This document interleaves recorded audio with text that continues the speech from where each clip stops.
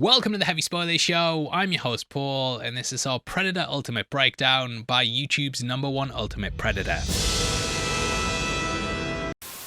Wait, what? Well, after the worst intro ever, I want to go on a journey throughout all the Predator movies in the franchise. This will cover everything from the 1987 original all the way up to Predator Badlands. In it, we'll talk Easter eggs, hidden details, and the making of trivia that show how these movies were made. So come with us as we set off on the hunt to cover everything you need to know. That out of the way, thank you for clicking this. Now let's get into Predator. Come on. Do it. Do it! Okay, so the idea for Predator came from a joke that brothers Jim and John Thomas overheard. People were making fun of Rocky IV with Balboa having just beaten the Russians, saying there's no one left for him to fight. The punchline was that he could go against E.T. or some aliens. Thinking about what would happen in a movie about a man against an alien, they then got to writing a pitch. Instead of Rocky though, they looked to Rambo and imagined a battle in a Vietnam type environment. Aliens also of course paved the way for this movie, and the writers were also reportedly inspired by that film. They loved the idea of soldiers being picked off by an extraterrestrial being, and the script was even nicknamed Aliens in the Jungle when it was initially pitched to studios. It also never got made as well, as the brothers were first time writers and couldn't get anyone to read it. However, they managed to slip it under the door of Fox executive Michael Levy, who took an interest due to the concept. Now, there are a lot of rumours that the movie was only greenlit because of aliens. According to them, the James Cameron classic had been so well received that the studios were now looking at other potential properties that were along the same lines. Alien 3 needed lots of work done to it, and it would be years before it got off the ground. So apparently the execs quickly rolled this into production. However, Predator, it actually got greenlit in 1985 and was put into production a year before the release of Aliens. Whether the success of that had it pushed further along, that's up for debate, but Predator, or rather Hunter as it was called, was always on the cards. That name eventually got changed though due to the 80s TV show Hunter, which the studio worried would get confusing for audiences. That first draft though, it centered around a group of alien hunters made up of various species with various goals. It was basically a safari trip to Earth with the focus on the creatures. However, this became a little complicated and thus the film was reworked to a singular hunter. This was tackling the most dangerous game in the universe, which was going to be shown as man. Originally, there was only ever going to be one target, and this would be a Native American character, which might have even inspired Prey. As we know though, this would be reworked into Arnie, and the Native American character would then morph into Billy. Now, a number of different directors were sought after before John McTiernan was chosen. Ridley Scott, James Cameron, Brian De Palma, Richard Donner, John Milius, John Carpenter, and Rennie Harlin were all listed as potential choices. Scott and Cameron were, obvious picks, as both of them had had major successes with the Xenomorphs. Later that franchise would also become synonymous with Predator, and that's due to the skull that appears at the end of Predator 2. Going off track there, but all the directors passed, and I'm so glad they went with McTiernan. He was also the brains behind Die Hard, and definitely deserves to be on the Mount Rushmore of 80s action classics. Now, as with a lot of scripts, the studios tend to bring someone in to help punch it up. Shane Black was initially asked, but he was reluctant at first. So they came up with a plan. Instead, they offered him an acting role as part of the soldiers. However, those foxes at Fox were sly as a fox. It was thought that while he was out there in Mexico, very bored between takes, that he'd end up working on the script in his downtime. He'd be forced to work on it. You got no other choice. In the end, he never rewrote it to the extent they wanted, but he did ad-lib some of his jokes and even suggested some of the film's most memorable lines. So they definitely got their money's worth. Now, though they could have easily gone with a man versus alien, it was actually Arnie who was pushing for that ensemble cast. He wanted to make the Magnificent Seven with aliens and also got Joel Silver involved. The pair worked together on Commando, and Bill Duke was also part of that cast too. Apparently, Arnie was not only the star but also the on-set leader, and reportedly had time for every single person from the extras to directors. He even had notes for the script and was very involved with the pre-production process. This was the same with a lot of his work, and he always wanted the best for his movies. Much like he was in the first Terminator movie, where he talked himself out of playing Kyle Reese. But video on that is also on the channel. He really infused a lot of himself into the film though, and even had his trademark cigar smoking written into the film. He just wanted to create an unforgettable hero. This smoking even happened on Batman and Robin 20 years later, and they painted them white there. Which breakdown on the channel now as well, no! Carl Weathers was also brought on board early as well, with Joel Silver promising him the world. He was of course a big part of Rocky, and it nicely ties in with the thing that inspired it all. Now, any guy that you'd kill to have Weathers' physique, but Carl was quite intimidated. If you're gonna have to try and out-macho the 8-time Mr. Olympia, you gotta be hanging and banging like you're at Gold's Gym, brother. He said how Arnie had actually installed a gym in the hotel, and every morning they were up at 4:30 working out. So he ended up getting up at 3 AM, only for Arnie to then get up even earlier. Most of the cast were extremely competitive, and they wanted to look better than the other guys. What it resulted in some of the best physiques on film, and some hilarious behind the scenes competition. Now, Jesse Ventura was over the moon after learning from the wardrobe department that his arms were bigger than Arnie's were. Delighted, he suggested they have an arm measuring contest. The winner of this would get a bottle of champagne, and Arnie would be embarrassed by being the smaller man. However, Ventura lost because it turned out that Arnie had told the wardrobe department to tell him that his arms were bigger. So lots of banter like that. The pair of course also worked on The Running Man, and they basically had a friendly rivalry that just pushed everyone even further than they'd normally go. Arnie also decided to drop a lot of weight for the role, as he felt in the jungle you'd need to be lean and agile. This is so that he'd look more like a special forces soldier, but he still looked fucking ripped as fuck, mate, dear me. Now, the production itself was absolutely torturous, especially as the cast was sent out a week before the movie started filming to train with the military advisors. The cast found it brutal, but it made them Bond. James Bond. The terrain was also a nightmare to film on, with it being hills and rough terrain. All the heavy equipment had to be carried, and standing and sitting was difficult due to the steep nature of where they shot. Most of the cast and crew also got sick with traveller's diarrhea, as the hotel had lots of water filtration problems. The heat and humidity got to them too. The stagnant water of the water scenes were also reportedly foul and full of leeches, and stuntmen and crew had to dig giant holes and improvise a lot, which you can figure out there. The thick dense jungle had to be cut back as well, so they could add some cinematography to the scenes. It all paid off though, and as a kid I thought Arnie was the coolest dude ever. For some bizarre reason, my mum let me buy a triple pack of Predator, Terminator 2 and also The Running Man. Made me into a man. I was hooked on Arnie, but also Ventura, as he was Captain Freedom in that latter movie. Now the body, he got cast in a secret deal. He was always trying to get booked on the then WWF California date so he could secretly book meetings with his agent. Speaking on the Chris Van VLA podcast, he talked about how he walked into an office and Joel Silver got one look at him and said, yep, that's him. He only had to read one line and was cast an hour later. He then tried to call Vince McMahon, who refused to talk to him, and Ventura then accepted the role. If you're an old as heck wrestling fan like me, you'd know just how perfect he is as Blaine though.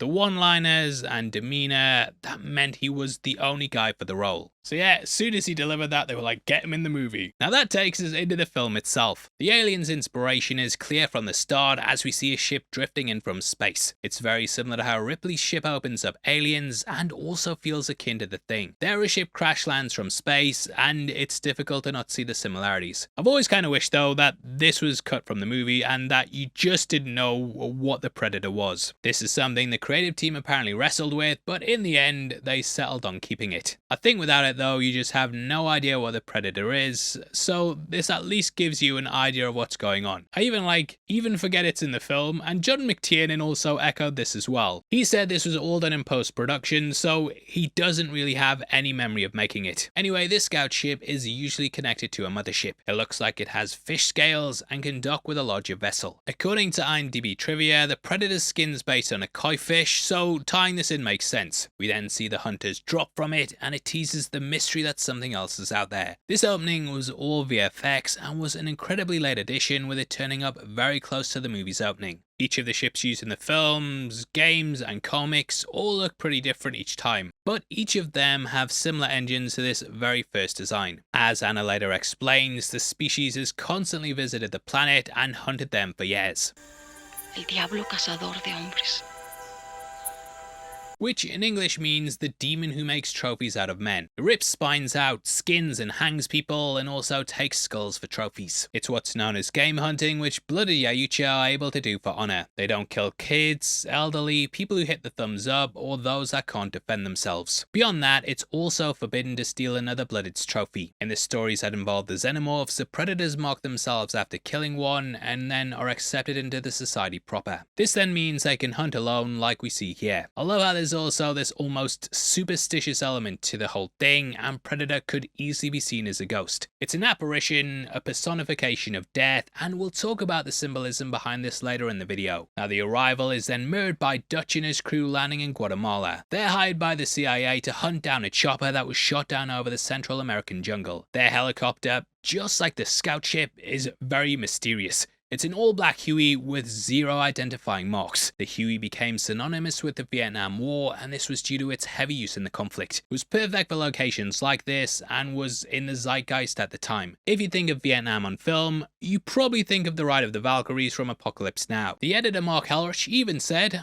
"I had a lot of cool helicopter shots, I wanted to use them." I guess it was influenced by Apocalypse Now. Both Dutch and Dylan are also former Vietnam veterans. The team being sent in to take out a village with a Russian advisor is also just like the Viet Cong. The whole thing with the cloak as well, that's a big part of the Predator, and our editor Matt actually brought up a very interesting point. He talked about how this may have been inspired by Viet Cong soldiers who used the bush and jungle to hide and stalk soldiers. Soldiers used to report them just disappearing and reappearing, which was down to the extensive network of tunnels. You can totally see how you could add an extra layer to that and then turn it into an enemy that can literally turn invisible. The late 70s and 80s also saw a wave of Vietnam movies. Full Metal Jacket came out the same year as Predator, and Platoon was just the year before. Rambo First Blood Part 2 also saw him returning to Vietnam on a mission to investigate POWs. So I think it would be difficult to deny those things influenced the film. This shot of them arriving, it's also a very badass, and we watch as Dylan drinks a beer waiting for them to arrive. The aura that Jesse Ventura's Blaine has when he opens a door as well, it's off the charts. He's wearing an MTV shirt as well, which,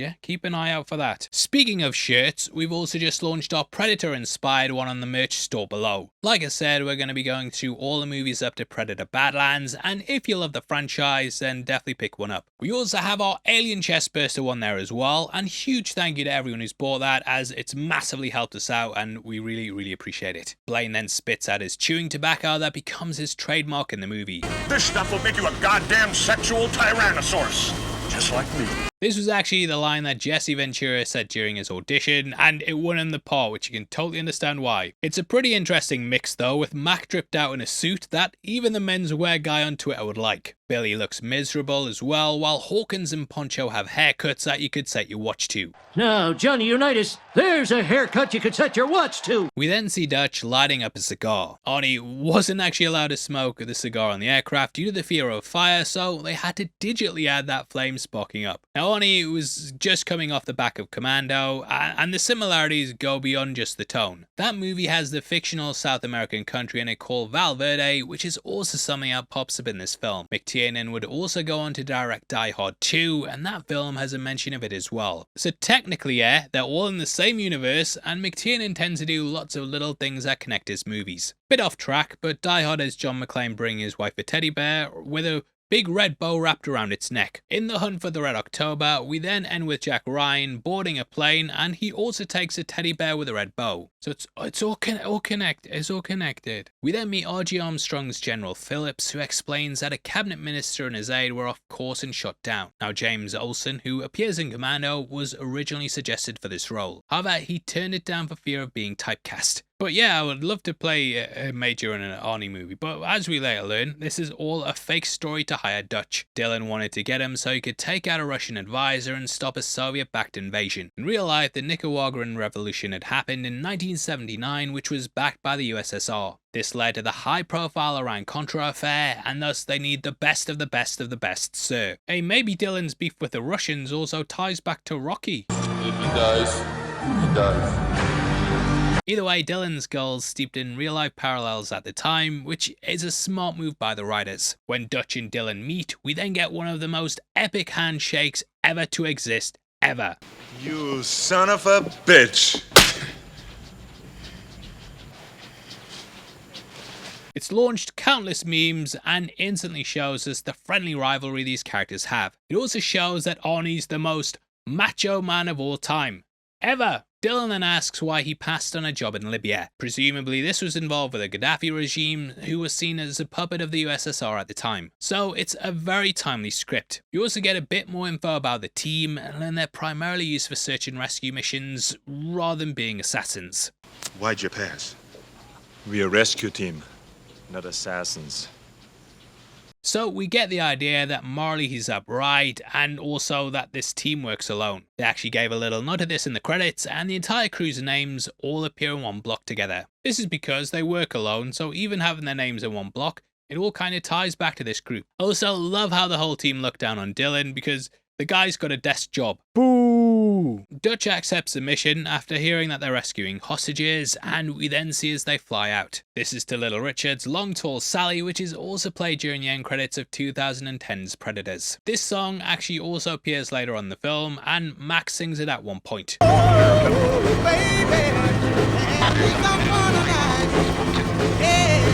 Long tall Sally, she's built sweet.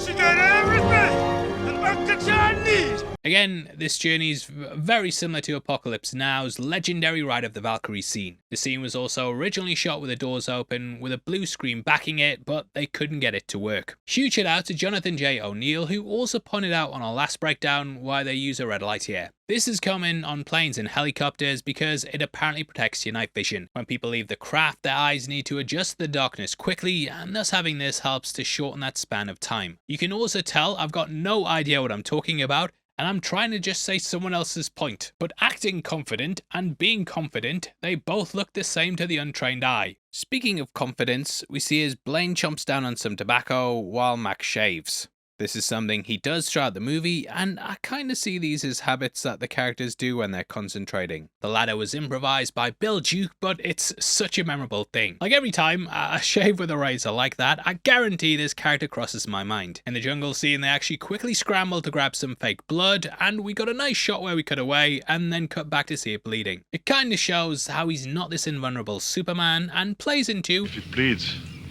we can kill it. Poncho then tests Hawkins' reaction times while he's reading. This character even has a spider named after him, which is called a Predator Noops P. Rich Hawkins, which, a mouthful that, but he's played by Shane Black, very memorable, and he'd go on to direct The Predator, which, yeah. Here's a treat, you little shit.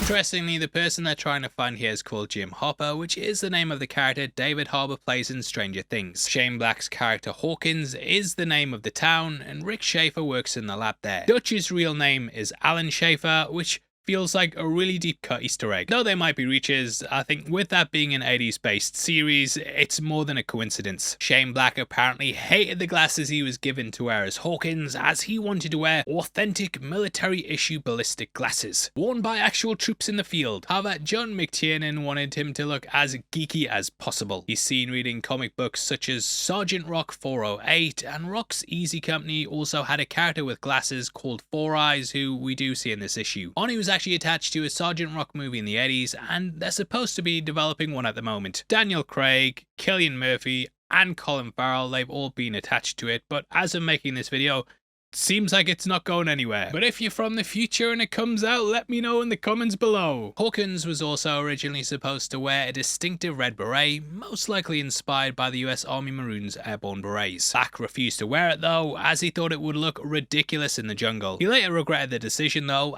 as he felt like it would have made his character stand out more. From what I can gather though, he was constantly ad-libbing lines to Billy, who is played by Sonny Landham. And I said, you know, I'd like a little pussy. She said, me too. Mine's as big as a house. Who may not have appreciated it, as he was supposed to be a bit of a hothead. The other day, I was going down to my girlfriend. I said to her, geez, you got a big pussy. Geez, you got a big pussy. She said, why did you say that twice? And I said, I didn't. See, it's because of the echo.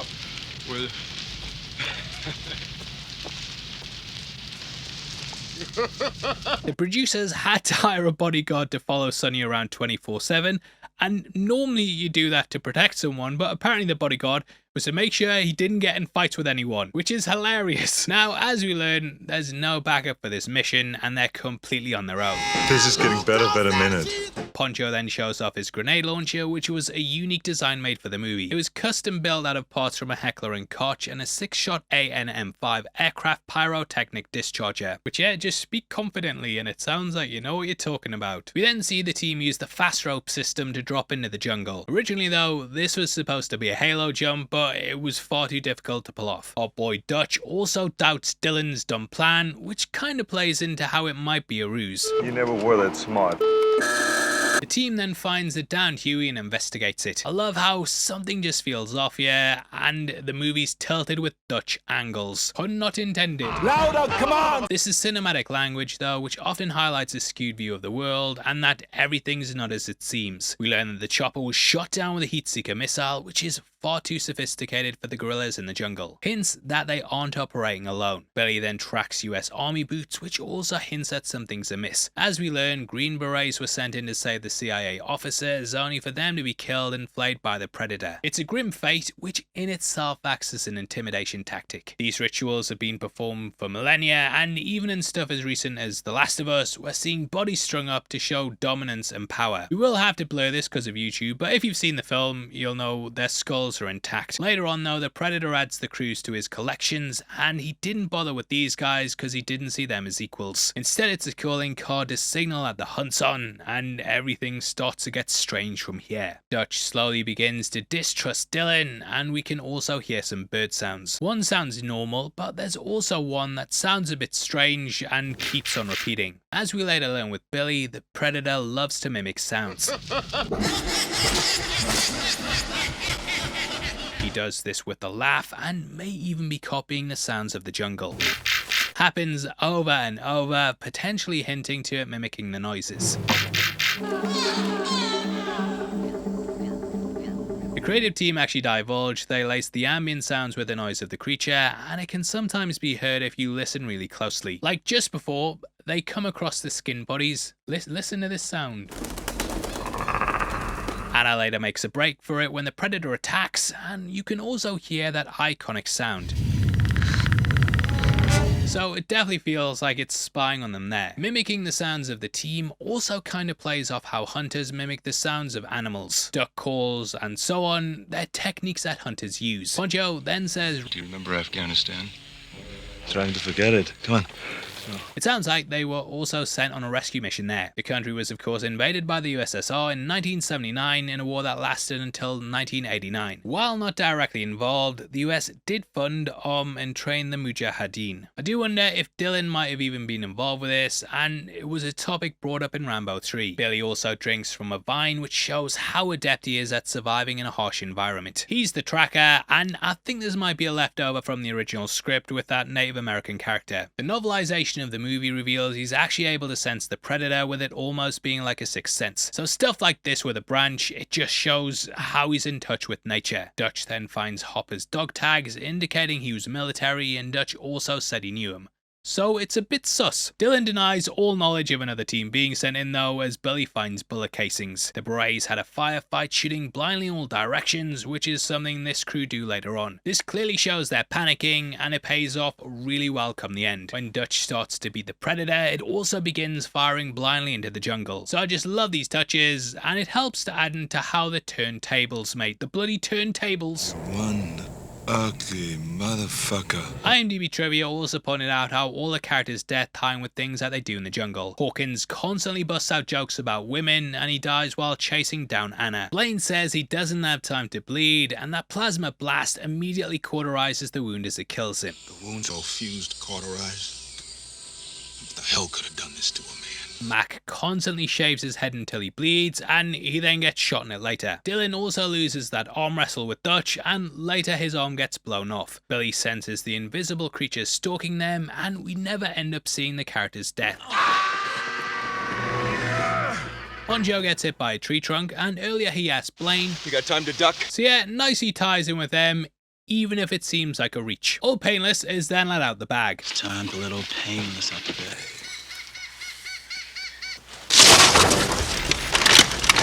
payback time.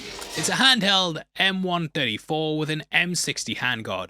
It was originally a minigun that would be mounted to helicopters and had to be slowed down to 1/3 of its fire rate. It's like shooting a chainsaw. This was because it was too fast for the cameras, and he was the first person in the world to fire it while carrying it. The gun was so awesome that even the stunt guys who have seen everything there is to see were like, It was then used in Terminator 2, and this is the same model Arnie had there. It's an absolutely badass gun, and the cast were in awe of it. Now, Bill Duke explained how each of the things that get shot later on in the forest scene are actually on wires. Those things that explode are all wired. And so we would fire, and they'd strip down, and you see it go.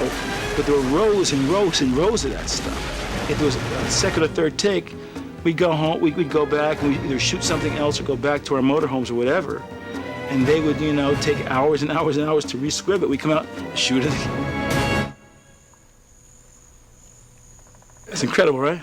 It's also at this point that we get the Predator's vision and see things from its point of view. Now in this movie, we only get the thermal and infrared, but the sequels show it has more than just those two. This explains how it's able to see tripwires and move around some of the traps. These are laced throughout the jungle, and Blaine nearly catches one as well. I love just seeing through the eyes of the creature though, and it helps to tease out the mystery. Scientists believe this is actually how snakes view the world, so it makes sense to tie it into this reptilian creature. Heat vision cameras were also attempted, but they didn't work out. This led to multiple cameras being used, along with the VFX work, which was very, very extensive. We later learn that they also only hunt in higher temperatures. Considering that their vision's similar to snakes, I do wonder if they hunt in the hotter years, as they might be cold-blooded. Cold-blooded creatures' temperatures match that of their surroundings, so if their planet's hot, then they need a similar climate to survive. Our world is shifting because of climate change, and we learn stuff's going on with their planet in Predators, like the reboot, I think, because I've only seen it once and I hated it. To Anna though, the Predator's a local myth or creature that emerges when the heat turns up. Predator 2 takes place during a heat wave, and Danny Glover's Mike Harrigan thinks the Predator might just be a heat mirage. damn, it's hot. This may even be what Billy thought he could sense before. In the AVP canon, we also know the Yucha have hunted on Earth for millennia. They helped early humans build pyramids so they could send the younger ones of their tribe on a ritual xenomorph hunt. This took place every 100 years and was shown in Alien vs Predator. They also hunted on Earth in other locations, including North America, which is what we saw in Prey. In addition to this, there's that game preserved planet where humans are taken for a special hunt by super predators. So lots of things in the lore, and Mac then taunts Dylan, saying he's gonna bleed him if he gives away their position. You're ghosting us, motherfucker. I don't care who you are back in the world. You give up position one more time, I'll bleed you.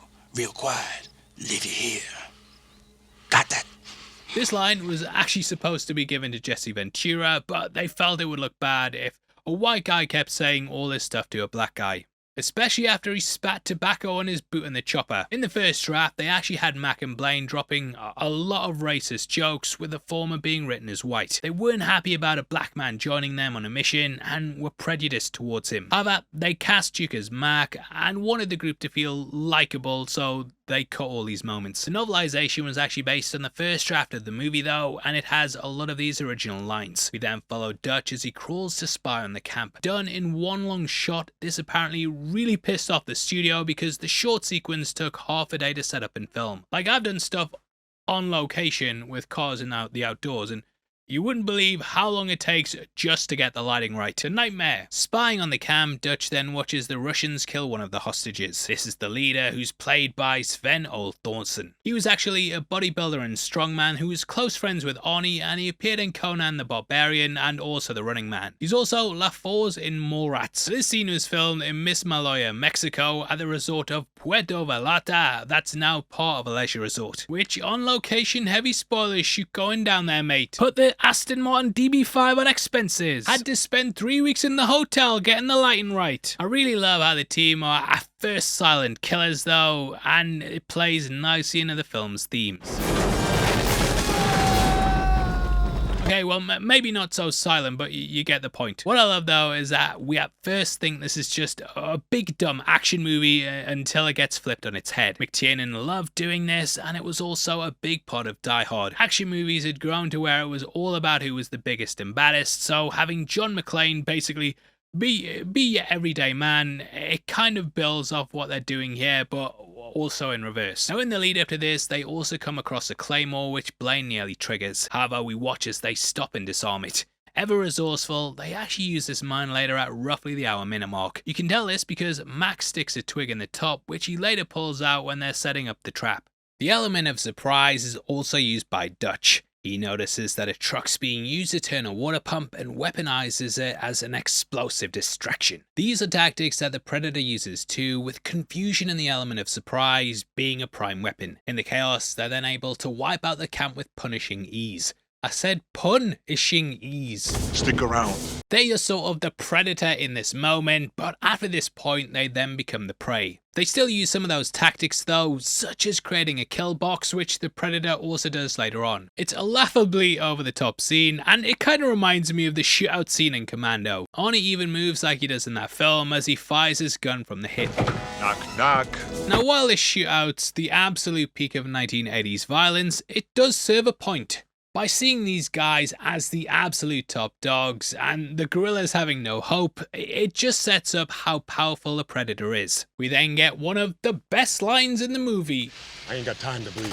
Speaking on that Chris Van Vliet podcast with Karrion Kross, Ventura also explained that this line was almost cut. However, it was saved as Arnie got sick, and so the crew was sitting around doing nothing and then just decided to film the scene. Richard Chavez's reaction is absolutely priceless, as he's just so bemused by such a ridiculous saying. It's delivered perfectly as well, and yeah, brilliant. Dylan's then chastised by Dutch. He's furious he was tricked, but Dylan explains her expendable. You're an asset. An expendable asset. That's not very nice. The Expendables was probably born out from this moment. I also love how in saying this, Dylan becomes expendable and the rest of the group just completely ignore him. It's shortly after this that we then get our first meeting with Ana, played by Elpiada Carrello, which try my best Spanish there, but she was Maddie's mother in Euphoria and Robbie Reyes' mother in Blue Beetle. And I've just butchered her name as well. She was in this video too where I butchered the name. Sorry, I'm an idiot, but Duke saves Dylan by killing a scorpion on his back, and I was wondering if this was reverse symbolism for him backstabbing them. Probably a reach, but the Predator later picks this up and studies it. I'd like to think it identifies the scorpion as a predator, and this is why the group become even more elevated, in status at least. Mac then talks to Dylan as they're watched by the creature. It's cool how on the left you can also see the waveforms of recordings. Here it's picking up the word anytime, which is also later used to get Dylan's attention. Anytime. Anytime. Anytime. Now, I'm not sure how widely used digitized recordings were at this point in time, but I can imagine it would have been pretty high tech seeing a recording appearing like that. Hawks then drops a joke and the Predator records Billy's speech. Mac and Blaine then reminisce over Cambodia, which is where they would have also been during the Vietnam War. Anna attempts to escape, but's then stopped by Poncho, who speaks to her in Spanish as they descend into the valley. Billy also rubs his pouch, which is apparently a Native American medicine one. Naru and Prey actually uses something like this to put her plant leaves in. However, Naru and Prey is actually Comanche, whereas Billy's half Sioux. Poor Hawkins is then killed as Anna runs off and we hear the clicking of the Predator. Peter Cullen is actually the voice of the creature and he's most well known for voicing Optimus Prime. Cullen actually had a major problem with his voice after recording King Kong, which was so rough on his vocal cords it actually made his throat bleed. He initially refused to do this film as he didn't want to do any more monster voices purely because of how bad that was. However, in the end he relented after getting a look at the Predator's face. He said it reminded him of when he was a boy and he saw a horseshoe crab dying on the beach. Awesome! This is where he thought of that voice after remembering how it sounded. The clicking is just unsettling, and it has since become a trademark of the character. Poor Hawkins is then taken away to be skinned like the hunters do with their prey. It also reminds me of Alien, where the xenomorphs take humans to be used to breed eggs. Often your mind kind of fills in what went on, and sometimes it leads to a fate worse than death. Though these do die. Poncho then translates for the team, and we saw him speak Spanish to her earlier. She says how the jungle just came alive and took Hawkins, and they worked out the same thing happened to Jim Hopper. We then see his body strung up and bleeding out. It's a grim mirror of Billy earlier cutting the vine and then drinking out of it. Blaine is also out in the woods looking for him, but he gets spooked by an animal. I love how he's also got that MTV shirt on still. MTV was of course huge in the 80s and they even had a connection to wrestling. The channel had 2 WWF specials, so it's a bit fourth wall breaking him wearing this. Either way, our guy Blaine, then killed by the Predator. Rest in peace. First he's hit in the neck with a spear gun that dazes him, and this is followed up by the plasma caster. That's a shoulder mounted weapon, which to me is the Predator's most iconic weapon. It's targeted using the helmet mounted triple laser and sort of just sits there like a parrot. And it actually got called a parrot gun on set. It has automatic tracking and is pretty reminiscent of the smart gun from Aliens. For me, you know, it's the trademark weapon of the Predator franchise, although I will admit the smart disc's pretty cool as well. Mac then comes across it and sees the eyes light up, like a cat. I don't even know if that's a fucking cat. Blink, motherfucker! This was purposely designed to mimic them, as cats are natural predators. We then see Mac lose it and fire blindly into the jungle, which leads to him actually catching the creature, which leaves blood on a leaf. This is what they discover, and they realize they can kill it if it bleeds. If it bleeds, we can kill it. Now this blood was actually Mountain Dew mixed with KY jelly. It was originally supposed to be orange, but I like where they went with it in the end. It just has a great luminous feel to it that leaps off the screen. Supposedly, it can also extend a human's lifespan if consumed and can neutralize the acid of a xenomorph. They then set up the claymores and traps, but still the Predator kinda gets the upper hand. Mac then looks at Blaine's hip flask, which appears to be the US Special Forces logo missing the dagger. The Predator then starts to heal himself using injections, which gives us our first good look at him. Kevin Peter Hall played the Beast, but he was not the first person to don the suit. The Muscles from Brussels, aka Jean-Claude Van Damme, was actually hired due to his agility. However, doing it in a massive suit made it difficult to move, and thus he couldn't go as fast as they wanted. The original suit also had the Predator looking like a giant lobster, which wasn't scary at all. It was supposed to be more in line with an insect that looked like it had a duck's head, but hey, you just look like a duck head. However, it did help to perfect the cloaking device techniques that they use. The bright red was used because it was the exact opposite to the green of the jungle and the bright blue that you get from the clear skies. So it was easy to key out, and they then figured out how to do more natural looking creatures. The creative team would come in and film 2 takes with the suit running through one whilst it was absent in the other. The one with the missing one would then be filmed with a wider lens, and thus a vague outline of the alien could be seen with the footage bending around it. Using chroma key techniques, they then dropped the red suit out, and what we got in the end was this brilliant cloak effect. So they got that all with Van Damme, and if you've ever watched the behind the scenes stuff, then you might have seen some of the footage with him where he actually shot several key scenes. This included the moment in which he kills Dylan, and Van Damme's been pictured alongside Carl Weathers several times. Obviously though, you don't see the creature that much in the movie, so they didn't really need to reshoot that much. It was just these little moments where it popped up and was visible. Now, having doubts over the design, this led to Arnie recommending his friend Stan Winston, who worked on the Terminator. Studying tarantulas and locusts, he eventually concepted the monster. Van Damme was then recast due to his height, and the role was given to Kevin Peter Hall, who was 7'2". Was the right choice in the end, as the design's absolutely iconic, and it's probably one of the most famous monsters in movie history. Hall had a nightmare on set though, but as a thank you, John McTiernan ended up including him in the film Beyond the Creature. At the end, Dutch is picked up by the chopper, and the pilot there is none other than the actor. Now, sadly, he passed away in 1991 after he contracted HIV from a blood transfusion. Hall died a month short of his 36th birthday, but his performance will live on forever in this and Harry and the Hendersons. For the head itself, they actually also built 3 in total. The first was static, while the next was built so a mask could slide over it. The third was for the reveal, with it having movable animatronic parts. Hall then wore contact lenses, and it all came together to complete the look. Now, as we learn, the chopper can't get to them as the terrain isn't suitable. We then cut to nighttime as Mac talks to his friend and remembers their time in Vietnam. It's implied they survived a fight where 30 out of 32 of their platoon were cut to bits. He's very jumpy, constantly on edge, and when a wild boar attacks, he thinks that it's the creature. During this though, if you pay attention, we get a really cool detail. Fuck you, Roger. Fuck you. Now, watch that scene again closely, listen, and see if you notice anything. Fuck you, Roger. Fuck you. So in it we can hear Billy's laugh, but he's not on screen while this is going on. Billy then appears slightly after this, and he looks completely serious. Major, you better take a look at this. When we cut back to the group, none of them are laughing either, and it's not exactly the appropriate time for Billy to be mocking someone, because everyone's terrified and got no idea what's going on. This laugh being used at the end, recorded earlier, I think it's actually the Predator now mocking Mac. As it turns out, this was all a distraction to take Blaine's body, and it tips them off that this is acting like a hunter searching for trophies. Anna then explains how the Predator can blend in like a chameleon, and Dylan wants to flee, but Dutch is like, You stand your ground and fight. Mac then shaves once again while they wait for the attack to happen. Mac starts bleeding, which like Blaine foreshadows his death. The Predator then attacks the group, but he gets stuck in a net. However, he's like, Call an ambulance! Call an ambulance!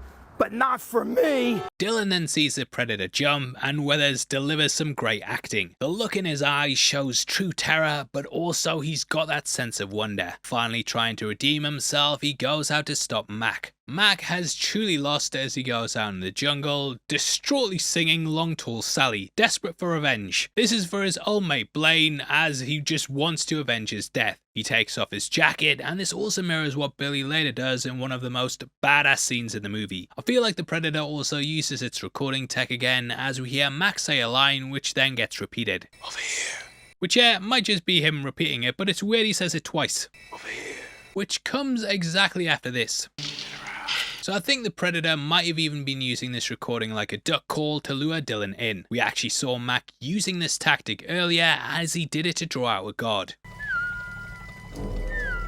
It's easier to get Dylan out into the bush where he wants him and then follow him from there, rather than hoping that he spots him. Now Mac's head is turned into lasagna and the character is shot directly through the head. Mac thinks he's getting the upper hand, but we see those red dots appear on his arm, and boom, headshot! Boom, headshot! Boom, headshot! The rest then head to the chopper. Dutch explains how Poncho and Anna weren't killed as they had no weapons. At least Predators are honourable, I guess. This also plays a major role in the final fight with Dutch, as for them it's more about finding a worthy trophy. The hunt is explored heavily in the expanded lore and also the Alien vs Predator comics. This is known as Game Hunt, where a lone hunter tracks a dangerous prey. AV Predator 1 followed younger hunters on a ritual to become blooded and accepted into the adult part of their society. Cutting back to Dylan, we then see he's on his own. Rob Eger's done a fantastic analysis of the scene on its own, in which he goes through the filmmaking techniques they used here. He points out how it starts off with what's known as a farewell look between Dutch and the character, which is often used as a way to set up a death. As he sneaks through the leaves, we then see the camera somewhat stalks him, and it even brushes the leaves out of the way, making us feel like it's hunting him, which is really subtle since we've had so many POV shots in the movie. Dylan is also a character who's been in denial the entire film, but the close zoom to his face comes as he has this moment of realization. Looking back at him is Mac's stone cold dead eyes, which Rob said represents the face of death. Then mimics Mac's voice from when he saved him from the scorpion, and this makes him spin round just like that scene before. Like I said, Rob's done an excellent video that you should definitely check out right after this, as it goes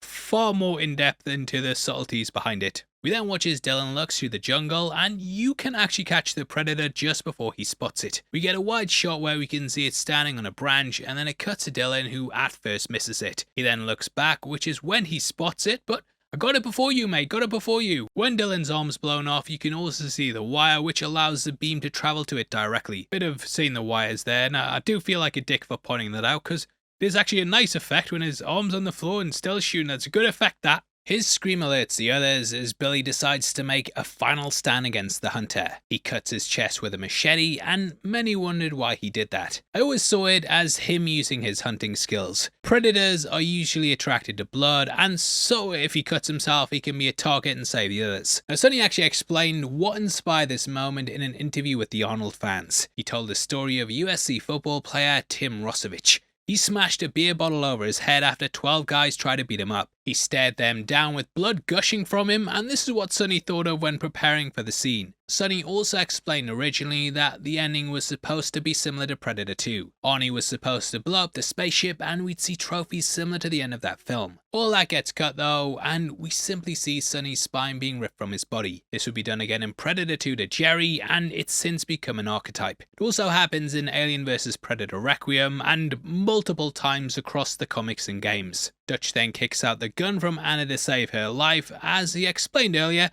carrying a weapon gets you killed. When they're ambushed, he then shouts, Go! Get to the chopper! which Arnie said is his favourite line from all his films, and probably one of the most quoted. He then slips in the mud. This close-up shot was done on a little skateboard device that then led over the edge of the cliff. Going into the water, we see as he swims to the shore, and the giant tree can be seen, which becomes part of the action later on. During this, one of the stuntmen also actually broke their knee as they try to get the shot. We then start to get the end game, as Arnie then accidentally covers himself in mud. Thus it plays nicely off the Predator's ability to turn invisible. Just like our eyes can't register his cloak, the Predator can't register Dutch. The water also damages its suit and causes it to malfunction. So the turns have tabled. How the turntables... Whether mud masking your body heat works in real life, that's up for debate. Corridor Digital tried it and apparently it seemed to work. However, years prior, Mythbusters tried it and they couldn't get it to work. So yeah, have to try it yourself, mate. What it's clearly doing though is playing into those Apocalypse Now motifs, as it's clearly riffing off the final act of that film. We then see the targeting system at work with the triangle. I loved using this in Alien vs Predator 2 on PC, and the multiplayer was just insanely fun in that game. Now while the Predator was terrifying before, he's even more scary now that he's facing down against him. Dutch decides to make a stand, and just like before, he prepares traps so he can finally become the hunter. The hunter has become the hunted!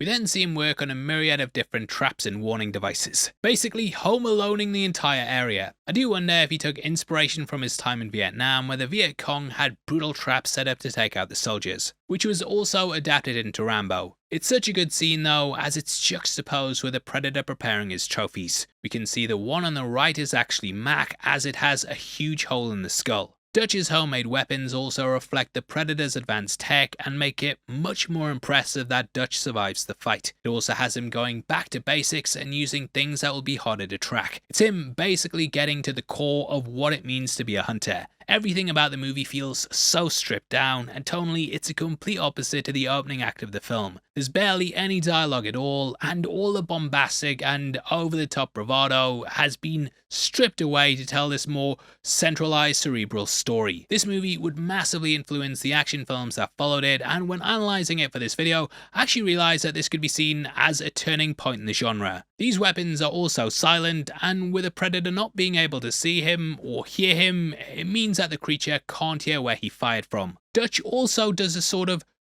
Tarzan scream.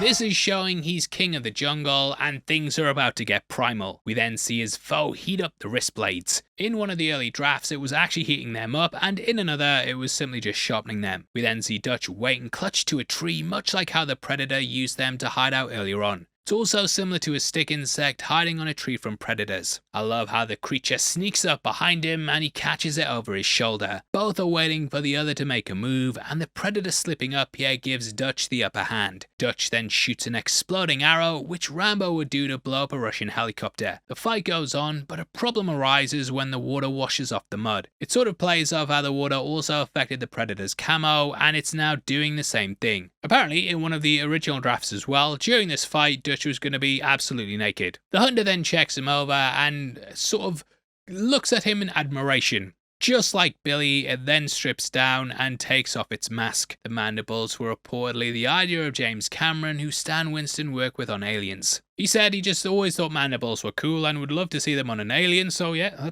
that's basically where the story came from. Its look was also inspired by Rastafarians when designing the headpiece. The suit was also very, very heavy, which led to the tree it sits on having to be made of concrete. The mask was also easily removable, so Kevin Peter Hall could stay in the suit but still breathe through it. This allowed him to stay in the suit all day, despite it being a very agonizing experience. Dutch then says, "You one ugly motherfucker." This would be referenced in 2010's Predator when Nikolai says, "What an ugly face you have" in Russian. The pair are now finally equal as they fight though. It's very honourable and it removes its weapons and finally fights fairly. In the end though, it's clear that Dutch isn't really a match for him in a physical fight. However, he has his carefully laid traps which will allow him to smash him like it's the like button. Do it! Do it! Do it! Smash it like the like button! The Predator then stops under the tree trap.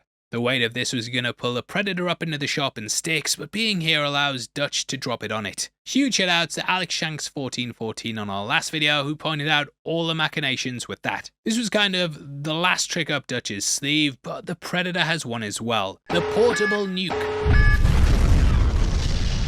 Aliens vs Predator explained this wrist-mounted nuke, and it would be used to wipe out the xenomorphs if they failed to hunt them. Now, the PS2 game Predator Urban Jungle explained that this explosion was more designed to wipe out the Predator's ship and all evidence of its existence. They are an honourable society, and I see this as not being the final way to take out Dutch, but a sort of seppuku. Japanese samurais and even officers in World War II, they'd commit this ritual when failing, as it was thought giving up their life was the biggest thing they could do to show they were sorry. There's also a brilliant post on Reddit by user Ghost of Your Mom that actually explains a lot of the scene, and I think when we go over it, you might see the movie's ending in a different light. Now, Predators again have an honor culture similar to Vikings, where they seek to die in glorious battle. The Predator is rightfully beaten in combat, and then Dutch comes in to deliver the killing blow. However, as you see, Dutch hesitates. He's potentially going to show the alien mercy and spare him, which will rob him of his earned honourable death. So the next thing to do is go out in a self-imposed blaze of glory rather than bleeding out on the floor. He knows that he could kill Dutch with a touch of a button, but that would make him a sore loser, so he sets off the self-destruct sequence. The Predator can set the yield of self-destruct himself, but he clearly didn't turn it up to 11, and rather gave Dutch enough time so he could realistically get enough distance between himself and the blast. The timer is then set as he sacrifices himself, and he uses Billy's laugh to show what he's thinking. I do take this as a sign of respect though. Billy did it before when laughing at the joke, and it's possible that this is why it was played. Laughs are of course also used to mock, so it works either way, but yeah, I think, we saw Billy enjoying the moment and is doing the same thing. So yeah, huge shout out to them. Their comments way bigger, but yeah, that's me cherry picking the main parts and saying what I think, because they told me. Now in the second film, we actually learn how big the blast was. According to that, it destroyed 25 kilometers worth of terrain.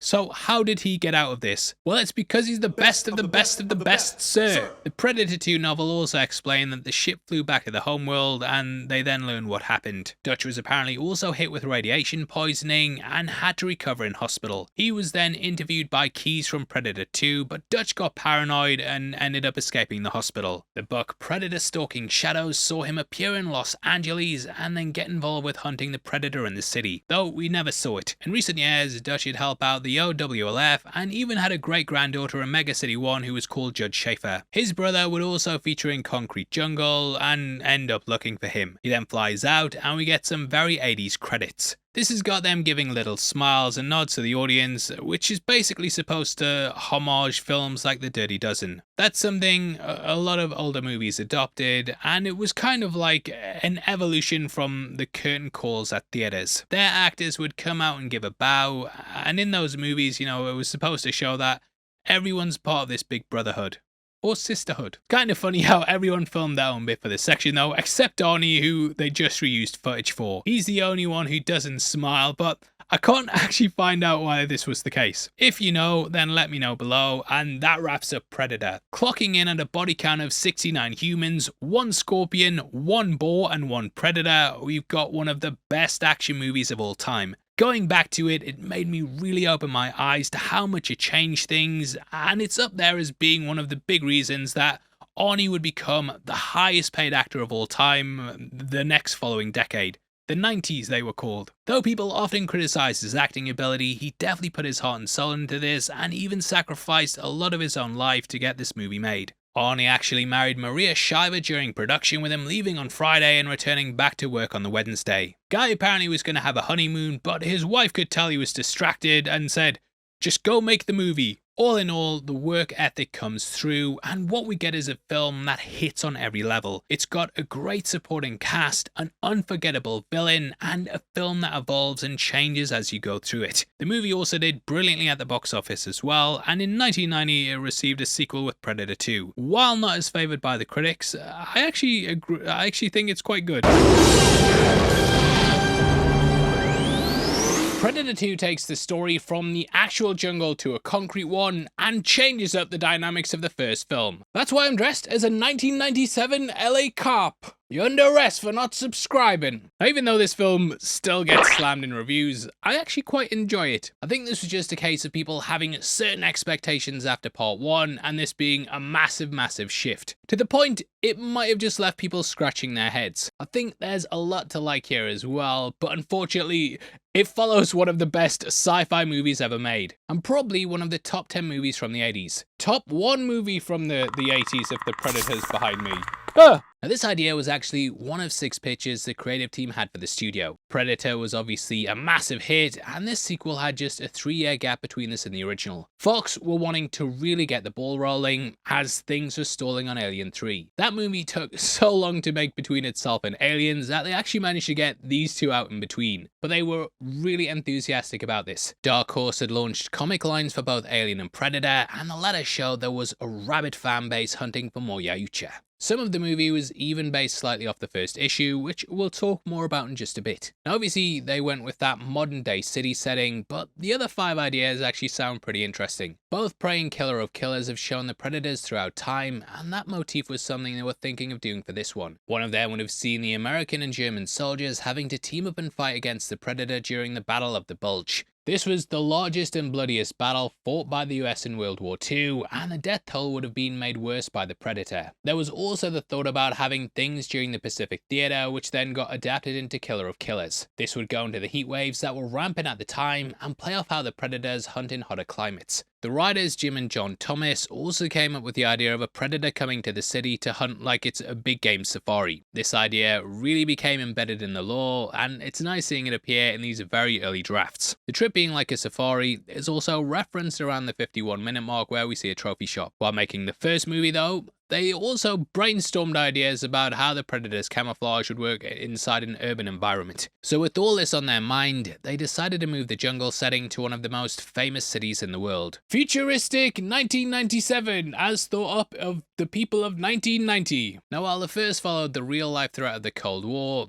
for this, they wanted to play into the 90s gang wars. As mentioned earlier, Predator was killing it in the comics, and Predator Concrete Jungle had been a big hit. This actually went on to inspire a game of the same name in which you play the titular villain. Now, as for the comic, that takes place in New York City and actually follows Dutch's brother. In this story, he's a New York cop who comes across the creature during a heat wave. Predator 2 is actually also going to be set in the Big Apple, with the Predator operating out of Central Park. However, they had to shift it to LA due to budgetary reasons. The comic features a lot of major moments from the movie though, including the subway. As LA did not even have its own metro, they had to envision one for the film. But it would happen because it's the future of 1997. I think it's a shame though, as LA isn't exactly known for its skyscrapers. I think in New York, you could have done a lot with the verticality of the city. The first film was full of gigantic trees that the alien hid amongst, and I think you could have nicely evolved that into the buildings. But the story itself was solid, and the setting didn't seem like so much of a biggie. Impressed with the comic and inventive idea in it, Joel Silver called up Mark Vierden to say how he wanted him to work on the story. The movie then entered production on the 20th of February 1990 and ended in June 1990 and released the same year. With a budget of $20 to $30 million, it grossed $57 million, which sadly meant it wasn't as successful as the original. Now, there were plans for this film to actually spin off into others, and overall they wanted a quadrilogy. According to the Now Playing podcast, each film would focus on an element of the Yautja. The third would be their culture, and the fourth would let us see things from their home planet. The second was set up to focus on their weapons, and we do get a lot of them throughout the film. Unfortunately though, they didn't get to show as much as they wanted, as they had to keep resubmitting the movie with cuts to get it past the censors. Notably, Arnie also didn't return for the movie. Reportedly, this was down to him being unhappy with his salary. Arnie wanted an extra $250K, but the Fox studio chief refused to budge. So Arnie instead, he did a little known film called Terminator 2, which revolutionized cinema and is one of the highest grossing movies of all time. It was also reported that he didn't want to do a cameo either, as this would affect the timeline for him shooting Kindergarten Cop, which I also accept, as Kindergarten Cop is a certified classic.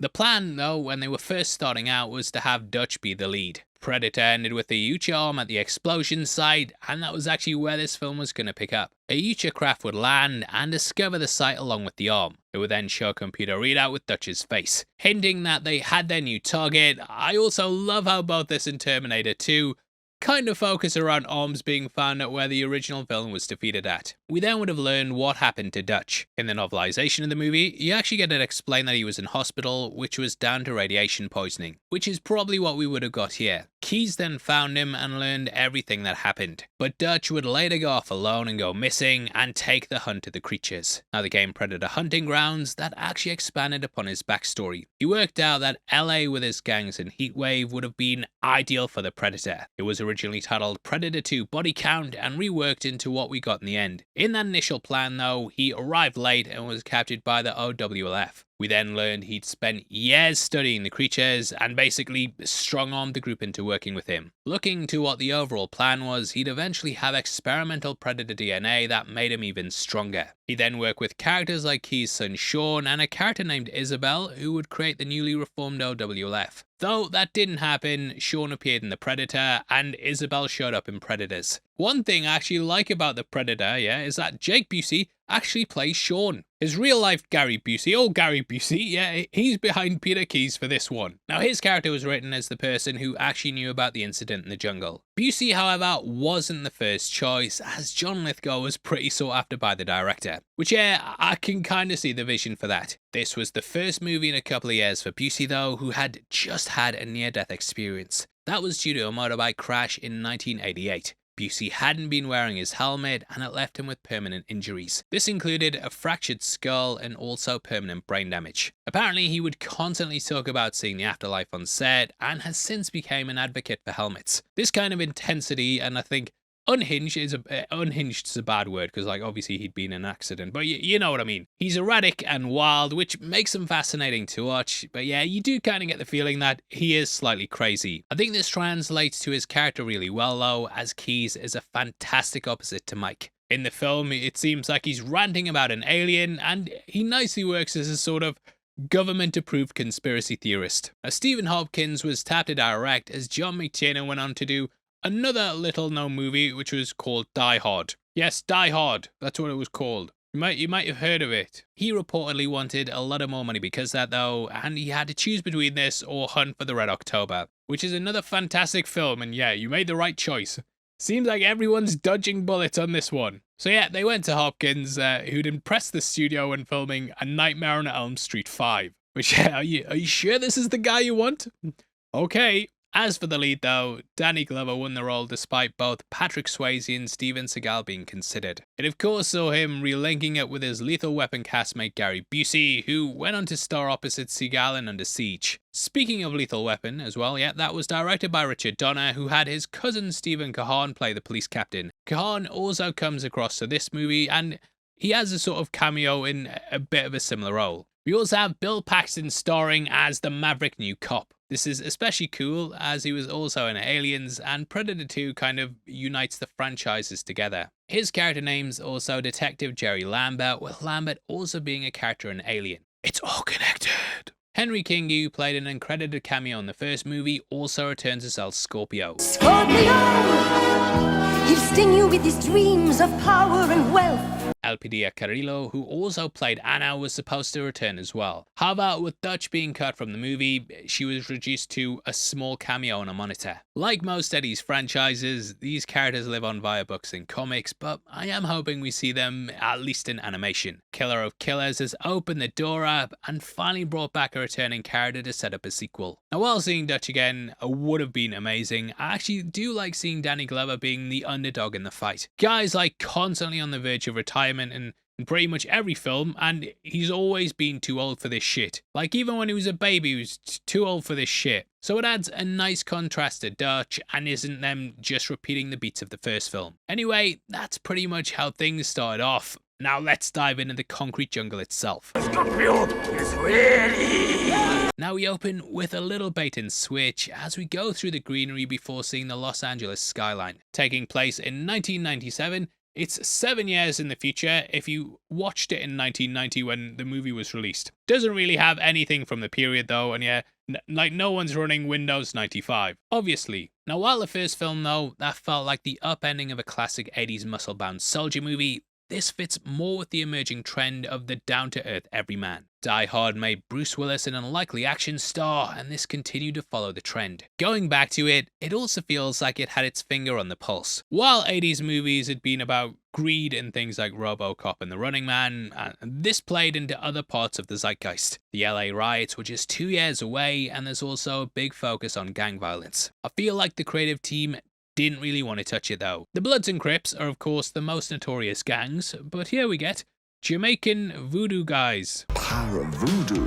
You do. Yeah, voodoo isn't really connected to Jamaica, and the closest thing's probably Obeah. There's also the Rastafarian religion, with voodoo being more associated with Haiti. So yeah, I think they just didn't really want to dip their tone at anything controversial, so basically made things as far apart as possible. Now from the off, we see our city hunters arrive there to hunt during a heat wave. Just like the jungle in the first one, this further explains our predators only hunt in heat, which kinda goes against the Battle of the Bulge plans and what they later did with the Vikings in Killer of Killers. I do wonder though if that's because there was a bulkier predator there who may be used to a different environment. It's a really dynamic hunting ground though, and right from the off we see that it's filled with action. The Colombians and Jamaicans are fighting for supremacy, and the streets have become a war zone. Like RoboCop, cops are being gunned down left and right, and it's basically playing on some of the big fears at the time. The 80s was notorious for perceived high rates of crime, especially violent crime. Cities saw crack cocaine explode, New York was crime-ridden, and LA had its gang wars. Even the film Colors, which was about gang wars in the 80s, even that had a shooting at a screening. So this is a very timely story of how the city of LA could be in just 7 years' time. We cut to hardcore news reporter Tony Pope urging the mayor to declare martial law in the city. Played by Morton Downey Jr., you might have seen his show in the 80s. He'd basically pioneered trash talk TV and was sort of reviled in the decade. He'd shout and argue with guests, talk about controversial topics, and basically pave the way for some of the figures we have today. Here, he plays a sleazy reporter who chases the police around and is seen as low-rent media. At the time, they weren't particularly reputable, and yeah, still aren't to be honest. However, to the Predator, this is the perfect environment.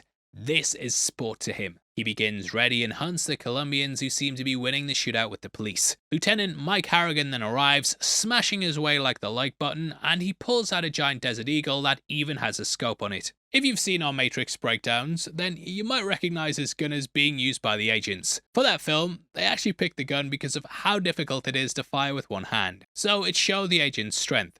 And also kinda hints to Mike's here. Here it's the Mark 7 Desert Eagle. It's just a gun that feels synonymous with action movies of the time, and Arnie had killed countless people with it in Commando, and yeah, it's basically a staple of the genre. Let's be honest, it looks really cool, and we later see it used during Alien vs Predator. The guns in the movie, like I find them hilarious, and all of them are like just fitted with as many scopes and gadgets as possible. This is the future though! Like we even see Harrigan go to his car and pull out this shotgun pistol thing. Obviously I'm British, yeah, so I'm not really a gun guy, and if these are like widely loved guns in America, I'm sorry mate, I'm sorry, but yeah, to me they just seem kind of like the most over-the-top cartoon versions of guns you could get. Mike then drives his car into the scene, and he even has bulletproof vests up on the windows. It's really overblown and just like a cartoon, but I love it! The guy is fearless and clearly a leader, so this instantly makes a Predator see him as the alpha. Also, he's clearly done this sort of thing a number of times before. Also responsible for the destruction of 11 patrol cars. The gang's then forced to retreat, and it's here they become victims of the Predator. He does his best Batman impression and jumps through the skylight and then tears them apart. Mike then heads in without being allowed to, which he gets chewed out for later. Backing him up are the SWAT team and also two of his close partners. We have Maria Conchita Alonso playing Leona Cantrell with a Sig Sauer P2226 or P226 that has so many attachments it looks like something out of Cyberpunk. Like I said, I'm not a gun guy, but video games, I'm a video game guy. I'm a gamer. She was a really popular singer before starring in some Hollywood movies though, and if you recognize her, it might be because she was in The Running Man. Alongside Arnie, we also have Ruben Blades playing Danny Boy. His surname's Archuleta, and his last name's actually inspired by J. Tom Archuleta, who was the second assistant director on the movie. You might recognize him as Daniel Salazar in Fear the Walking Dead, and like his co-star, he was also a popular singer. In a funny moment during production, he was grabbed from a live interview by the director, who told him to get back to work, but people just wanted to talk about his songs. It led to the director then actually having to apologize, as he was getting death threats from his fans. As they move through the building, we then hear El Scorpio's guys getting destroyed by the creature. This is something we never really saw last time, and though the Predator worked on the main group, we only really saw the aftermath of his skinnings. So seeing the creature actually in action from the off is a really nice way to take it. We then see El Scorpio spooked, and he starts crashing out. A come down is bad, but man, like a come down while being hunted by the Predator, worse than Screen Crush. He wildly shoots his dual micro Uzi, and Mike gives chase before spotting the shimmer. I actually love how the cloak's brought into the story as well. As we see when he climbs the ladder, Mike's afraid of heights and the character suffers from vertigo. LA's also experiencing a heat wave, so yeah, this combined with the vertigo, he's like, just doesn't know if he really saw what he thought he did. It's great acting, and Danny was also afraid of heights in real life, so yeah, probably didn't have to work too hard. As for the Predator himself, this sees the return of Kevin Peter Hall. You might notice that the creature moves differently though, and this was done on purpose. Hall studied African tribal dance to make sure this Predator was slightly different to the original. Stan Winston also returned to head up the team who made the suit. He didn't want to have anyone else work on the character that he helped create, especially as we see more of the Predator this time around. The effects and the mask are definitely more sophisticated though, and it looks like a big step up from last time. Due to having more time, it meant they could sort of make an animatronic mask and face. It had more intricate movements and yeah, it was just far more elaborate. A lot of the armor was also made out of WED clay as well as fiberglass. This was all done in an effort to differentiate this city hunter from the jungle one. Weirdly though, the Predator doesn't kill Mike here, which you may have some questions about. The novelization explains though how this is a newly blooded hunter, so he might have just frozen in the moment. Blooded hunters are explained more in our Predator history video if you want to go and learn more about their code. To explain it as best as I can though, the Predator was obviously hunting Scorpio and his gang members, but then Mike suddenly appeared out of nowhere and basically stole his kill. This actually goes against the code of the Ayucha and is seen as being highly dishonorable. So perhaps the shock of this offense just made him hesitate, and it's likely why he hunts him and his team. It's kind of similar to the first film where Dutch and his team take out those big group of soldiers, only for the Predator to pick up that they're the biggest trophies. Mike says he must be losing it, and we find out later on that he's been written up for excess violence and has mental health problems. We see the voice recorder, which plays more of a comical role here, and the team investigate the armory and bodies. We see a hole in the steel that might have been caused by the plasma caster, and everyone's confused about what exactly happened. Danny Boy's stroking his necklace, which seems to be a sort of spiritual totem, much like Billy's pouch in the first movie. It also foreshadows the idea of it being a spiritual being by King Willie. Now the cops are very confused about who did it, and also shocked by all the bodies hanging up. Can't show it yet, but little nod to the first film though, those hanging bodies. Danny looks up at one, and it's a similar shot to Hawkins' blood being shown and then panning up to see his body in the first movie. Outside, we then see Robert Davi, who you might recognize from Die Hard and also License to Kill. He chews his ass out, and we see the Predator watching. I did wonder if him observing this was to see if he was actually the top of the command. Mike lambasts him back and once more proves he's the alpha. It's also hinted that Phil actually maneuvered it so Mike could be out on the street despite his records. We also had a deleted scene on the subway which featured him asking Mike to make nice with the press. It's implied that they were good friends before Phil was promoted, and since then the pair have been at odds. We then see the feds turn up to take over the scene, looking like the bloody casual men in black. They're the best of the best of the best, sir. This is where we meet Keys, who says he's from the DEA. However, as we mentioned earlier, he's actually part of the OWLF, which stands for Otherworldly Life Forms Program. As we discover, there's been sightings for hundreds of years, and Busey said how his character set up the last mission in a behind-the-scenes documentary. His name is also inspired by Keys from E.T., with both being annoying government agents that are looking for an alien. We then cut to the police precinct, with it being run down, graffiti everywhere, and huge crowds outside with fully armoured police. Inside, it looks just like RoboCop, and you can see they took a lot of inspiration from that. hardcore news reports that the Jamaican voodoo posse were behind the killings, and thus people are really asking questions. Now, the parts with Tony Pope were cut down significantly. Each part was supposed to be longer, kind of like the news reports in RoboCop, and they'd feature Tony basically relaying the events of the film and calling Mike basically useless, which played off the figure in real life. The precinct is overrun due to crime in the city, and we then meet Bill Paxton's Lambert. He reminds me a lot of Hawkins in the first movie, as they both provide comedic light relief. It's funny how he's constantly ignored by Mike, who just sees him as a bit of a clown. At first, at least. He's told to take a step back and goes to Danny to discuss the case. Guy even puts up his shoes on his boss's desk, and I'm telling you, mate, ultimate alpha. Keys then arrives and says they're investigating the voodoo gangs, but it's on a need-to-know basis, and you don't need to know. Again, have to bring it up, but why Jamaican voodoo gangs? I do feel like, though, maybe they looked at the dreadlocks and were like, yep, just tied in with that. Mike then changes his clothes, and we get a look at the result of Danny Glover's hard work. He ran 4 miles a day, 6 days a week, and lifted weights to get ready for the shoot. The guy was 56 at the time of filming, and yeah, well done, mate, you've done a fantastic job. If you wanted some clothes, though, he should have checked out our merch store right below the video. There we have our Predator-inspired shirt, which also comes in a double-sided print. That has the most manliest handshake of all time on the front, and you'll look bloody fantastic in it, mate. We also have our Xenomorph Game Over one as well to celebrate your boy Bill Paxton. On top of that, we've got a chestburster alien one as well, and if you buy 3, you get 20% off. Shabow! Now, before Lambert gets introduced, he tells a funny story, and we see how vicious the owner is as she literally grabs him by the balls. She asks if she's on the rag, but in hindsight, we know she isn't due to later learning that she's pregnant, which is why the Predator spares her. We never learn who the father is in the film, but the book tells us it's a man called Rick Cantrell. Don't know if you want to know this, but Cantrell's a used car dealer, and apparently the pair met when she gave the guy a speeding ticket. So she kind of forms relationships under hostile circumstances. A deleted scene did actually expand on this though, as she confided in Jerry how she was 6 weeks pregnant, and Jerry basically said she should go and take the night off. It just makes him seem more likable, but Mike's initially cautious of the character. He doesn't understand why he wanted to transfer to this precinct, as no one wants to come here because, yeah, massive war zone. They don't really go anywhere with that, you know, like they do in something like RoboCop, but yeah, on the whole, really love this team. Each has a distinct personality, and seriously, how can you not smile every time Bill Paxton takes over a scene? They're also slowly wiped out as well as the movie rolls on, which makes you more invested and worried about what's going to happen. Hey kid, welcome to the war.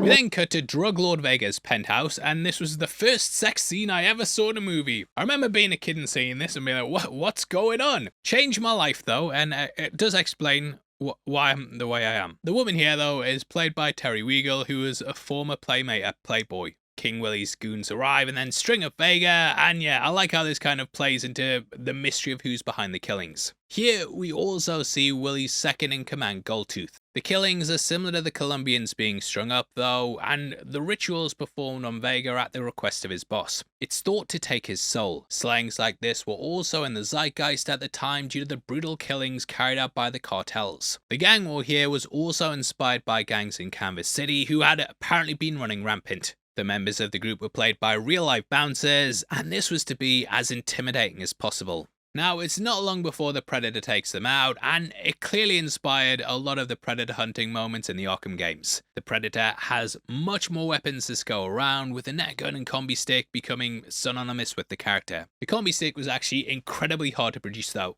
They had a lot of difficulty making it look like the spear came out of both ends though. So 2 were made, with one having the ability to extend on one side and the other having both ends extended in the first place. As the crime scene's found, we then get jokes from Lambert, which again reminds me of Hawkins from the first film. So I go in for my physical, right? And the doctor says, I need a semen, stool, and urine sample. I say, gee doc, I'm in a big hurry. Can I just leave my underwear? Both told jokes throughout the movie, which is, yeah, it's a nice way to call back to Shane Black's character. I love that guy, and we should definitely give Shane Black another chance at the Predator franchise. What could go wrong? Once again though, the DEA agents arrive and Mike goes in to handle the situation. Tony Pope is also there to report on the gang war. All the bodies are found skinned, and Leona explains that it's a voodoo ritual. Making the flayed bodies was quite the involved process though, as casts were made of real people and made to look as lifelike as possible. If you've seen it without the censors at YouTube, it looks realistically gruesome. Vega is the only one with his skin still intact, as he was killed by the gang and not the Predator. The team then find the woman, who says the devil came for them. This plays off Anna saying last time about how the Predator's the Diablo who hunts men. She keeps saying El Diablo vino por ellos. The devil came for them. Predators also have rules about killing women and children and are supposed to show mercy. They also aren't allowed to kill anyone whose life's dependent on someone else's. So for example, again, if a woman's pregnant, they've got a life inside of them and that life's dependent on them living.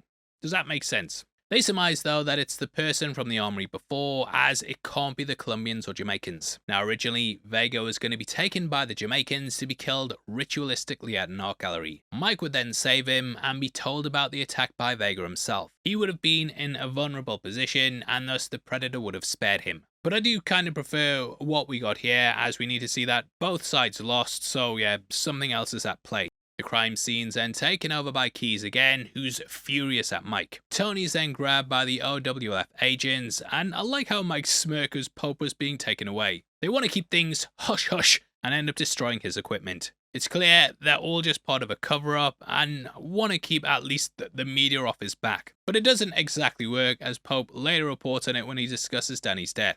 Firefly fans may also recognize Keys' goon here, as he's played by Adam Baldwin. Yep, Jane from Firefly and John in Chuck. Also, he's not actually one of the Baldwin brothers, in case you were wondering. It's clear to Mike, though, that this isn't the DEA, and he sends Jerry off to tail where they're taking the woman. Luckily, surveillance is his speciality, but he did say PR was his speciality earlier.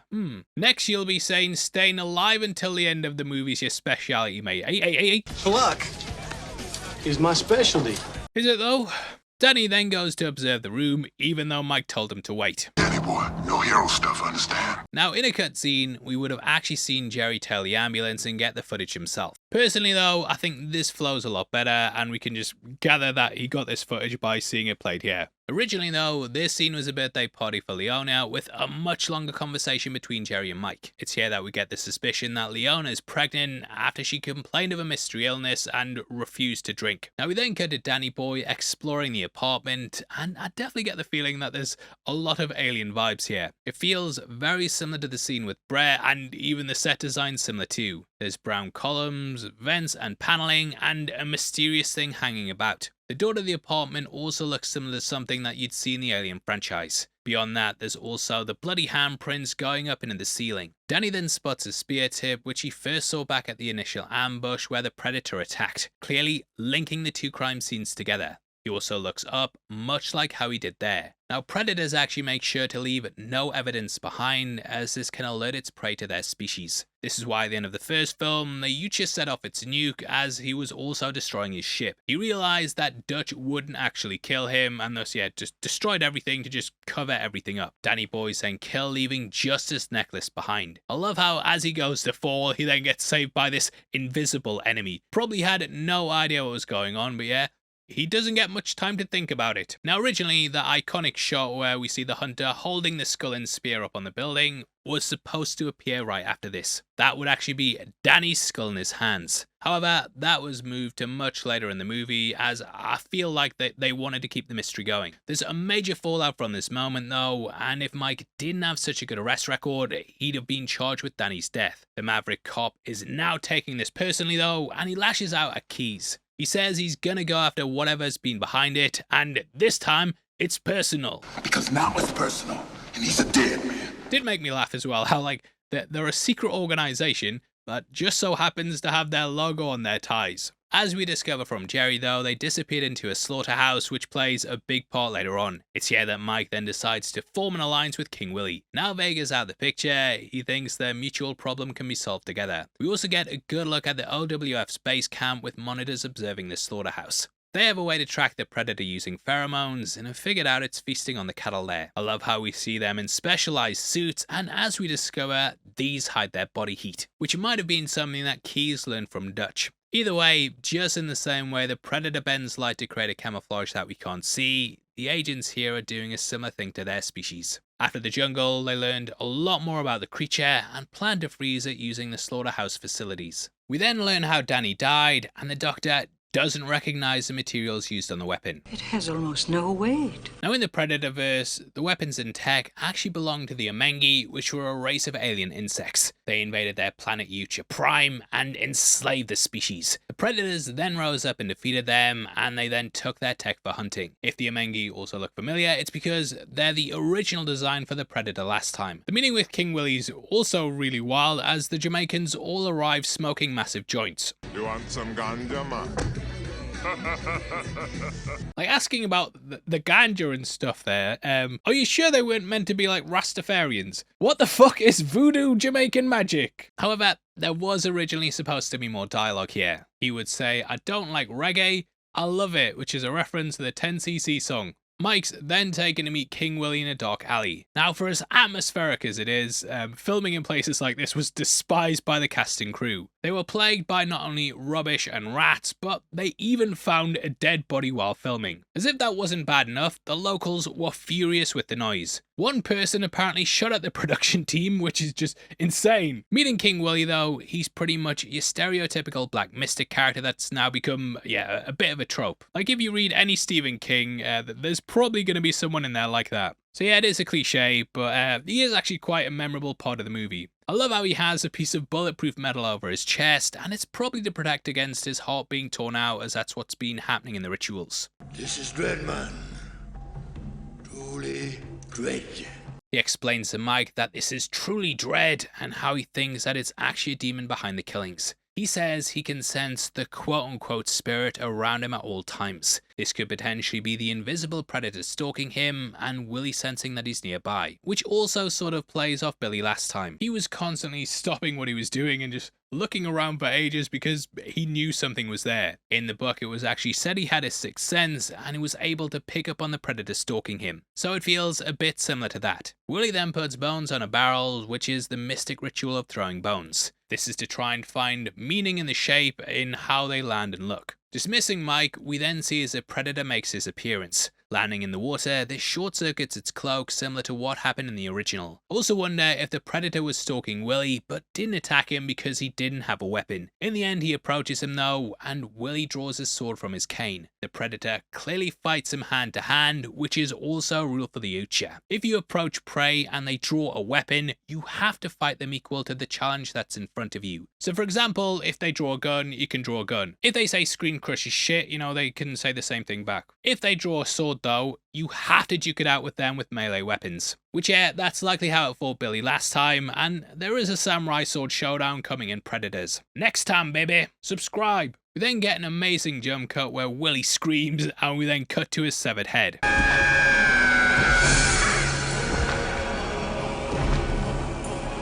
Just fantastic. The head was made to be as lifelike as possible, and I think they did a great job here as it makes the transition work flawlessly. One of the best transitions in cinema history, I'll say. Originally, part of the dreadlocks would be then left in the cemetery as opposed to Danny Boy's necklace. Now, as much as I've been gushing over that, I think the whole gang war thing is probably the weakest part of the movie, but now it's out the way, the second half really picks up. Like Billy, we then see as the skull's prepared and put on the wall. This teases the trophy room later, and sort of teases that we're going to be seeing a very special skull. As for this event though, it's made the news, and they think Mike's being played in a game of cat and mouse. Meanwhile, we see the team have been investigating Keyes. Keyes was recruited out of college for the Strategic Defense Institute, and then he went into the Air Force Intelligence just a few years after. The Doctor then works out that the slaughterhouse is integral to both Keyes and the Predator. A cutscene then had the trio of cops looking for the slaughterhouse, all the while being stalked by the Predator. Mike then ends up looking into a taxidermy shop with a bunch of animals which are usually shot on hunting trips. Originally, the Predator was going to be hiding amongst this, and it would be there watching its prey in plain sight. I do think it would have been a really cool addition to the movie though if that was actually kept in, but yeah, I'm guessing that it might have looked a bit obvious. We also would have had more shots of him stalking Harrigan, as a few people comment on the shimmer of the camouflage. sort of playing off the LA heatwave from before. Here though, we just cut directly to the cemetery with Mike going to visit Danny Boy's grave and then see a kid with a toy Uzi. It's exactly the same weapon that Scorpio was dual wielding earlier in the movie, but the Predator works out it's a fake gun and the kid poses no threat. Though I would have liked to have seen him add another body to the graveyard. Take the shot, take the shot! Want some candy? Now Daiichi records this line and uses it later when hunting the rest of Mike's team. I love how the kid also says he's a ghost, because like, yeah, if you saw that in a cemetery, you would think that. Now, we then get this piece of music. Rest. This is Rest in Peace by film composer Alan Silvestri, and it was used in the first film when Mac was toasting to his dead friend Blaine. That's a similar thing here with Harrigan remembering his pal. You also see a photo from his wallet when the pair were in the police academy together. Been mates since then, and yeah, it's a similar friendship to Mac and Blaine. He then comes across the necklace, and the Predator's clearly taunting him, along with the sound of Danny's fall.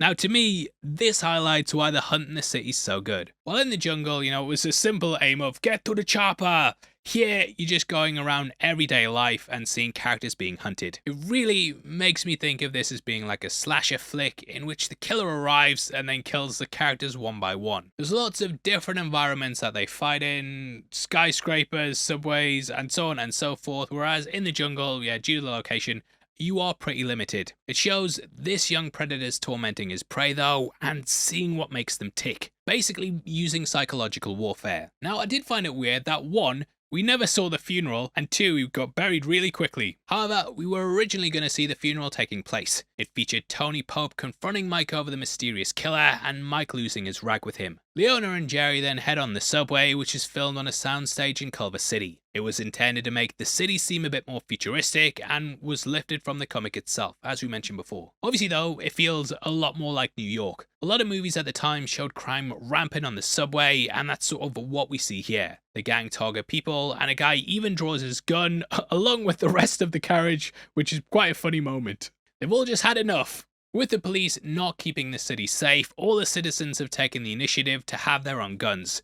Now it is possible that this is actually playing off the story of Bernard Goetz, who shot 4 youths on the subway. I don't know if it's Bernard Goetz, Bernard Goetz, but yeah, I'm crap at pronouncing stuff, sorry. According to witnesses at the time though, they tried to rob him similar to what we see here. There was a lot of talk about the issue of self-defense, and it sparked a national debate. Several people asked what you should do when you can't rely on the police, and if it's right to take your own protection. Though he was charged for lots of different things like attempted murder, assaults and so on and so forth, the jury only found him guilty of carrying an unlicensed firearm. Thus he was acquitted of most of the charges, and it caused the reform of several laws. So it's possibly playing off that, and yeah, it kind of plays into the zeitgeist again. Things kick off though when the Predator arrives, who crawls along the train roof like a xenomorph. Just like the first shootout and the penthouse, we see the criminals all wiped out in an absolute bloodbath. I love how even the hunter's also sick of Tony Pope, and he smashes the TV which has him on. I also really love the moment where it's walking down the carriage. Jerry fires at it, and yeah, it's an incredibly shot scene with both the lighting and the cloak. He then says,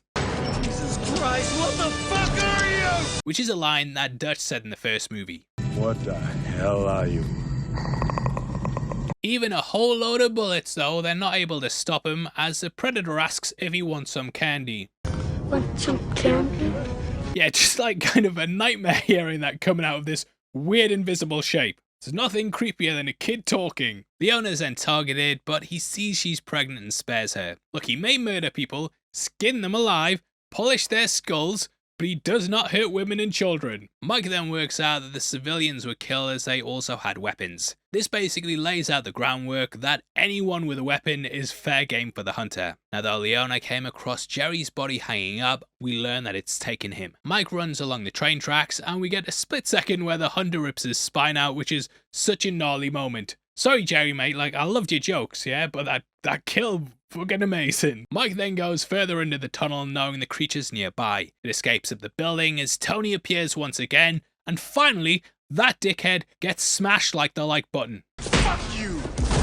We then see as the lightning messes with the hunter's camo as it climbs a building with Jerry's skull. We get a decent look at it before Mike's rammed by the OWF and then taken to their slaughterhouse. Slaughterhouse is obviously a perfect place to have this showdown as well because yeah, it's basically used as a killing floor. It's also important that they don't have their kill box given away as the hunter gloats with its kill. That leads us to one of the coolest shots in Predator history.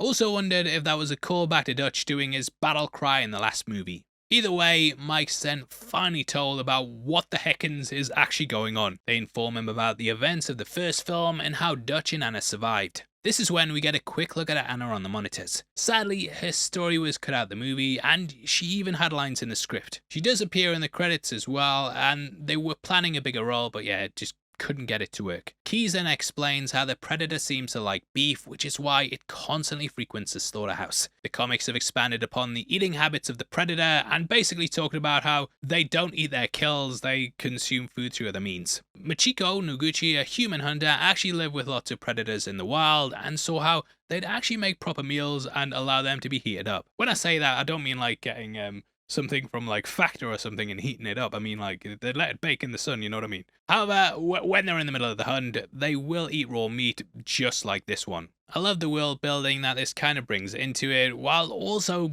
keeping things a mystery. The scene is a nice flip on the dynamics though as they become the hunters, and the OWF, they really reminded me of the Initiative in Buffy the Vampire Slayer, even though that came out much later. So maybe they took it from this, but in case you haven't seen it, one is hunting aliens while the other is hunting vampires and demons. Now this whole scene is also remarkably similar to the Hive scene in Aliens. Both the Colonial Marines and OWF are being watched on monitors, with one of the leads grabbing a headset and taking over. We also have a sort of graphic view that creates this sort of radar thing. Both teams are overly confident and then realize that they've gone into the lion's den. The creature then attacks, things go haywire, and yeah, they clearly were inspired by the scene. I won't say stolen, but they were clearly inspired. The Predator suit looks absolutely glorious though, and we see it hunting without its active camo. It probably worked out the dust in the air would stick to its body, or the suit itself's damaged from the lightning. Either way though, I love how he can't initially see them, so he ends up switching vision modes. It's something I think they clearly took and put in Arkham Asylum, and it allows him to see different spectrums of light. Still don't know how it sees shit, cause like, this isn't much of an advantage. I wouldn't be switching to this vision mode to help. The Predator makes easy work of the squad though, as Mike goes to arm up like some 80s action star.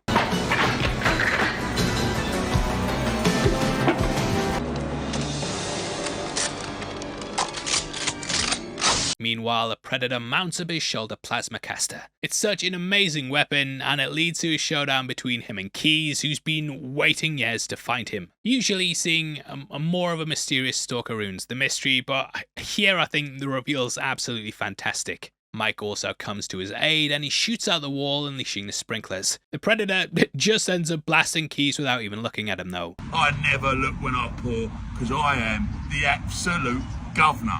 The disrespect. This does bite him in the arse later on though. The Predator then tries to go invisible, but the sprinkler systems mess with his tech. It follows a similar beat to when the Predator landed in the water last time, and Dutch finally saw what he looked like. Mike also manages to land a couple of shots, and we once more see the Predator's blood. Again, this was a mixture of KY jelly and the inside of glow sticks. We once more also get the creature's face reveal, and you can instantly see the further animatronics. The mouth flares up, and we can actually see it breathing our air for the first time. Probably not good in downtown LA though, with all that smog. Hey, having that New York, my fans in New York, we all hate LA, don't we? Nah, but if you're in LA watching this, I obviously said that because those New York people are fucking dickheads. They'll not watch this bit though, they're too busy cheering, yeah, but I love you LA. Either way, the writers couldn't resist a call back to the first movie, as Mike says, "You one ugly motherfucker.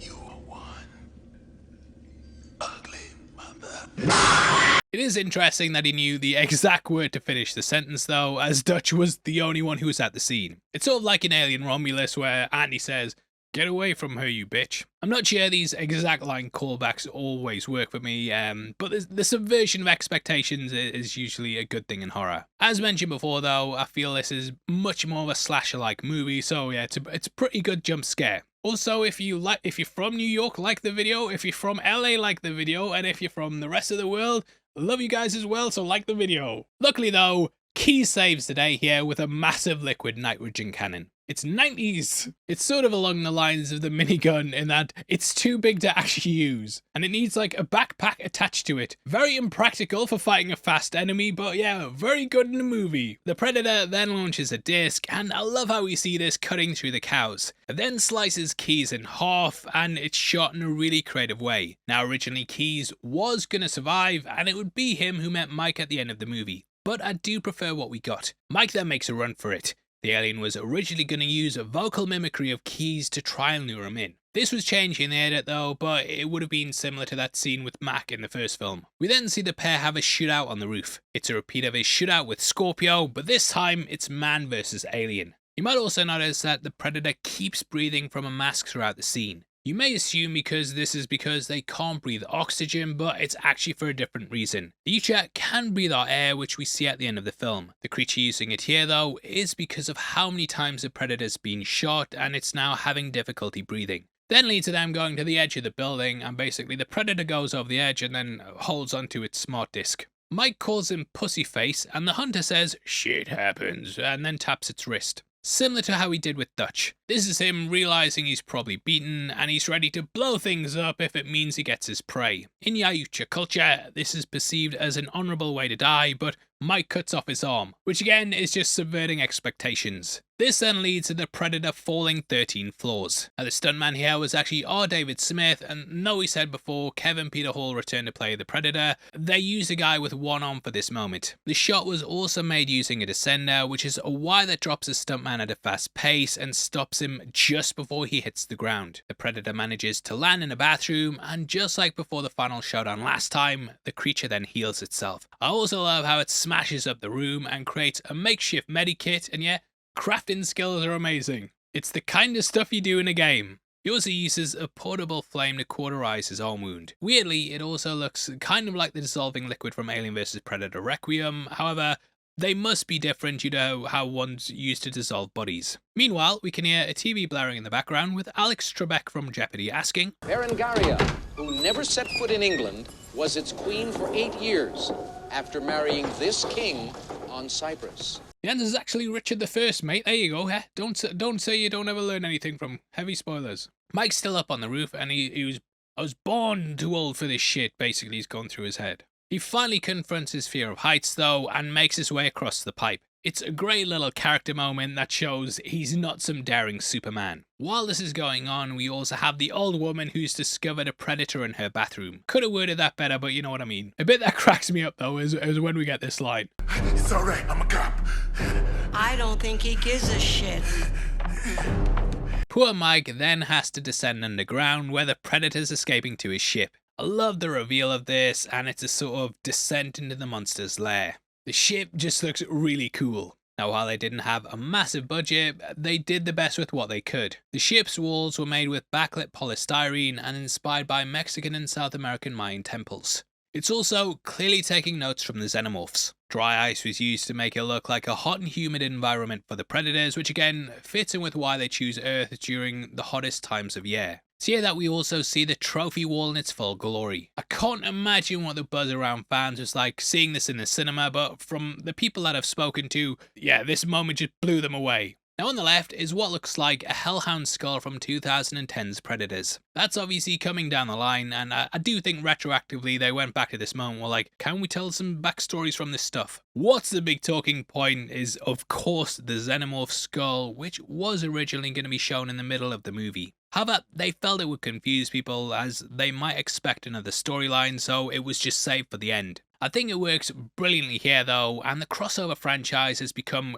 completely legendary. Dark Horse were pushing their rivalry, and in 1989 they faced off against each other. This would tie these two massive monster movies together and basically lay the groundwork for the two franchises facing off against each other. The comic showed how the Predators would dispatch alien eggs to a planet and then hunt and kill them as part of their big game. Killing a xenomorph was part of their coming of age, and they'd use the creature's blood to show that they'd mature. Hence the term blooded. The skull highlights that this predator's passed the initiation, which now means it can go on hunts just like this one. The first short story was followed by more comics like this, such as the one that showed the planet Raisha. That was a planet that had ended up being colonized after an army of xenomorphs had took hold after a queen was accidentally sent there. It led to humans discovering and encountering both species. It then ended with a woman named Machiko being the sole survivor, and due to the respect earned, she's made part of the hunt. So this was a nod by the design team to the comic that was currently running, and this piece itself was sculpted by Kevin Hudson. The new Predator Badlands also references this mic drop Easter egg. There we have not only a xenomorph skull, but also one of the aliens from Independence Day. Whether they bring that together remains to be seen, but yeah, it is owned by Fox, so yeah, who knows in this world of shared universes. Mike is then hit with a net gun, but luckily has Yucha Tech to break him out of it. The pair then face off hand to hand, with Mike massively out of his depth. The smart disc then ends up saving his life as he uses it to finally vanquish the character. However, this wasn't always the plan. The Predator was going to be mortally wounded, and then the clown would arrive and kill him. This was because he didn't have the explosive anymore, and they were basically just coming in to say, the game's over, you won, congratulations, now f*** off. I think though, this gives Mike more of a heroic moment. You don't want the villain to basically be vanquished by some people who come in at the last moment, and yeah, just giving it to Mike, best way to do it. Due to cutting off its arm, again, he also doesn't have to run from the detonation. However, the Predators cannot leave any trace, and thus the Elders come to clean it up. Now, Predators are made up from lots of different clans, and in the film, this is called the City Hunting Party. In the center, we have the Elder Predator, the Lost Predator to the right, and the Stalker Predator to the left. The Elder was played by Kevin Peter Hall again, though I couldn't find out who was behind the others. Elders are the ones who've basically hunted for a long time though, and they oversee the blooding of young bloods. He's also known as Greyback, and is the one that Adolini fought alongside in the comics. In the original canon, his crew stole some gold from a church, which led to the murder of a priest. Adolini then demanded they return it, which led to the crew carrying out a mutiny. While defending himself, Greyback arrived and the pair fought side by side. Adolini was shot in the back, and he then gifted the alien the pistol before dying. Greyback then buried him and has carried it as a sign of honor ever since. Now, the gun has become like the passy the parcel of Predator. I remember being in the 90s though, and people loving the mystery around it. No one really knew what it meant, but it did show that Predators had been coming to Earth for a long time, and will continue to, which is why Mike tells Baldwin that he'll get another chance at them down the line. Now weirdly, the book and comic book of the movie have the year as 1640. That's obviously been changed though, and yeah, they updated it to the 1700s for whatever reason, but yeah, the numbers changed. As I'm sure you know, this pistol again appears in Prey, and a French voyager gave it to Naru. She then used it to shoot the Predator, and we then saw the weapon popping up in Killer of Killers. There it was used by Torres, who was given it as a weapon in the arena. Interestingly, in that movie though, we saw humans who killed the Predator invited to take a shot at the Predator King and become the Killer of Killers. With Mike killing one, I do wonder if we'll see him further down the line in either animated form or through the means of a recast. As again, Danny Glover is told for this shit. So with the callback to the trophy wall in Predator Badlands and just the pistol in general, Dan Trachtenberg must be a big Predator 2 fan. But who isn't? Well, don't look at Rotten Tomatoes. We then see the Warrior Predator on the left and also the Shaman Predator. The Snake Predator is next on the right, with the Guardian Predator before the Scout Predator reveals himself on the left, along with the Boar Predator. Due to their code of honor, Mike's allowed to go free and unharmed as they take their fallen brother away. In total, there were 9 Predators in this clan, and the production had to make 9 different unique suits, making it the most expensive scene in the entire movie. Upon hearing that the production needed 9 tall dudes to play them, Danny Glover also reached out to the LA Lakers. You might also have seen the behind the scenes dancing, and yeah, Bloody got some bloody moves there, mate. Now the figures would give us a bit more information on each one of these characters. The Warrior Predator fought in the Blood Ring, which is the giant coliseum that we see in Killer of Killers. It's actually something that Robert Rodriguez also wanted to explore in Predators, but they didn't really get to. The Shaman also visited North America multiple times and fought the indigenous tribes, sort of like what we see in Prey. He makes his own handcrafted weapons and potentially inspired the feral Predator. Bugtoy also explains how he was tricked to steal tech from a mothership and went on to join the Lost Tribe as a punishment. These are known as Bad Bloods and are outcast from their clan. Guardian also served as a temple guard and was a specialist in ballistics. As for Scout, he's said to be a Yucha subspecies in the information on the action figures, and we explore more of these different subspecies in the sequels. Snake was a Yucha born into the underworld, and he would take on assassin targets for pay. As of this, he isn't a proper member of this tribe, but he does assist in their hunts. We can also see the elder Predator holding a skull on his necklace. Reminds me of Billy stroking his pouch and Danny rubbing his necklace, and kind of shows how maybe we're not so different, you and I. Perhaps our Predator knew the significance of a religious necklace, and this might even be why it left that one at Danny's grave. Mike is then left to escape as the ship leaves, and the OWF come and say they were so close before then flying off mysteriously. It's very similar to the end of Predator 1, as Dutch and Anna are rescued by a chopper. Mike is also covered in dust, and it's very similar to how Dutch was after the nuke. Now Mike's story would actually continue in the If It Bleeds collection. There he was retired from the LAPD and was now working as an advisor. He then meets Garber again in Brazil, with the latter now selling high-powered weapons. After an explosion, they then see that a predator's killing people in droves. It leads Garber to be killed as well, much like how Keyes was in this movie. Mike ends up injuring it, and it's then shot by the police. It turns out that the predator was being hunted by other predators and had actually been outcast from its tribe. This is similar to what they do in things like Predators, The Predator, and it might have even been a bad blood predator that might pop up in Predator Badlands. Who knows if they'll adapt that stuff into other things, but yeah, I think it's important to talk about how these short stories kind of influence where we're going. Overall though, for as much hate as it gets, I think this is quite a good movie. Come on, even if you don't like it, you might be able to agree that it's at least underrated. I remember watching it and loving it as a kid, and every time I've gone back, I've went in with the mind state that this is the bad one, but every time I watch it, I'm like, no, you're talking shit, this is a good one. I love how they dare to be different, as it would have been so easy to simply go back to another jungle or have the same meathead heroes, but yeah, they try something else. Again, it sort of plays off what was popular at the time, like Die Hard, and we have a normal cop who's way out his depth. You also get a great balance of world building, callbacks to the original, and it also gives us some very memorable characters. But look, I'm gonna be honest, I seem to be in the minority that likes it. Did kinda derail the franchise at the time and quashed all those ideas for that planned quadrilogy. They kinda went back to the jungle for the next one, but we did get AVP in between. That wouldn't release until 14 years after this though, so yeah, it was a big gap, and yeah, this definitely derailed a lot of things.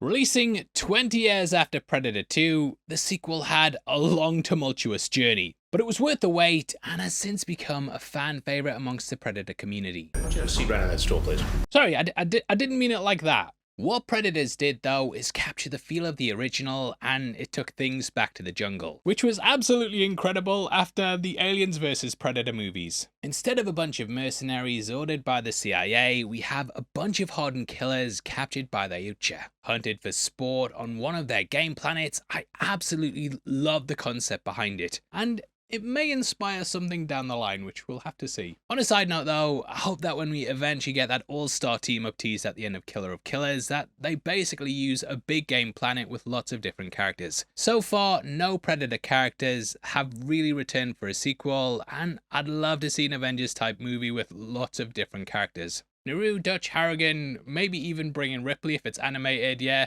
I think that would be excellent. But back to this movie, 20 years in between was a big wait, but they actually had it locked down very early. If you've seen our Predator 2 video, then you'll know they were planning a quadrilogy. Robert Rodriguez was actually scooped up in 1994 while he was working on Desperado. He basically made the film that we get here, but it was seen as being too expensive and thus was just tabled. Which kind of makes sense due to Predator 2 underperforming and the fact the technology to make this didn't really exist yet. Rodriguez explained in the behind-the-scenes documentary that it seemed more like Avatar than the final product that we got. It was a fantastical world filled with monsters and different creatures, and danger and death around every corner. He also wanted predators riding bikes, drinking beer, and watching fights in a coliseum, which, yeah, it was certainly a choice. That coliseum idea, though, did live on in Killer of Killers, and I did wonder if they took that from his original pitch. Dutch was also wanted for the film as well. He was going to be captured and basically forced to fight like a gladiator.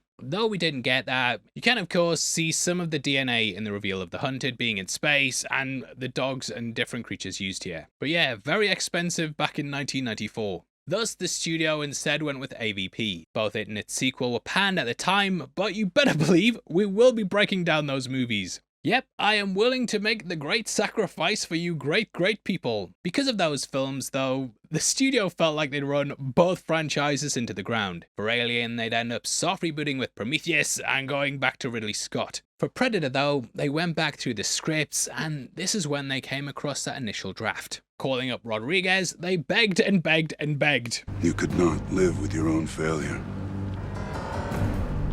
Where did that bring you? Back to me.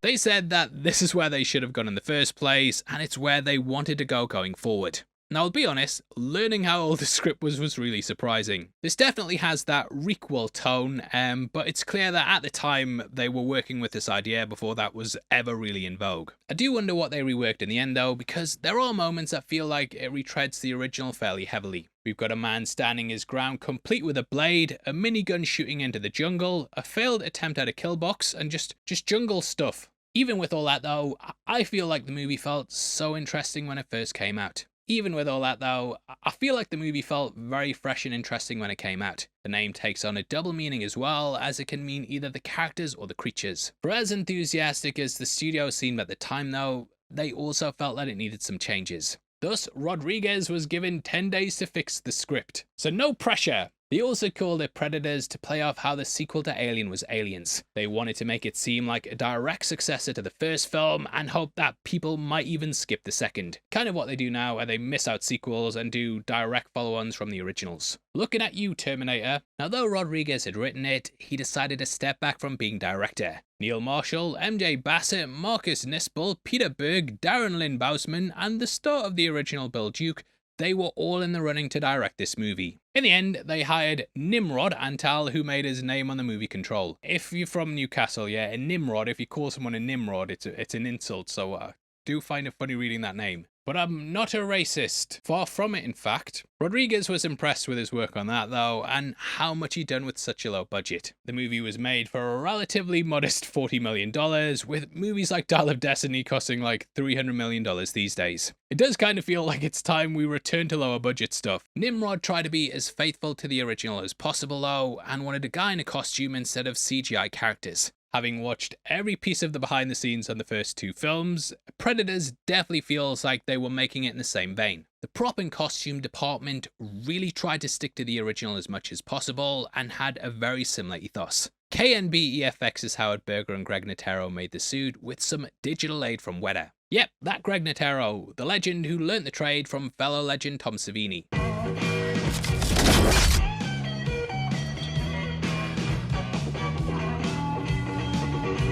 Rodriguez was also intent on getting a solid ensemble cast that could really act. The aim was to have characters who all felt they could lead their own movie, which I do think they accomplished, though I know people don't like the casting of Adrian Brody. I feel across the board though that the names they get here are fantastic, and most of them have become big names in the industry. Now, filming of the movie took 53 days and was mostly shot in Hawaii. The island was chosen as it's one of the newest islands and looks very alien due to its volcanic nature. They also shot in Texas, and it continues the trend of Robert Rodriguez productions being filmed in the Lone Star State. It makes sense as well, as his Troublemaker Studios is actually located in Austin, Texas. Now, from the studio, the mandate for the movie was that they could only reference the original film, so that means no nods to Predator 2, or hell, even the expanded lore. We won't be getting the pistol popping up.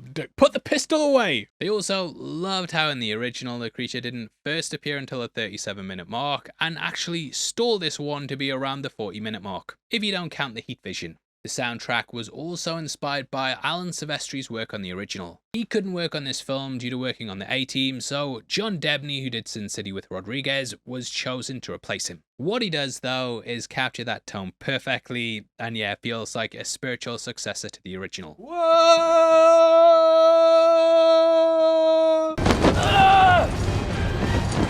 So, we begin with Royce falling to the ground. I love how this thematically works to not only drop the characters in at the deep end, but also the audience. Like the characters, we'd been dragged against our will through those AVP movies, but this let us know they weren't messing around. That first film was about your typical action guys discovering they were in a sci-fi horror, whereas here we know straight away. One detail I also love is that the Predator control is seen right from the off. Royce desperately tries to hit the device on his chest, but it won't respond or activate the parachute. It powers itself on, and it's clearly them pulling the strings. Literally. It kickstarts the movie by immediately grabbing your attention, and then boom, hard cut to title. This is how you do it. Looking at his uniform, we can also see he's been part of the US military. However, as we later learn, he's actually a mercenary. Later on, we see the body of Drake, who we learn was also part of America's Special Forces. But the pair have similar uniforms. It's not too long before they come across a guy on the ground as well, and they actually had a deleted scene on the Blu-ray where we see his parachute only activates just as he lands. He's part of the army as well, and yeah, it all kind of ties in this idea that they're picking off some big targets for the big game. Now, the device on Royce's chest is indeed an altimeter, which detects when people are at a certain height. I love the fact that the unnamed soldier dies this way as well, as it just instantly lets you know that characters can die at any moment, even before the game starts. Either way, it's a world away from the slow intro of the original, as the team get off the chopper and then fast rope into the jungle. Now, jumping in at the deep end like this, you know, it's always something that's going to be risky, and they actually went back and forth on how to handle this opening. This would reveal they were on a planet, talk about who the characters are, but I like that you kind of discover these things throughout the movie. Just works a lot better. Like the characters, we're just dumped in there as well, and we learn what's going on as they do. Now, Adrien Brody, again, he's one of those castings that's pretty controversial. Whenever you hear someone talk about the movie, the chances are the phrase miscast will be thrown around at some point. After his Oscar win for The Pianist in 2002 though, Hollywood were clearly trying to push him as a leading man. That had been seen in films like King Kong and this. However, he also had stuff like The Village, which yeah... Simple Jack, that's all I'll say. Breakdown on the channel now. The guy clearly put in work for this movie though, and he got simply jacked. Simply jacked! Now, for the first film, Arnie actually slimmed down to play a more realistic Special Forces figure, but I think Brody fits the body type a lot better, even though he doesn't necessarily come across as convincing as Schwarzenegger did.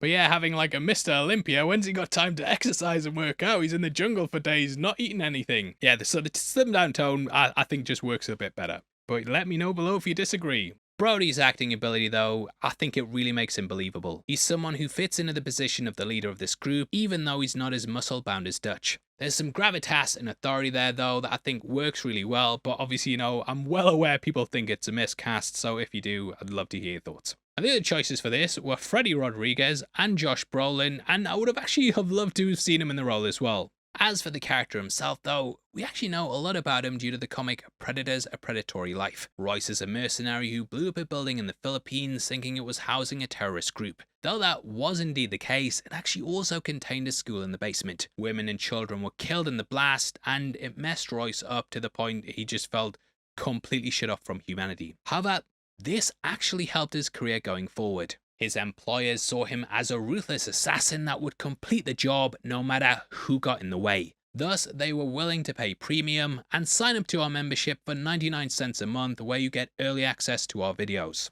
From this point on though, he was employed to do a big job in Africa. This involved him working for a warlord and cleaning up all the rebels that opposed him. Figuring he'd be killed after the job was completed, he demanded 66% up front.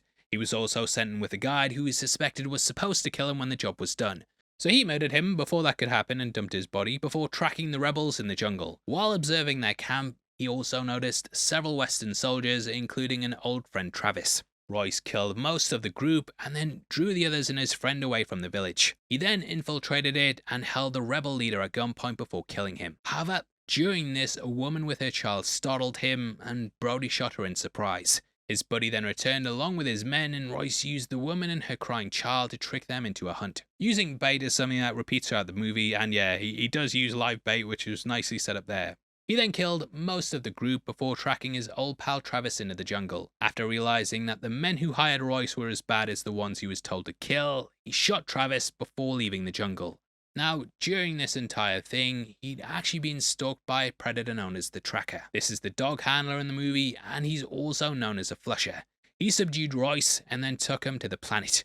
This comic is definitely worth checking out if you enjoyed the movie, and it basically fills in a lot of the different backstories, including Ronald Noland, who we'll talk about more in just a bit. If you want to watch it though, we also have Moments of Extraction, which is sort of a motion comic that was released on the Blu-ray. Either way, I think Brody's past actually hints at what this place might be a metaphor for. When looking at the entire franchise, it's possible that this is a place that tests the dishonorable. I thought about this after recently watching Killer of Killers and how Ursa killed an unarmed man, which was said to damn her soul. The Predators are all about honor, and thus killing unarmed people, women and children, that's a big no-no. As we learn, all the characters have checkered pasts and things that they're trying to make up for. It's even theorized by the group at one point that the game preserve's actually hell, but I think on a metaphor level that it's actually a sort of purgatory. To me, I definitely think the reader's there that this place is where the dishonorable are taken to try and win a second chance at life. Though the survivors don't get zapped back to Earth, I do like the metaphor that it's a place where damned souls are tested once more. Either way, he's rocking a double A12 shotgun. It's an absolute beast of a weapon with zero recoil. Speaking of weapons, we next see Danny Trejo as Chichilo, which is Spanish for knife. Weirdly, a lot of his characters have been named after weapons, such as Machete, Razor Eddie, and Navajas. Now he drops in and says, "Hijo de chingada madre!" or sons of bitches in English apparently. Danny had worked with Robert Rodriguez on Desperado, and he of course went in to be in the Machete trailer of Grindhouse before getting 2 spin-offs from that. He also starred in his Spy Kids franchise, and at one point the pair discovered they were second cousins. The script actually described Chichilo as someone who looks exactly like Danny Trejo, so yeah, it's perfect casting. Upon hearing about this role going around in Hollywood, apparently called Robert Rodriguez up and said, "Look, I heard there's someone that you need who looks like Danny Trejo. I look just like Danny Trejo." Now Chichilo is actually a Mexican cartel enforcer for the Los Zetas cartel. Raised in poverty and seeing his brother die in front of him, this led him to a life of crime. Just in the moments before being picked up, he was attacking a police station and was subsequently captured by the tracker, which is why he's reacting this way. The moment of tension is then cut as the minigun opens up the jungle. Now it follows the classic motif of miniguns in movies not actually managing to hit anyone, which Weekly Planet pointed that out once, and since then, can't think of anything else when I watch a minigun moment. It's a minigun minute, I think it is. Either way, it's a clear call back to Blaine and Old Painless. However, this guy unfortunately doesn't have chewing tobacco to make you a goddamn sexual Tyrannosaurus. Originally, the crew though wanted to use the Russian GSHG 7.62, but were unable to source one. So they had to go for the American minigun instead, but yeah, I think it works better because it's obviously the same gun from that film.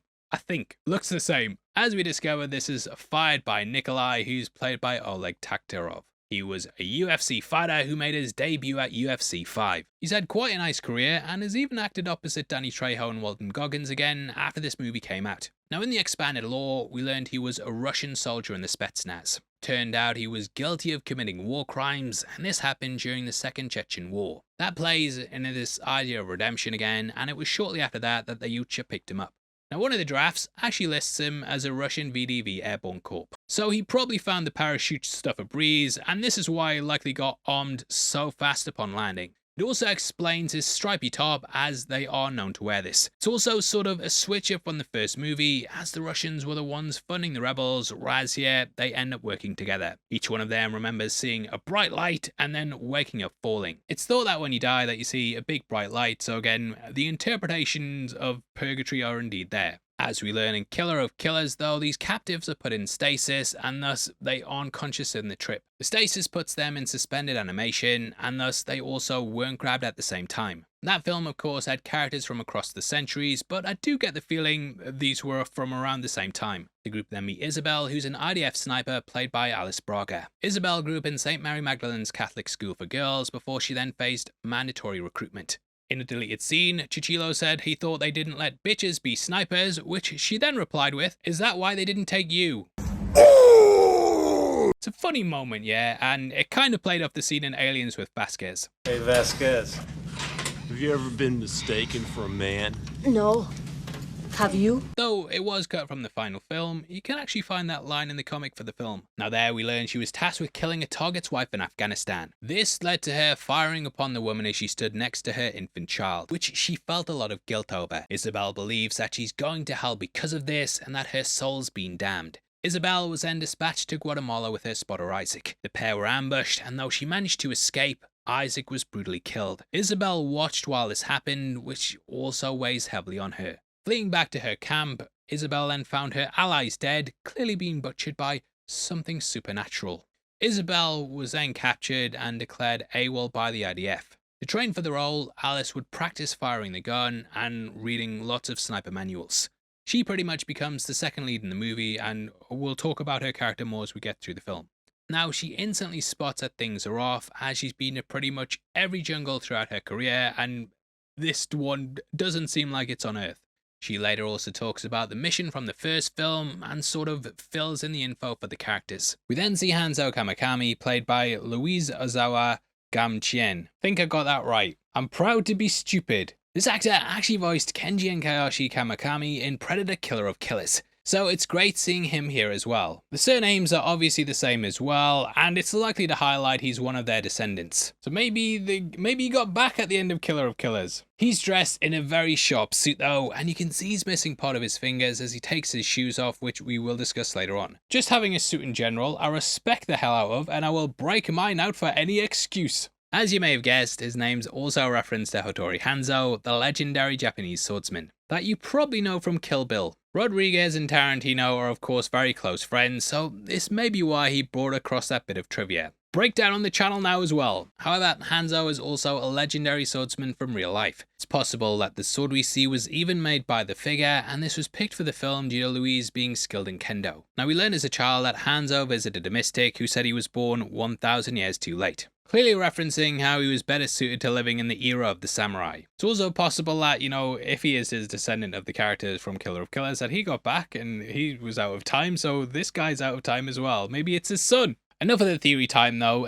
What we do know about the character is that he killed a woman in Tokyo and an entire squad of ninja in 1993. He then had the ritual of Yubitsumu done, which led to parts of his fingers being cut off. This is intended to weaken the swordsman and is a form of making amends for a mistake. It would be a punishment not only for you losing part of your fingers, but also impede you as a swordsman. However, he has no problem using his weapon later in the movie. Now, Hanzo was taken by the Predators after successfully operating a hit on a businessman in Tokyo, hence why he's dressed as good as he is. Out of all the deaths, I feel he has the best one, with it probably being the most memorable in the movie. We then see Mombasa attack Stans, which is something that continues throughout the movie. Mombasa is an RUF soldier from Sierra Leone, played by Mahershala Ali. A neat detail is that his character is a Muslim, and it's possible Ali brought this across himself as he also follows the religion. Now, from the expanded lore, we know his father was a fighter and his mother was a child bride, with her dying the day he was born. He was then recruited as a child soldier, with him being forced into conflict for several decades. This led to a confrontation in 2010 where he came face to face with a child soldier. Seeing himself in the boy,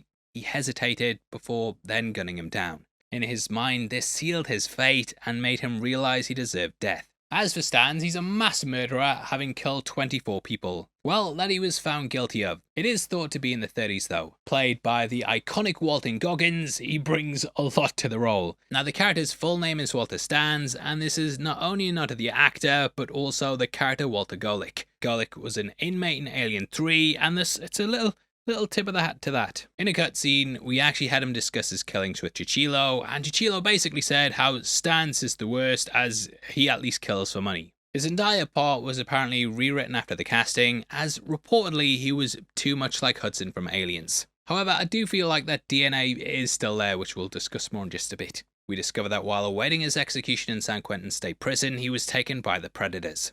Then they find Edwin's hanging upside down. Might be a reach here, but it's similar how Dutch and his crew actually find the helicopter crew strung upside down. Edwards is a bit more skin-tacked than they were though. Played by Telva Grace, he's the wimpiest of the bunch, on the surface level at least. Edwins is a doctor, but he's harboring a dark secret. Often, when we do these videos, I try and come up with a creative costume, but I'm just a regular bloke today, just a regular doctor. These are my normal clothes. I'm a predator, What do you mean?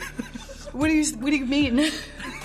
What do you mean? Nah, but Edwins is a serial killer and cannibal who is accused of multiple counts of medical malpractice. In the adaptation comic, he actually cuts off a bit of Isabel and eats it, which is really messed up and probably too gross to bring across to the movie. He's asked if he has anything to cut himself down with, to which he says no. We later learn that he has a surgical knife, and this is the first of his many lies. I absolutely love the way Grace plays it as well, and he's kind of the nerdy guy you want to protect. Could someone please just tell me,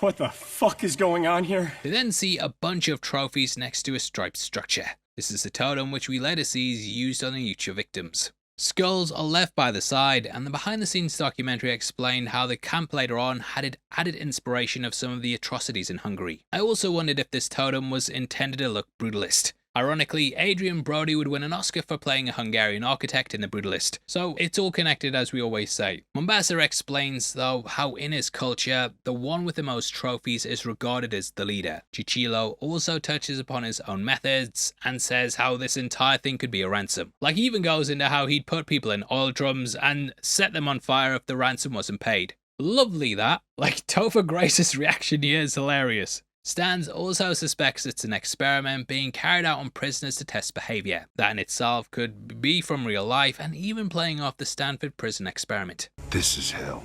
Did you wake up as Ryan Airy or something, eh? Either way, Royce decides to just go to the high ground and become the de facto leader of the group. Cut from the movie was a moment where Stans argued with everyone and basically walked off to go and fend for himself. However, he realised it was a bad idea and quickly tootled back after the group, which you can kind of see at this moment as he rejoins them. Edwin then shows off his usefulness as he stops Nikolai from being paralysed, and the plant seems to be one from Earth. Specifically, the Archifructus ailangogenes. Archifructus leonogensis. Yeah, which is what I said. It's actually been extinct for a very, very long time though, and was found in a fossil in China. Now, putting on our film analysis hat, Edwin is similar to the plant in a way. He's someone who looks harmless at first and actually lures people in. Plants like this attract prey by seeming pleasant, but once they open up, they're very, very deadly, just like the character is. Edwin wins the trust of the group here, as he seems like he's more than just out for himself. But it's all a play used to draw them in, and I love how they play him like the real predator in the group. From this, he also gets a neurotoxin on his knife, which he uses against Isabel. We then see them walk around an interesting geological surface, and the volcanic island really makes it look alien here. It's here that we truly get a sense of the characters, and Isabel even asks Royce his name. You got a name? He shuts us down pretty quick, and we don't even learn he's called Royce until like right at the end of the movie. I think that kind of sums up the film though, and the Now Playing podcast in their review, they said that they're caricatures rather than straight up characters. Everyone is kind of a type you've seen in an action movie before, but honestly, works really well. Isabella makes a primitive magnet and realizes that it's not pointing north or south. The sun also hasn't moved at all, and yeah, something strange is going on. We also see Mombasa praying, but due to the compass showing there's no real north or south, it's unlikely that he's doing it in the right direction. So it kind of shows how everything's slightly askew in this almost purgatory state. Royce then realizes that they've been chosen as they're all serious killers, except for Edwin. Which, yeah, is this not raising any red flags? Isabel and Royce have an uneasy alliance here, as she judges him for being a mercenary. As he later says though, she does what she does for her country, and he just does it for money, and really they're the same kind of people. Obviously, you know, recently there's been a lot of political back and forth around the IDF, and it adds a lot of complexity to the film, especially viewing it today. Like, I was even unsure whether to bring that up, but it definitely gives the film a feeling that it's still relevant even after all these years. They then find a broken Cajun parachute. The production design has some really great consistency here, as the cage has white stripes on it like the totem did earlier. Now we learn that inside the cage was a hellhound that's sent to go and lure the killers out. It's basically like hounds when you go fox hunting. Animals have been used to test prey before in the prior films, as in the first movie we had the Predator sending in a wild boar, which Royce even sort of gives a nod to when he says it's like a boar later. The Predator tracker uses them to hunt though, and they look similar to the Kerns from the game Aliens vs Predator Extinction. You might also have noticed one of their skulls in the trophy room of Predator 2, which the production team brought across to this. This makes me think that killing one's a coming of age test that all aspiring Ucha must pass. Similar to how young Spartans were thought to go into the wilderness and survive against wild wolves. Noticing that there's lots of cages in the trees, I love the eerie feeling as they slowly spot them. However, the group are actually trapped by one of Ronald's devices which easily seizes them. There's a tripwire, falling weight, and collapsing tree along with some spikes that pepper the ground. These are all things that Dutch used in the first film, and I love this callback. They're pretty much overkill, and as we learn, are designed to hunt much heavier prey. He was obviously engaging in guerrilla warfare against the Predators, and thus needed much bigger traps. We then see our girl Isabel fall into a punji trap. These were used heavily in the Vietnam War, and no doubt Ronald learned about them with his experience fighting the Viet Cong. It's at this point though that they come across Drake. He was actually featured in the Predators prequel comic, Welcome to the Jungle! Beyond that, he was also referenced to Private Drake in Aliens, and is similar to the Green Berets they come across in the first film. Side note, when googling Drake Predators, it actually brought up a Kendrick Lamar song, which killed me a bit. Now though they say, we triggered a dead man's trap. This isn't necessarily the case. Drake was actually part of the previous season, and he was kidnapped while stationed in Afghanistan. Soldiers stormed the building he was in, including one with an explosive vest, who blew themselves up amidst his squad. They all blacked out and woke up in free fall over the jungle. Upon landing, the team were wiped out, which is when Drake came across Noland. He confirmed he'd been there for years, which is a question I know a lot of people have about the movie. Due to him saying that it's been 7 to 10 seasons, you would think that's about a decade. However, when people parachute in at the end, it makes you wonder how long a season actually is, because this movie seems like it takes place over a couple of days. However, the comic confirms it was indeed about a decade. Nolan then took Drake back to his hideout and tried to get him to help fight back. Seeing him as unhinged, Drake instead stole a smart disc to do things himself. Upon heading out into the jungle though, he found shelter, only to realise it was the lair of a giant insect. This then attacked him, which is when Nolan arrived to retrieve the disc. Finally deciding to work together, they managed to trap a predator and cage it. This was to draw predators in so they could spring the traps we see here. Drake was then awakened in the night at one point, which is when he was captured by the super predators. They are then thought to have blown the hole in his chest with a plasma caster, which we can't show because YouTube be dicks, mate. Noland never got involved though, as he only knows how to survive by hiding. The comics do confirm Drake's been dead for 2 weeks though, which is something Edwin points out here. It's 2 weeks, judging from the rate of decomposition. Billy then says there was a firefight, and we get a similar line to the first film. They were shooting in all directions. Shooting in all directions. Mombasa then spots something.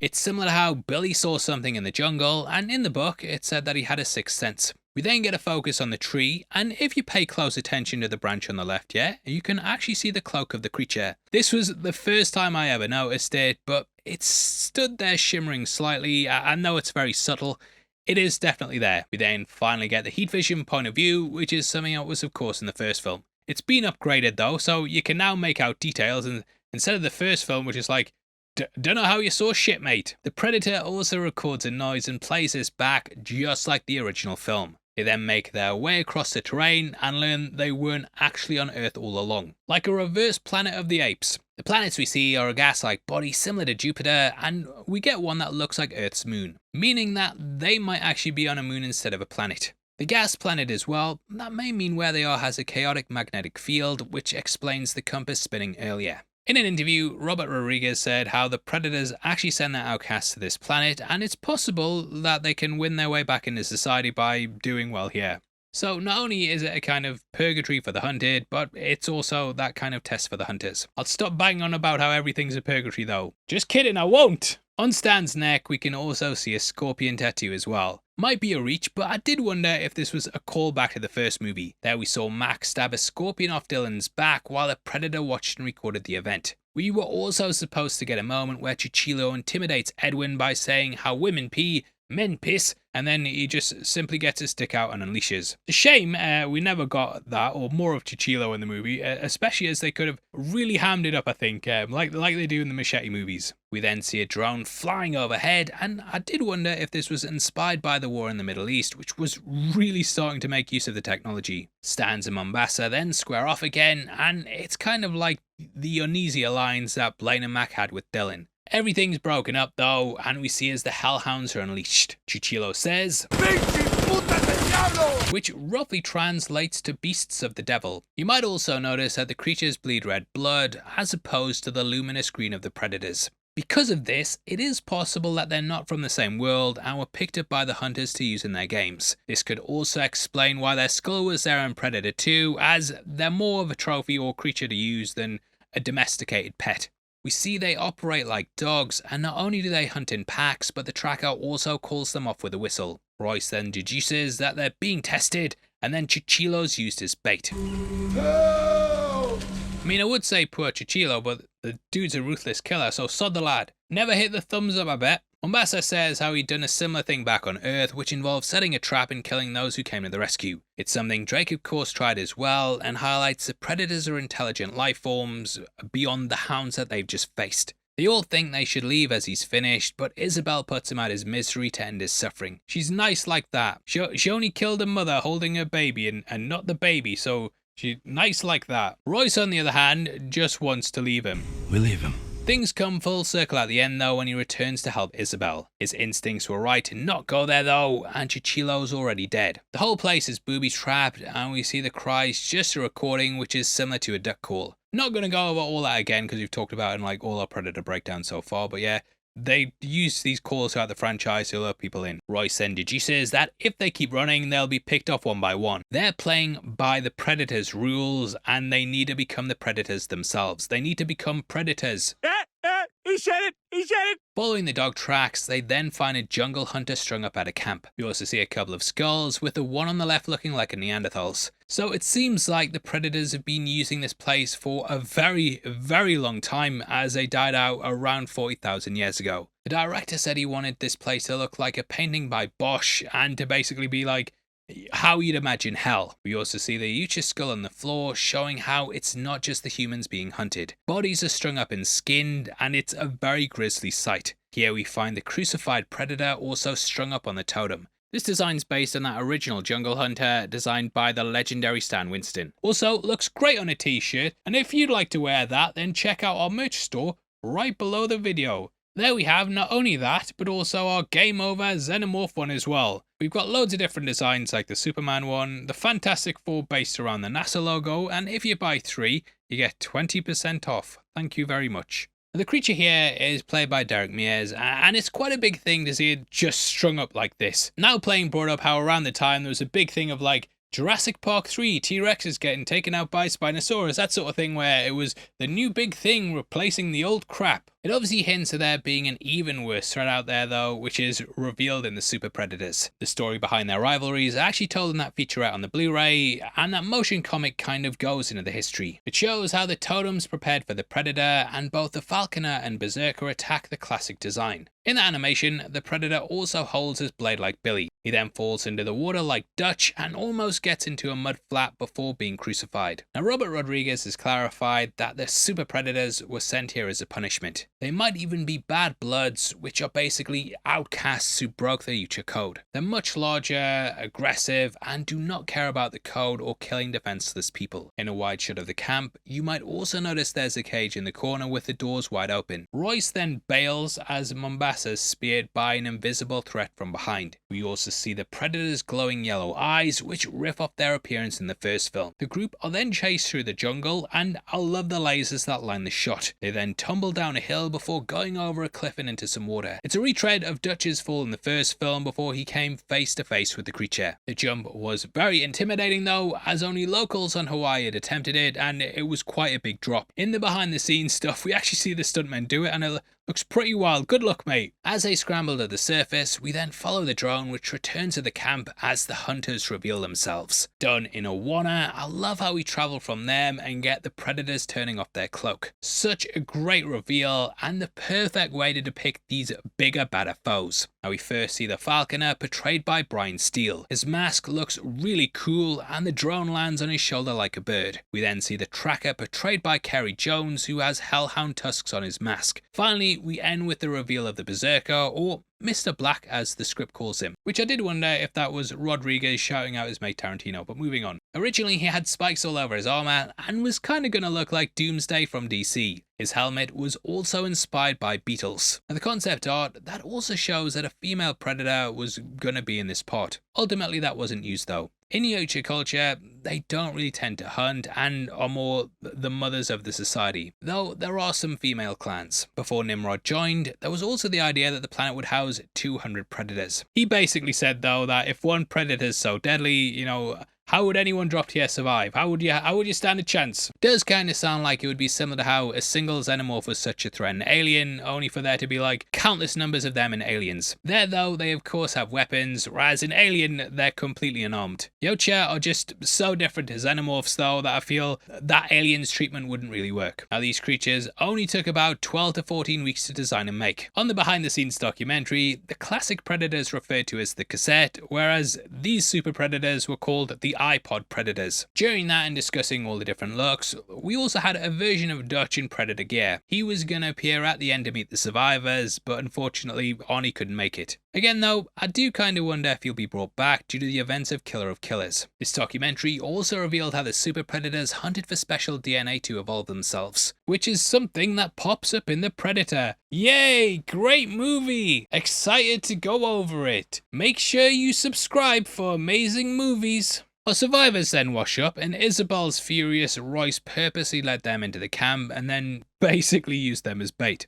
However, Royce at least knows a lot more about them. Isabel calls BS though, saying he's in it for himself. She says, "You set us up," which is what Dutch said to Dylan when they learned that the original mission was a bait and switch. Royce watched her reaction though, and saw she wasn't shocked by seeing an alien. We then get a reveal that she knows what these things are. She says how in 1987 a Spec Ops team went into the Guatemalan jungle with only one survivor making it out. You don't need me to tell you what that's in relation to. She says how mud was the key to killing it, which is vital information as Royce will use that to trick one at the end of the movie. It's just like when Anna provided the lore dump in that first film that the Yautja have been to Earth before. These had of course all been myths and rumours though, but organisations like the RWLF had been set up solely to tackle them. Royce then attempts what the Spec Ops tried back in the first movie, which is your classic kill box. Stan then says when he's back home he wants to do a lot of Pepsi and R word so many women. Edwin acts like he's a bit of a weirdo, which he is a bit of a weirdo,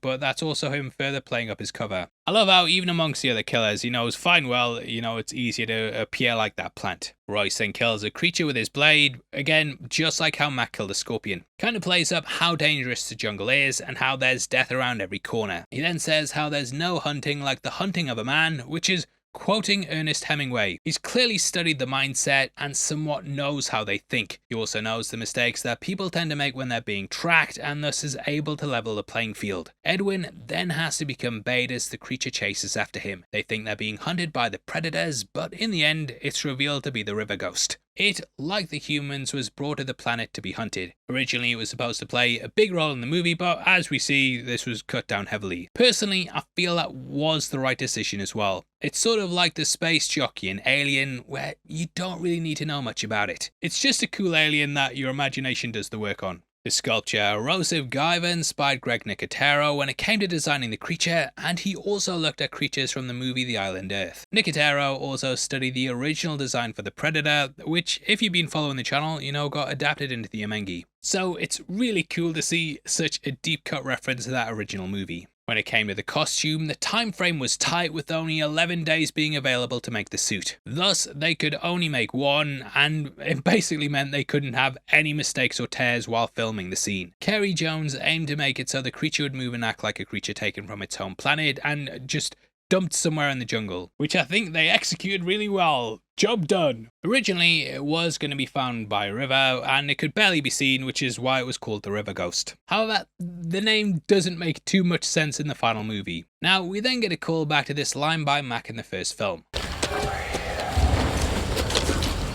Over here. As we learn, Isabel missed when shooting it, and it was actually Roland who killed the creature. Call him Roland there, it's Ronald. Mixing the two names, Ronald Noland. I've fucked that name up in the script so many times, so we'll just call him Roland from now on. Revealing himself though, I really love this line. What the fuck are you? I'm alive. This plays off both the previous films, as both Dutch and Harrigan asked this of their predators. What the fuck are you? That was kind of thing, and then Danny Glover was like, what the fuck are you? Two spot on impressions. Also, love how he has a kind of samurai type predator helmet. It fits the theme of a code of honor, except Ronald doesn't follow that at all. He's realized he can only rely on himself and just leaves people to die and then takes their stuff. Originally though, he looked a little different and kind of a bit more like a desert hunter. Like he even had a gun with 2 barrels. However, he has just one in this movie with him rocking a retrofitted plasma caster that's made to look like a shotgun. Now on Earth, he actually served in the air cavalry during the Vietnam War. Later on, he'd encounter a Yucha while working for the CIA. I love his unhinged portrayal, and he tells the group they're too loud, which is also what he said to Drake in the comics. Fishburne also clearly him doing a nod to Apocalypse Now. He of course starred in the movie, and this really feels like he's channeling Brando. Colonel Kurtz was going insane in the jungle and just rambling stuff off, having lost his mind, which he does here. He also starts to sing Ride of the Valkyries, which is the legendary song used in the film. What a rush. Bum, ba, ba, ba, ba. Bum, ba, ba, ba. Like he even called Stan's Agent Orange, referring to the chemical used throughout the war. Agent Orange, you wanna put that down? So it's clearly leaning into that, and he's now adept at surviving. Now, Lawrence Fishburne took on the role for this movie as he enjoyed working on 2009's Armored. However, Jeff Fahey was also considered for the role, which I can kind of see, to be honest. He'd of course recently featured on Lost, which also involved him being stranded in a tropical location. Taking them to his hideout, we can see a vessel that's become part of the mountain. I did initially think it might be a ship akin to the Space Jockeys, but it's just a gigantic drill that's been left behind. On top of that, the exterior also looks like the USS Sulaco used in Aliens. We see all the supplies that he salvaged, like the Claymore, and Nikolai uses that later on. The Claymore was even used in the first film, and you can spot it around the hour mark. There it was taken after they noticed it was tied to a trap, and then the humans took it to try and catch the Predator. Mines are of course traps themselves, and I love how he gets some focus on Ronald's traps here. He's no clown. The Claymore was actually set up by Nikolai in a deleted scene, with Ronald saying how they're actually too smart for that. Similar to how the Claymore didn't take out the Predator in the first movie. Either way, he's gone nuts, talks to himself, but he explains that there's basically 2 different types of predators on the planet. A blood feud's happening, and we do start to see that rivalry playing out. He says that when one of the group of them's killed, everything's fine for a bit, and then the next season they come back smarter and stronger. Nikolai thinks they're trying to evolve, and I do wonder if they're doing it to basically become the dominating Yucha. Royce also asks how they return, which is when he reveals there's a ship near the camp. Unable to fly it himself, he spent the first 3 seasons trying to walk to the edge of the preserve, but there was no edge. Brilliant idea. Brilliant. The whole time I've been here, it never occurred to me to commandeer the alien spacecraft. I wouldn't know how to fly it. He would. Of course, you know how to fly. I'll give it a shot. Now it turns out that he's been stalking them all this time, and he saw the fight going down at the camp. I did even wonder if it was him who Mombasa spotted in the tree, and he was the one hiding out watching them. We then see Nikolai share a picture of his kids, and Stans has a bizarre tattoo of his sister with giant tits. Like, you what, mate? Walton Goggins, you know, he often plays bizarre characters like this, and yeah, kind of feel like he springs out from this. Is that your girlfriend? That's my sister. In a deleted scene, he actually tried it on with Isabel and then got brutally rejected. Kind of a meaningless scene there, so yeah, I can totally see why they cut it. Hanzo then explains how the hunt's gone on for a very, very long time, as the samurai sword's extremely old. As we know from Killer of Killers, they hunted in feudal Japan and may have even picked it up there. It's also potentially how Ronald got the stylized samurai helmet. Hanzo reveals he can also speak English, but has learned to keep his mouth quiet due to speaking too much. Isabel then explains how when her spotter was captured and slaughtered, she simply hid away and watched on. Because of this, I kind of feel like she's been seeking redemption and does this through her actions in the film.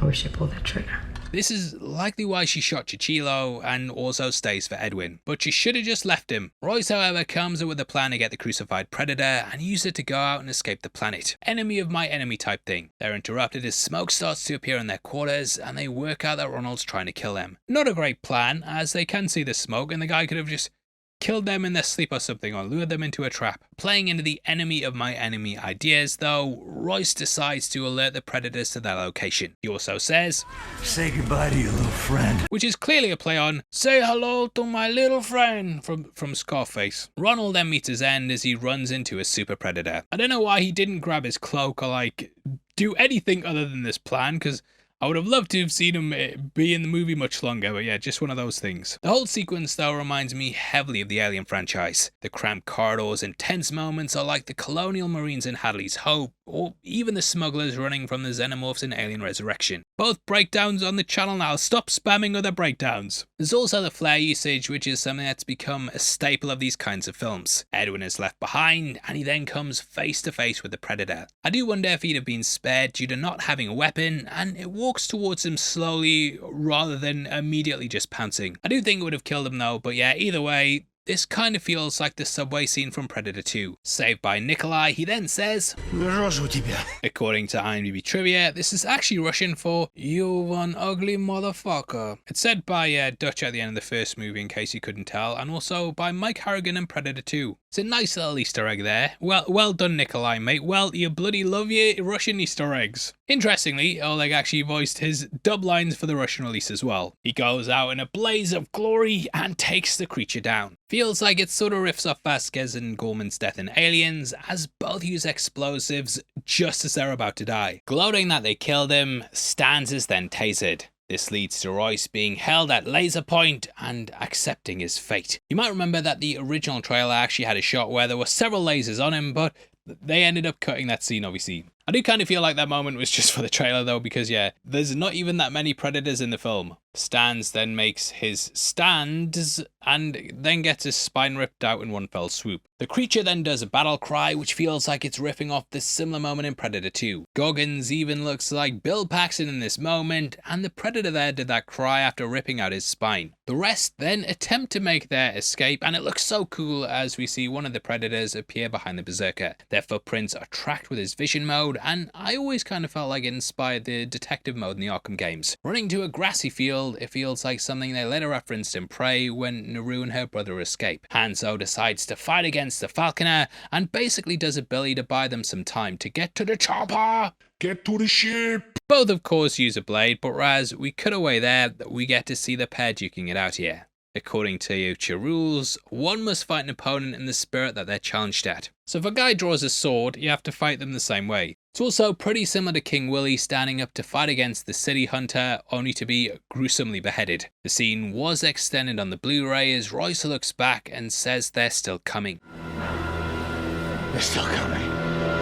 It's easily my favourite scene of the film though, especially with the long grass and the wind blowing through it. It's just very art house. It's reminiscent of like the duel scene in Harakiri. What's great as well is that Hanzo bests the creature, but he also succumbs to his wounds. The scene would live on in spirit in Killer of Killers, as mentioned before, yeah, same guy doing the voices. Watching the remaining gang run through the forest, we then see as Edwin gets stuck in a trap. Edwin says it's lucky it didn't hit his artery, but that wasn't the purpose of the trap. This was simply to maim and slow him down. Because of this, he's now become a liability, and Royce wants to cut him loose. We then get another clue about how he's more sinister than he's letting on. He says how he has kids, and then pulls out a photo. However, if you are paying attention, this is actually the one that Nikolai showed them before. So it means he took this treasured memory of his saviors and is now using it to manipulate the others. Royce suggests booby-trapping Edwin, but she shows mercy and wants to protect him. Though Royce does that in the end. Royce then somewhat repeats the ideas of Ronald. They want you to feel something for this man. To be human. And what are you? Alive. Edwin then says, "You should have gone with them." I know. This is kind of playing his hand, and in hindsight, yeah, he's basically telling her she made a mistake. We then get Royce going to the Jungle Hunter as he attempts to form an alliance. He's the only one who can take him to the ship and the only one who can pilot it. At first glance, it seems like a wild prospect that a member of the Jungle Hunters clan would even team up with a human. However, there have been instances of this in the past. In Alien vs Predator the movie, we learned how the humans would worship the Yucha like gods. Humans bred xenomorphs for the Predators to hunt, with the scene being probably like the standout moment in that film. I guess something good had to come out of it at least. That film also had Alexa Woods teaming up with the Predator Scar. Raphael Adolini was also a pirate whose crew turned on him and he teamed up with the Predator, which is how that iconic pistol became part of the franchise. That's appeared in Predator 2 and Prey, and also Predator Killer of Killers, and it basically shows, yeah, humans and predators can work together. After surviving the events of the first Aliens vs Predator comic series, Machiko Noguchi was also invited to Top Knot's clan to work with them. The comics also feature people like Captain Glass, Ash Parnell, and Ahab teaming with the Predators, so it makes sense that a Predator would team up with a human, even though I know at the time people were like, what the hell's going on? But yeah, they need to get off the planet, and it's, yeah, there is the groundwork there in the source material. I love as it puts on its armor and then shows Earth on its gauntlet. This highlights how it's clearly been here before, and it's of course a favorite hangout of the creatures. The wrist map was also used in 2004's Alien vs Predator, as a map of the hunting temple was shown there. He then decloaks his ship, and we see as Royce runs to it. He even leaves behind his Predator pal. This ending always kind of reminded me of Pitch Black and how Riddick returns after making it to the ship. We then see Predator vs Predator, with the latter one unmasking. Kind of feels like its face lays the groundwork for the feral predator that would then show up in prey. The ship then takes off, and we see as Edwin and Isabel are taken in a net. Isabel sees this as her chance to make amends for the past, as she says that when the time comes, she'll make it quick. It's a callback to Hicks saying, if it comes to that, I'll do us both, the Ripley and Aliens. As mentioned earlier, she regrets how she didn't try and save or end the suffering of her spotter, and is making amends for the past. That's something I feel all the characters do as well. Stans, Hanzo, and Nikolai, they all died saving others, even though they lived dishonorably. They all created an honorable code in the end, and it's something that Royce develops as well. On the flip side of this, Edwin's just doubling down on the negative aspects of his personality. Bro became the villain again after doing that in Spider-Man 3. Bet he's sitting in hell like, dear God, please kill Royce. It's here though that Edwin finally reveals who he is, and he uses the poison from the plant before. Turns out he's just as sadistic as Stans is, and wants her paralyzed while he has his way. He's the real predator in all of this, and they kind of play off the meaning that it has regarding abuse. Topher Grace is really great here though, and I think he pulls off that meek man that then switches on a dime. He kind of takes over the role of Ronald, in that there's someone who seems nice on the outside, but he'll turn on you in a second. Now Edwin didn't actually expect to be saved at all, but he switches back to his meek persona to get help out the pit. He basically blames the Predators and says that they're the ones who paralyzed Isabel. Royce has come back though because he's had a change of heart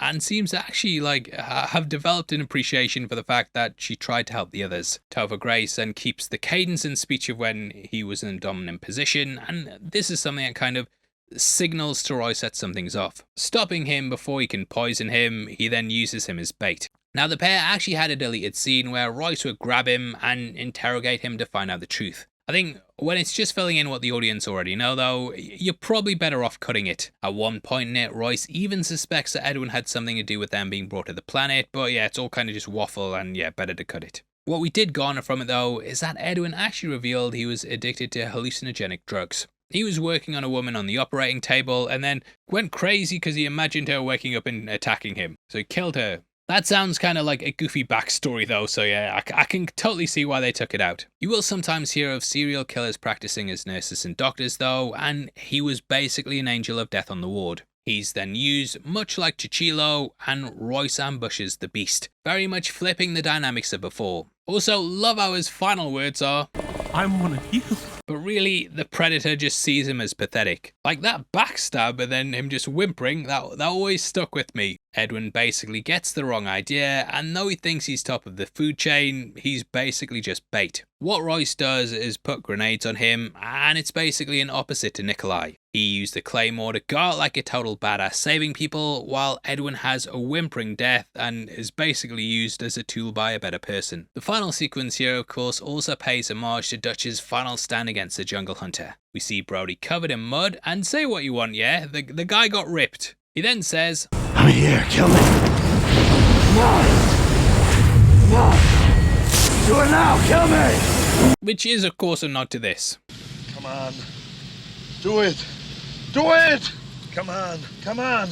Kill me, I'm here! Kill me! Royce then sparks up a fire, and the heat completely masks him. He also uses an axe, which is a primitive weapon akin to Dutch using a bow and arrow. The trick doesn't fully work this time though, as the berserker manages to see his heartbeat, and he uses sound since he's unable to see him, which shows how smart these hunters can be. Held in a chokehold, Royce is saved by Isabel, and she finally gets to take that shot to save a partner. Isabel getting hit with a wrist blade is also similar to how the Predator shot his blades by the side of Dutch's head. Royce then smashes him like the like button, and its mask's knocked off, revealing its face. During this, its arms cut off as well, so it can't fire the nuke. This is just like how Mike chopped off the city hunter's arm so he couldn't do the same thing in Predator 2. In the end, Royce then introduces himself. I'm Royce. A man and woman surviving also somewhat plays off the first film, as their Dutch and Anna were the only ones who made it out. As the day hits, we then get similar visual iconography to what the jungle was like after the explosion the first time round. There we had the white smoke burning, along with the ash, which is akin to what we get here. They've lived to survive another day, but there's no escape for them, as we see more people and also the hound cages landing in the jungle. The hunt isn't over. Now, when I first saw this, I did wonder whether they were going to help or basically do a Ronald and scavenge what they could. Royce says they'll attempt to find a way to get off the planet though, and we cut to black hearing the Predator clicking. The grim endings are encountered by Long Tall Sally playing over the credits. It's a nice touch, as it's the same song that played on the helicopter when Dutch's team went into the jungle. But what happened next? Well, the next movie in the franchise is The Predator. Yay! Can't wait. Starting it right away as soon as I stop recording. Oh me. Alright, you want to know about these guys? Well, the comic Predators Strangers in a Strange Land filled in what happened to the survivors after the credits rolled. A few weeks after the end of the movie, the pair have split up and gone their separate ways. However, Royce seeks Isabel out due to being weak and at death's door. She nurses him back to health after an encounter, and the pair kiss. They think it's game over, man. When a predator appears, however, it just leaves a suit of armor which fits him perfectly. It even has a helmet that displays things in English, which is thoughtful. A four-armed predator then arrives and attacks them both. They escape and hide behind a waterfall, and we even get them called ugly, which is a franchise staple again. It's almost a repeat of the showdown from the film, but this time he's not really on the back foot. The pair take it out, and they manage to unlock the ship through using the armor. Isabel then heads back to Earth, whereas Royce flies off to hunt more predators. The game Predator Hunting Grounds then tells you via voice log collectibles what happened from that point. Isabel then went on to join the newly reformed OWF, and she was recruited by Sean Keyes. That is the son of Keyes from Predator 2, who was killed saving Mike. He would appear in The Predator played by Jake Busey, and Gary Busey played Keyes in Predator 2, so nice little bit of casting there. Best bit of the movie. Now, there was actually a lot of interest in making a sequel or even a prequel. Rodriguez said one of the ideas he'd like to do is show Ronald's time on the planet before the movie. As of now though, that's never gotten off the ground. Just like Ronald, eh? So onto The Predator we go. As for this though, I think it's a really solid entry that lives and breathes the original, but sends the lore and world building forward. It's a shame we never saw Royce again, but with the idea of the animated Predator movies, maybe we can see that in the future. Fine. Right, we're gonna do it. Let's just get through it. The Predator 2018 is by far and away the worst movie in the franchise. There, I said it. We're making crazy outstanding statements on this video. Off the top of my head though, I can't think of a franchise with a lower point than this. Batman and Robin, those terrible Terminator sequels, I'd all rather watch them than have to go back to this. Like, bit of a side note, yeah, every time we do one of these breakdown series, there's always that one you dread going back to that, you know, is coming down the line. Like, The Matrix was rough, but nothing compared to how much I wasn't looking forward to this film. We have gratuitous callbacks, Sterling K. Brown hamming it up, and Hollywood doing their classic Rain Man move where autism's a superpower. You know, a lot of experts say that being on the spectrum isn't really a disorder. That's actually the next step in the evolutionary chain. However, upon researching it, I actually found lots of interesting things about what was in the original cut. Whether it was the links to Dutch or the discovery of Newton Ripley, believe it or not, it had some big ambitions. So what went wrong, and ultimately, is there anything to salvage from the movie? Well, that's what we're going to be going through in this video. Hit the thumbs up because I deserve it, mate, and make sure you subscribe for our videos like this every week. With that out of the way though, thank you for clicking this. Now let's get into The Predator. So on paper, The Predator has all the DNA to be one of the best movies to date. Shane Black directed and co-wrote the film, and if you watched our Predator 1987 breakdown, you'll know why that's important. If you're an absolute chump who haven't seen it then, let me tell you anyway. I'm nice like that. Shane played the hilarious Hawkins in the original movie and was actually brought on with the hopes he'd help write the script. While he refused, they cast him in the film, and he did come up with some of the one-liners in the jungle. The other day I went up to my girl I said, you know, I'd like a little pussy. She said, me too. Mine's as big as a house. She wanted a littler one because hers was big as a house. A lot of the quotable lines from the first film, they come from Black, and he's a key factor that made that movie a classic. Now, he did refuse to write the script, basically, so they killed him off first, but yeah, getting him back for this felt like a massive win. After Predator, he went on to write Lethal Weapon, and even directed Iron Man 3, which, yeah, I don't think is that bad. You say something so controversial, yet so brave. But whew, this movie's a massive misfire across the entire spectrum. Now, that's not an autism joke. Now, Black was approached after Iron Man 3 and asked to make another Predator entry. His Iron Man movie had just made $1 billion, and he seemed like a surefire bet. In doing this, though, it meant the sequel to 2010's Predator was officially dead and buried. Robert Rodriguez has stated how they saved a lot of cool stuff for a sequel, but that would never now come to fruition. This is due to the studio wanting a simple and contained movie first, but then he never got the follow-up, which is a real shame of Black, if you ask me. Now, originally the movie was going to be a reboot. However, getting Shane on board restructured the entire project. He stated he had a fresh new idea for the franchise and a way to take things without altering the past. He wanted to make a sequel to the original 2 movies, and thus the reboot plans went out the window. Now, on top of this, Shane had a couple of things that had to be in place for him to sign on to the project. The first of these was that it had to be an R-rated gory movie. Deadpool was massive at the time, and he actually cited that as being the reason they let him do it. Deadpool was also a Fox property and went on to be the highest grossing R-rated movie of all time. That was until Joker took the title. However, it was clear you could still break the bank with movies like this. Expanding the mythology was also a big part of developing the script. And oh boy, did he expand the lore. The director wanted to make the Predator an event movie and spin it off into a brand new franchise. Sort of similar to how Dan Trachtenberg used Prey to springboard into an animated movie in Predator Badlands. Black promised a return to the intimate scale of the original though, and teased we'd have a same sense of wonder as when audiences first saw Close Encounters. Which I'm sure you'd all agree with that. So that was a fucking lie. Filming for the movie began in February 2017, with reshoots then taking place in 2018. Now, if you cast your mind back, there were a lot of rumours that the movie was a stinker. Leaked test audience reactions and pages from the script getting out there, it signalled this was going to be bad. The feedback was they'd leaned too far into the comedy and that things got mental when we went to Area 52. The studio panicked because of this though, and the film was changed significantly. I remember watching Mr. H's review video describing all the deleted scenes, and they sounded absolutely mental. They had Yucha teaming up with the humans and Rory flying a spaceship, which yeah, maybe for the best that was cut.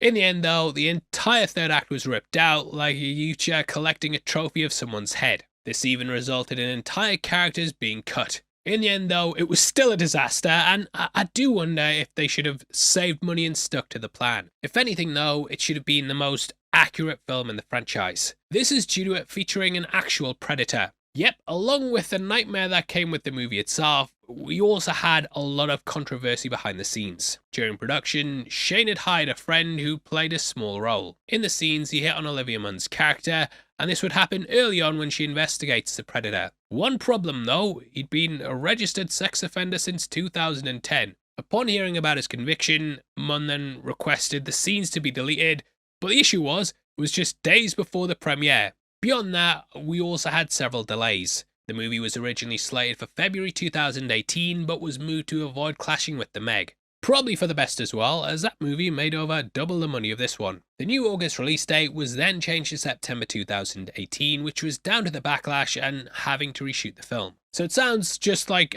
an absolute mess from start to finish. What they did film though, that was shot in Canada, and you may recognise some of the sets. The school, football field and barn, they were all used in the TV show Smallville. I shut up when watching it, as that barn's burned into my brain. At first glance though, the ensemble cast has some pretty solid choices too. I was especially excited for Roy Holbrook to play the leading man of the movie. His turn on Narcos and being the villain in Logan, that made him a solid choice for the role, and it definitely felt like he was on the up and up. However, he wasn't the original choice. Other people in the running included Ben Affleck, Bradley Cooper, and even Conor McGregor. The latter turned it down due to pay, and yeah, the movie has enough controversy around it as it is, so thank you very much. Benicio del Toro was also wanted by the studio, but he had to opt out due to scheduling conflicts. Adios.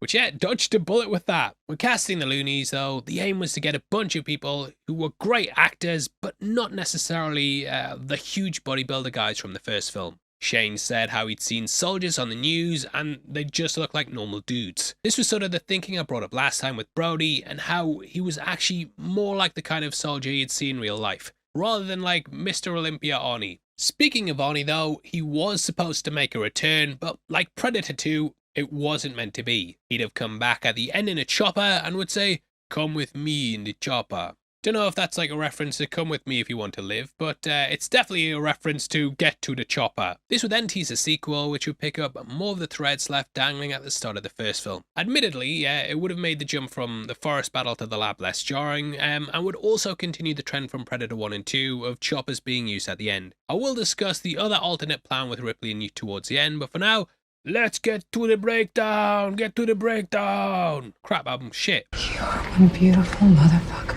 Okay, so the movie opens in space as we pan up and see two ships. It's almost exactly like the first movie. However, instead of a single scout ship, we have a dogfight between the two of them. This builds off the threads of Predators, in which we learned of the bad blood between breeds. However, that technically hasn't happened yet. No idea why, but according to Shane Black, this takes place before the events of Predators. It conveniently allows them to just mention the incidents in 1987 and 1997. Though yeah, you'd be fine setting it after, it doesn't make any difference. We then see the title, which shares the same font as the original. This shows us that it's very much building off that first one and giving us a continuation on the same path. The Predator aimed to almost recapture that feeling of the jungle, and originally we were going to see a block of text which would recap the first two films and set the stage for this one. It would introduce Project Stargazer and how it was funded by top linguistic professors, the aim there being to decipher the Yucha language. It would show a deciphered transmission saying, "Traitor Yucha,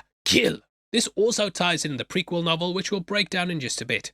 This does, however, get referenced by Traeger near the end of the movie when he says the project's funded experts. We then get a good look at the ships, and they seem more modern and sleek than the first one. They also look completely different from the Lost Tribe ships at the end of Predator 2. Also, love the wormhole technology, which opens up a portal across space. We then cut to the inside, and the interior sets were made life-size, and they had to actually build it to fit a 7-foot tall alien. Each of the steps are very steep, and the screens and doors are huge. Inside, we then see the fugitive hop inside an escape pod and eject. This is similar to the first movie where the jungle hunter landed on Earth in a pod.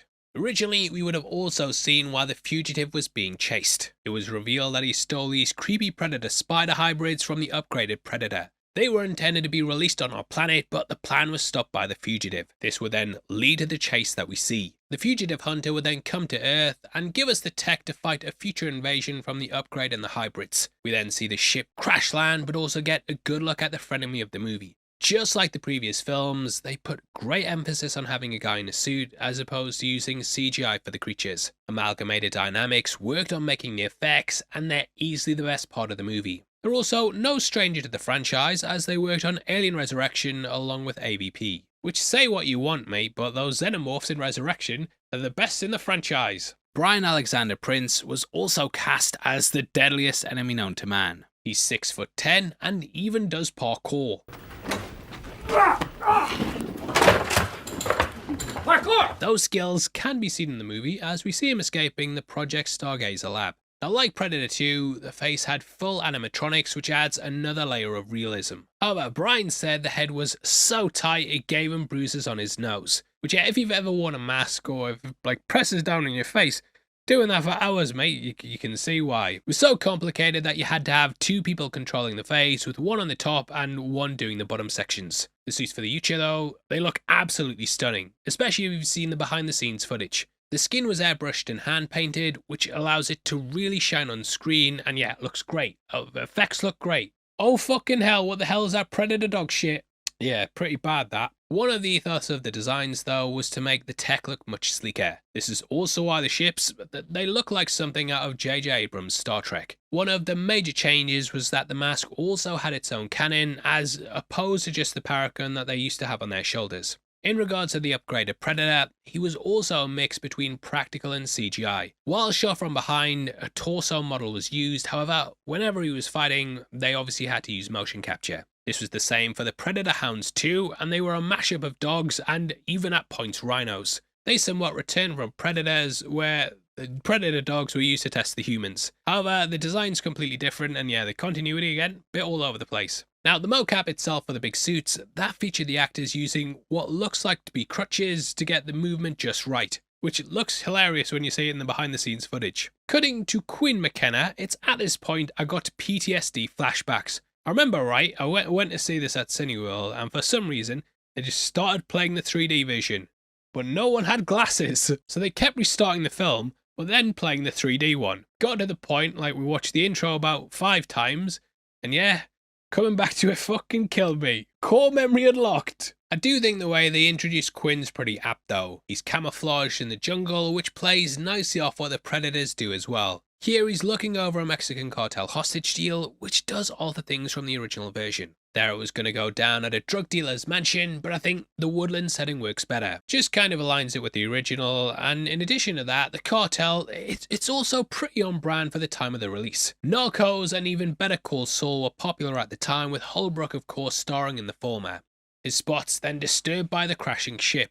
Now, when the ship was falling earlier, yeah, it was daytime, but now it's like the middle of the night. Boy, I really hope somebody got fired for that blunder. Which, yeah, and the landing was actually cut from the film, but it is visible in the trailer. It's an interesting choice, but as mentioned, so much was cut, and yeah, nerds like me, we noticed this shit. Now, it's at this point that Quinn takes the gauntlet and biomask. Classic staples of the franchise then start to seep in as we hear the unmistakable clicking. Right as the prior films teased out the Predator, here it just goes down much, much earlier.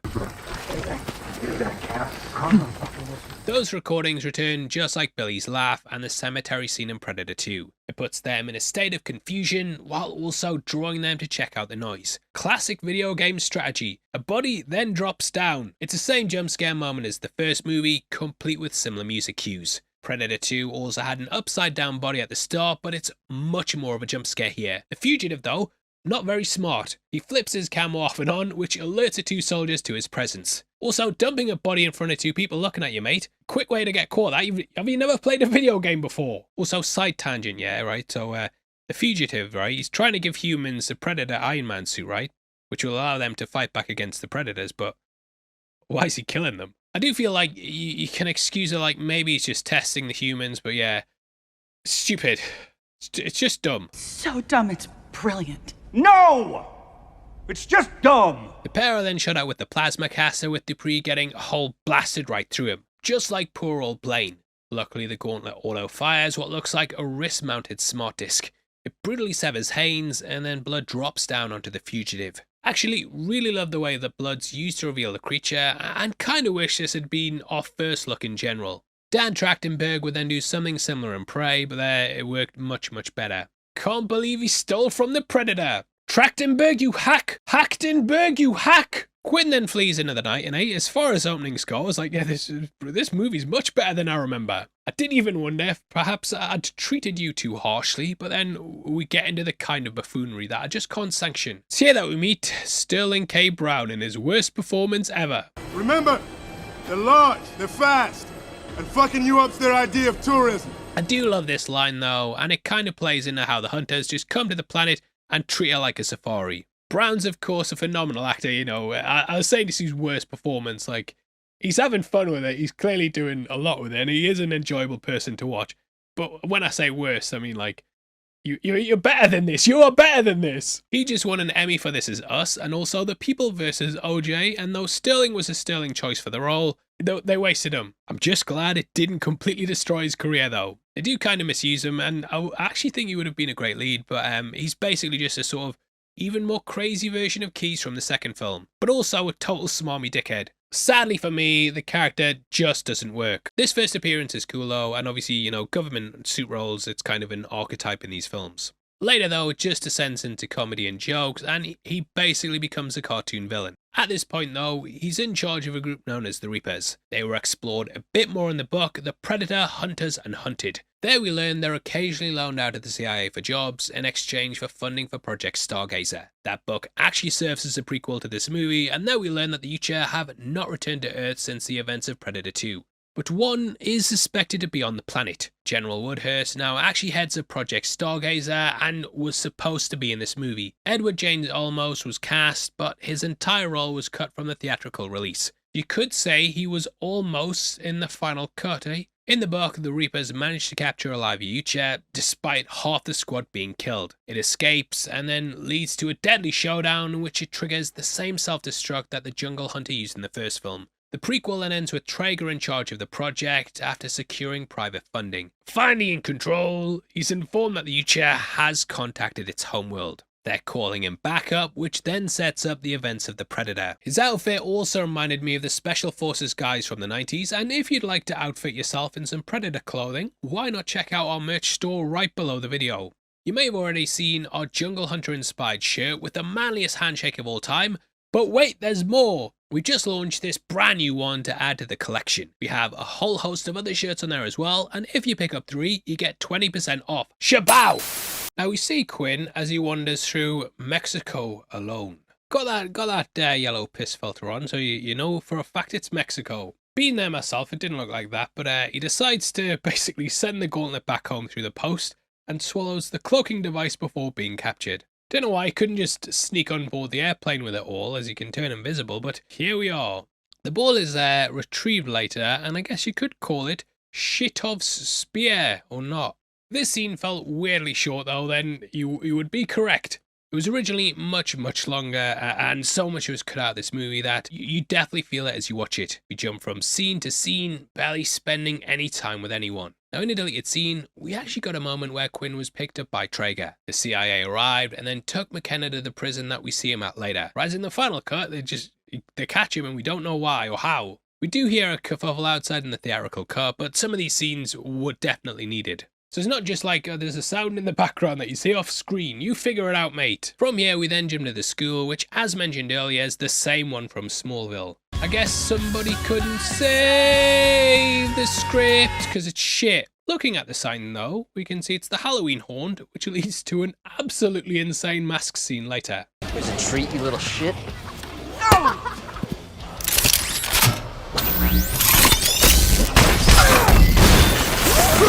Now, in what's a bit of a departure for Shane Black, this movie does not take place at Christmas. Despite Lethal Weapon, The Long Kiss Goodnight, Kiss Kiss Bang Bang, Iron Man 3 and also The Night Guys, despite them all being set around the holidays, this is Halloween. The sign says, "Welcome parents and STDs," which obviously means students, but yeah, there's a joke that kids are the worst STDs you can have, and yeah, knowing Shane Black's humour, I did wonder if that was intentional. The cinematic subtext in this film, it is sheer cinema. Beyond that, the school is also called Lawrence A. Gordon Middle School. This is the name of one of the producers of Predator 1 and 2. He also produced The Warriors, which is the name of the middle school sports team. We then meet the other hero of the movie, Rory McKenna, played by Jacob Tremblay. Now, a big plot point for the film is that Rory has special needs. Sadly, Hollywood hadn't moved on from the portrayal of autistic people as being like super geniuses who could figure out the CIA codes by looking at a crossword. He instantly figures out how to win the chess game, but also struggles with things like the fire alarm being set off. He starts stimming to cope with the loud noises, and kids make fun of his conditions by saying he has Asperger's. That's Shane Black's subtle writing there, because it's Asperger's, and it sounds like Asperger's. You get it, mate, you get it. Now, having read like a few takes on the character from people with autism, I think the main issue that seems to come out from them is that the condition's presented as being like a superpower. Like, they even say it's an evolution of humanity. It's kind of romanticized to the point where a kid can fight the Predator. Obviously, you know, your mileage is going to vary on it, but I don't think you can talk about this movie without someone saying it's reducing disabilities to play them up like this cool power to have, rather than just showing like the real difficulties that people live with. You know, just like The Good Doctor, it's almost a caricature, and maybe Shane Black wasn't the right person to handle a subject matter like this. I did also wonder if the dog barking at him returning home was also playing up how, in Shane's mind, he's something to be feared because he's the evolution of humanity. Dogs in horrors, you know, it's often a cliche where they bark at something that's big, fearsome and ferocious. The dog here is also kind of laying the groundwork for the future CGI mess of the Predator dogs, and his fear here could double into that. Just you wait until we get to that moment though. Arriving home, we then see a wild note from his mum. She says if he messes up the house, she will cut him. which seemed a bit mental, but it's actually a callback to the first movie. I don't care who you are back in the world. You give up position one more time, I'll bleed you. Real quiet. Leave you here. Got that? Oh, okay. I guess maybe that's not too bad, I guess. We then see that the biomask and Gauntlet have arrived at Quinn's house. One thing you want to do, mate, if you have an autistic son, you want to make sure they get highly advanced alien weapons when you're not around. It'll be fine. He's a genius, don't worry about it. Predators are scared of him. Now, it turns out that Quinn's missed a couple of payments for his post box, but this makes the timeline really, really confusing. Quinn must have not paid for a while for the post office to return his stuff. However, he excretes the cloaking device later in the movie, so maybe the lad's just been holding a shit in for 5 weeks. The postman here is also played by Gary Chalk, who's voiced Optimus Prime in the past.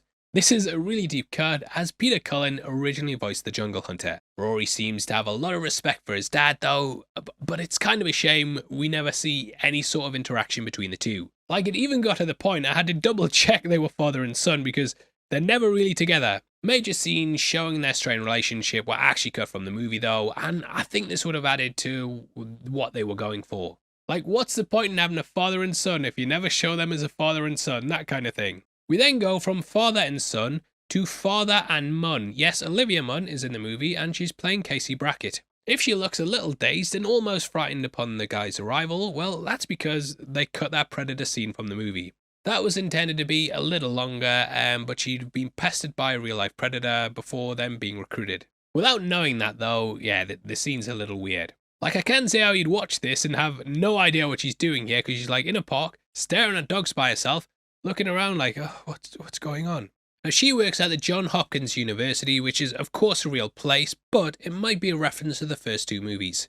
John McTiernan and Stephen Hopkins directed Predator 1 and 2 respectively. Well, that's a coincidence or not, I don't know, but yeah, worth including, I think. The dogs here again though, they foreshadow the future Predator dogs, and she clearly loves dogs, so it makes sense why she's so nice to that, I guess. The guy in the suit then asks if she likes stargazing, but I feel this would have had much more impact had we had the original opening where they said Project Stargazer in the text. I mean, we will get what it was hinting at, but yeah, here we don't know the organization's name yet. So I heard you like stargazing, doesn't work as well. We then see the dossier on the fugitive and get the crash site from above. It states that the incursion was located in Nuevo Laredo, which is a city in Mexico. Originally, this ship would have been moved to Area 52, whereas in the movie, you know, he goes to Mexico after the start with a piss filter on, but don't have the piss filter on at the end, so how is it Mexico? Yeah, but that's where it is, and it's kind of all over the place. Also, couldn't help but chuckle at the insanely pixelated image of the fugitive. Despite the world having the best cameras known to man, all UFO and alien footage is somehow still 240p. The incidents of 1987 and 1997 are then name dropped, and we learn the visits are increasing in frequency. As mentioned earlier, we were going to get it dropped that this movie is 2007, so we'd have these 3 films taking place in 10-year gaps. Just as quickly as she's introduced though, we again cut to Rory's home and then meet his mother. Emily McKenna is played by Yvonne Strahovski, who you might recognise from Chuck, The Handmaid's Tale, and as the best girl Miranda Lawson in Mass Effect. She's actually the second Chuck cast member to star in a Predator movie, with her co-star Adam Baldwin playing Agent Adam Garber in Predator 2. It's then hinted how he's a super genius as he's finished all of his textbooks in a few hours. Basically shows that he's really good at linguistics and explains how he's able to decipher an alien language. Ain't got time for that though, because his mother wants him to go out trick-or-treating, offering either a pirate or Frankenstein monster. We might be reaching again, but these could be 2 clever Easter eggs. We learn that Yucha are using DNA from the greatest threats across the galaxy, and the upgraded Predator is kind of like a Frankenstein's monster. It's got multiple traits, it's big, hulking and grey, and yeah, that could be why it's here. The pirate might also be a callback to Raphael Adolini. He was the pirate who was betrayed by his crew, which led to him teaming up with the Predator. His pistol was then given to his unlikely ally and subsequently handed over to Mike in Predator 2. This was shown in the comic Predator 1716, but it's later been retconned in Prey. Adolini was also a translator for the Voyagers in that movie. But again, probably an insane reach. But I'm trying to polish a turd here, mate, and make the video at least interesting. His mother's urging him to actually go out into the world, but he's scared by the bullies. To him, even with a mask, people will know who he is. Thematically, that plays into what they're going for, as he later wears the hunter mask and is seen as an evolution of the species. But we could again before getting any sort of proper interaction between the characters. Like, imagine a recap of a movie without any sort of time to get to know the characters. That's what we get here. We then see Quinn being interrogated at a veterans hospital. In the deleted scene, Traeger says how he's taking Quinn to a remote prison. However, in the final cut, it's more of a psychiatric hospital, which kind of explains why he meets the loonies. In order to keep the Yucha covered up though, they need to frame him as being insane. It actually kind of reminds me of Dr. Silberman in Terminator. Kyle Reese is of course seen as nuts, but we know he's telling the truth. In that film, we even had two cops behind a two-way mirror like we have with Traeger here. Does at least make sense why he's put on the bus with the rest of the guys, but yeah, I'm not sure how well it works as a plot device. It is similar to how Sarah Connor was also kept on a psych ward in Terminator 2 though, so it might be a reach to that, and if you want to learn more about the Easter eggs in those films, both those breakdowns on our channel now. Either way, Traeger knows he's been in touch with the biomask and also the gauntlet, but for some reason puts him on a bus. It's out there in the world, not secure, but surely they'd want that locked down, like as quickly as possible. Also, why didn't they just have someone interrogate the guy who sent the package for Quinn, or intercept the post? I mean, they caught him right outside as he was sending it. It makes no damn sense. But again, we cut literally to a box cutter. Rory opens up his dad's belongings and then finds the biomask. It's a lot like the Jungle Predators, but it has a scratch over the eye. The battle damage looks great though, and it might have been caused by an enemy's wrist blade. The gauntlet is much more modern as well than the ones used in the first two films. Personally though, I'm not a fan of it, as it just looks far too smooth. The sort of retro-futuristic tech for aliens looks far better to me than the modern, shiny, rounded edge tech we get here. Think the Terminal's an Alien Romulus as opposed to like the fancy tech of Prometheus. That said, I think what they made, it does look good. It just doesn't fit a Predator movie, to me at least. The Ichi are of course primitive hunters who happen to have advanced gear, which 1 and 2 show better. They also got all their tech from the Amengi that enslaved them and thus don't really know how it fully works. They just use it and therefore never upgrade it, and if something breaks, just throw it away. Activating it though, the Kujad pops open and we see the Yucha language. This is just like how we saw the temple map in AVP and the planet Earth in Predators. We would have also had a scene where it looks like he's controlling the Ark spaceship as well. This would then hint at the ending where he would fly the ship in the original version. It's very Flight of the Navigators, but yeah, that's all removed. I guess you could call it Shite of the Navigators. Again, the choppy editing is just far too confusing in this movie, and we don't spend enough time with each moment to really truly absorb it. We jump around a lot and get what feels like a third or half of a scene at a time. Now from here, we then jump back to the Veterans Hospital. But again, this scene feels short because they originally had a much more in it. We were going to get a flashback of Rory's parents and see them fighting as Quinn expressed frustration that his son was nothing like him.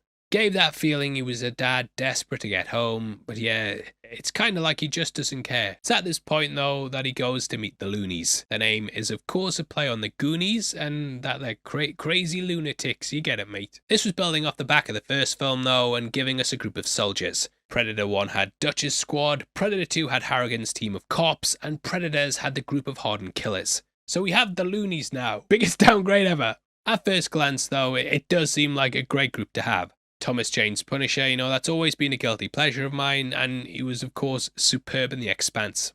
Here he's playing Baxi though, and as we learn, the character has Tourette's. It's mainly played for laughs, so we've got like autism, Tourette's, insane asylums, and stuff involving sexual predators, all in the first 20 minutes. Yay! It's like one of those movies that you could never make today, but it's like 8 years old. However, we'll let it slide, yeah, because Black actually has Tourette's, so he said he added this because of that. And it's the most emotional, down-to-earth, gritty, realistic portrayal of it ever, and it just makes you feel so much. Now, his Marine unit was eliminated during a friendly fire incident, and he then ended up befriending the person who made the mistake. That's Coyle, who's played by Keegan-Michael Key. I did find it funny how, like, the year before, his comedy partner, Jordan Peele, he made Get Out, and then he's doing this shit. In the behind-the-scenes footage, though, he mentions how he's a massive Predator fan and he knew all the lore. So if you're watching, mate, the movie's great. However, saying that, he also didn't know Shane Black was in the original movie, so you're a fake fan.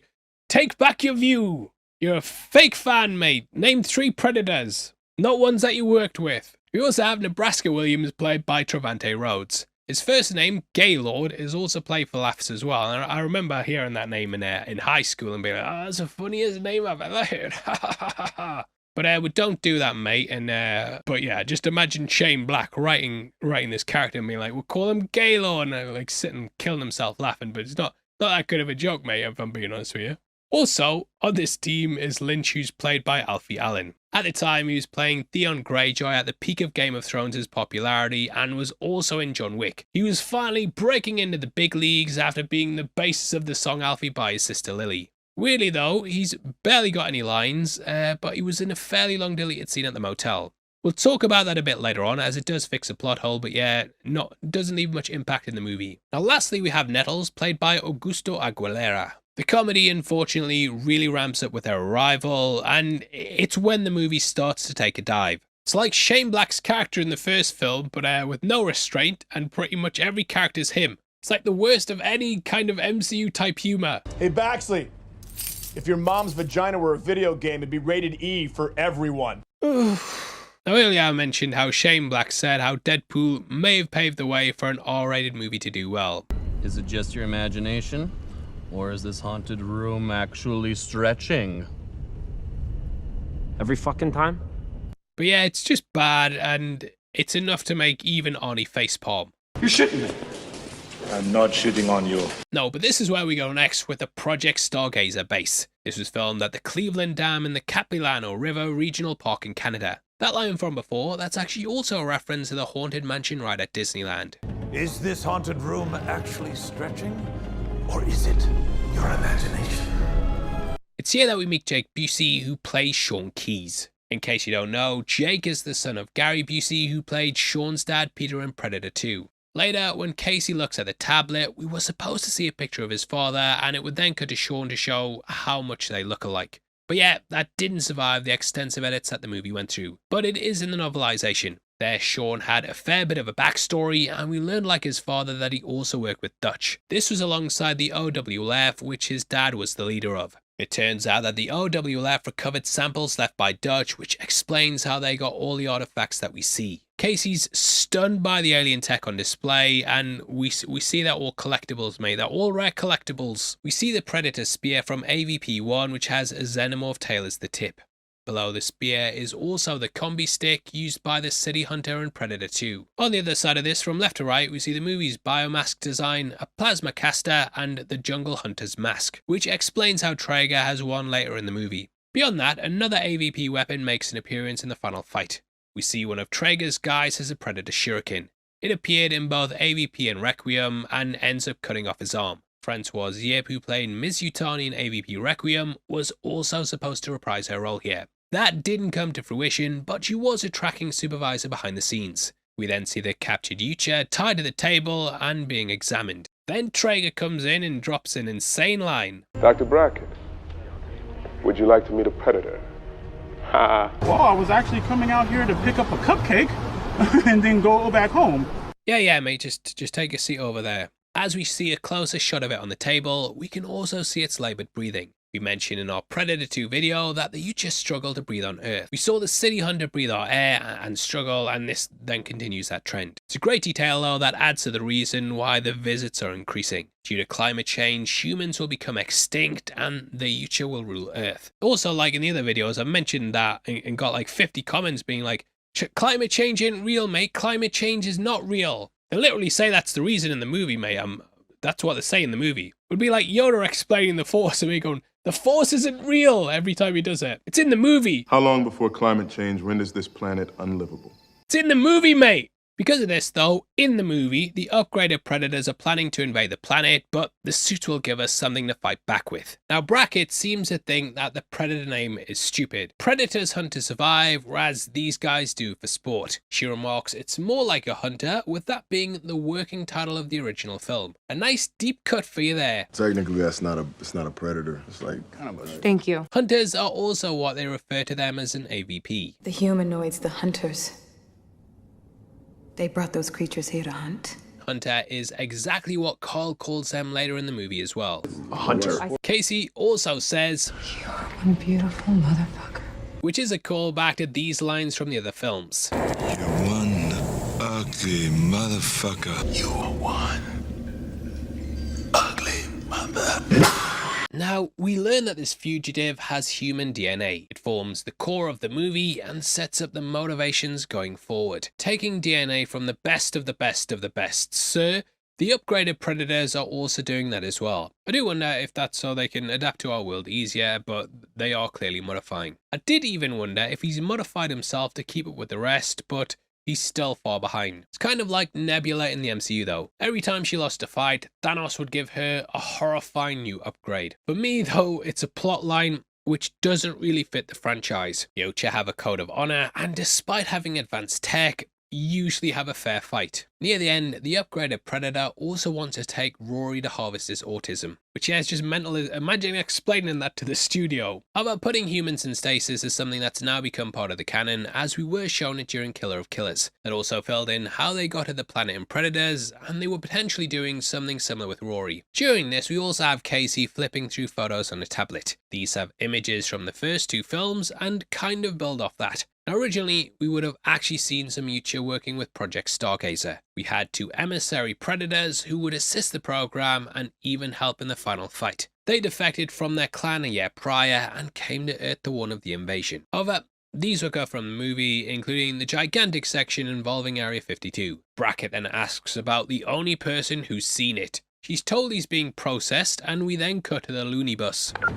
We have a request to reroute. We hear that the bus is being rerouted to Starkweather Dam, which is where Stargazer is. Quinn is then pressed on why he's on the bus, and he mentions he saw an alien. It's a classic trope that, you know, if people have seen UFOs before, they're in the film, they always have a bit where it's like, you guys are crazy, and then the aliens show up. The most memorable of those for me though, it's Independence Day. Russell. No one believed he was abducted by aliens, but he's got one of the best swan songs in history. Oh, boys!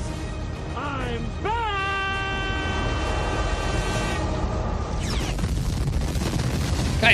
Kinda wish I was breaking down that film instead, but maybe the Skull and Predator Badlands, maybe I'm gonna have a reason to now, or finally fulfilled. But yeah, even the loonies don't believe him. Shut the fuck up! Would you shut the fuck up? It's at this point though that the upgraded Predator makes his entrance. On board his ship, we see Rory deciphering the Yucha language. He also figures out the cloak and even decloaks the upgraded one's vessel. Never understood how they can control a ship from a gauntlet, but they did something similar in Predators when they blew up the ship at the end. So I'll let it slide. This then leads to the guy from Scary Movie noticing it and calling in a fighter jet. Just as you think things are ramping up, we then cut back to Project Stargazer. Again, script's frantic, all over the place, and yeah, really need a second look. Even with the editing, when the fugitive wakes up, it's just all over the place. Like you can't see any of the fight scene at all. We don't get a good look at the combat because nothing is allowed to be on screen for more than a second, and yeah, it just cuts back and forth constantly. Traeger then bails while Brackett picks up a gun and goes full Ripley mode. Interestingly, I also wonder if her name's an Easter egg. Lee Brackett was a female science fiction writer, and she's regarded as the queen of the space opera. Either way, she has to strip down and decontaminate in order to escape. Picking up its body armor, the fugitive's then able to repeat Agent Church's voice, and this opens up the door. During this, Brackett has to get nude so she can be clean before leaving the lab. This leaves her really vulnerable, and she's sort of at the Predator's mercy. The scene reminds me heavily of Alien 3, and I did wonder if that was intentional. There we saw Ripley come face to face with a Xeno, but it smelt the alien queen embryo inside of her. Really plays into the horror aspects of the creature though, and I really wish they'd gone with this kind of tone. Just like Alien 3, it looks at her and walks off, but they never really address exactly why they did it. Like, she still points guns at it and stuff, and it's like, you've got the reason there, but they just never bring it up again. Being naked though, and afraid, yeah, she's not a worthy target at all. It is kind of similar to 2022's Prey, where Naru was not deemed a threat either. Now, originally, she got knocked out by the tranquilizer, and the fugitive would then smirk at her naked body. Why did you cut that bit, mate? We then see our boy steal a gun and hold it sideways. Hey, Chief, can I hold my gun sideways? It looks so cool. Now, up until this movie, we'd only really seen the creatures using advanced tech. But yeah, this is a last resort, so it makes sense a fugitive would use anything he could get his hands on. It's been a thing in the expanded universe for quite a while as well, so this isn't out the norm. like happens over and over, and we've even seen one use Dredd's iconic lawgiver in their crossover comic. It then manages to see through the biomask Rory has and is able to work out where he is. Brackett then reminds me even further of Ripley as she walks along with her gun. This may be a reach, yeah, but it does look like a callback to the elevator scene in Aliens. She's then urged to not let the Predator get away by Sean Keyes. Now that is the last time we see Sean Keyes, as Busey doesn't pop up later. We never learn if he survived, despite going back to the project at the end. I did try and find any extra scenes involving him, whether he was at Area 52 or not, but yeah, they just cut his character completely. Does show though problems with the script and probably needed a second look. Unfortunately for the loonies though, they're all outside and waiting to be taken to the facility. They then see the alien and finally accept Quinn's telling the truth. What's the difference between 5 big black guys and a joke?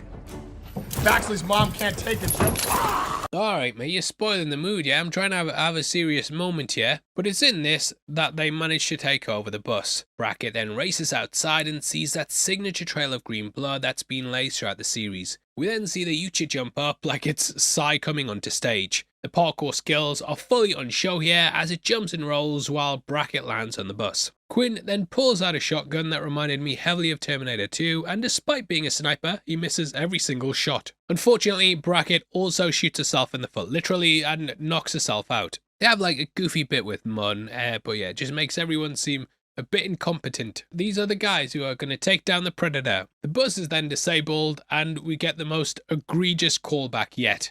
Get to the choppers! But here they're motorbikes, aka choppers. Though Traeger tells his soldiers to eliminate her, she's then saved by Quinn. I think in another film you'd have maybe made like a love story out of these two and just cast the whole family thing to the side. But they're trying to force Quinn's connection to Rory, and Rory needs a mother, so like, yeah, it's just convoluted. Like, did he get back with her because he proved he was the hero? We don't know. I've got no idea.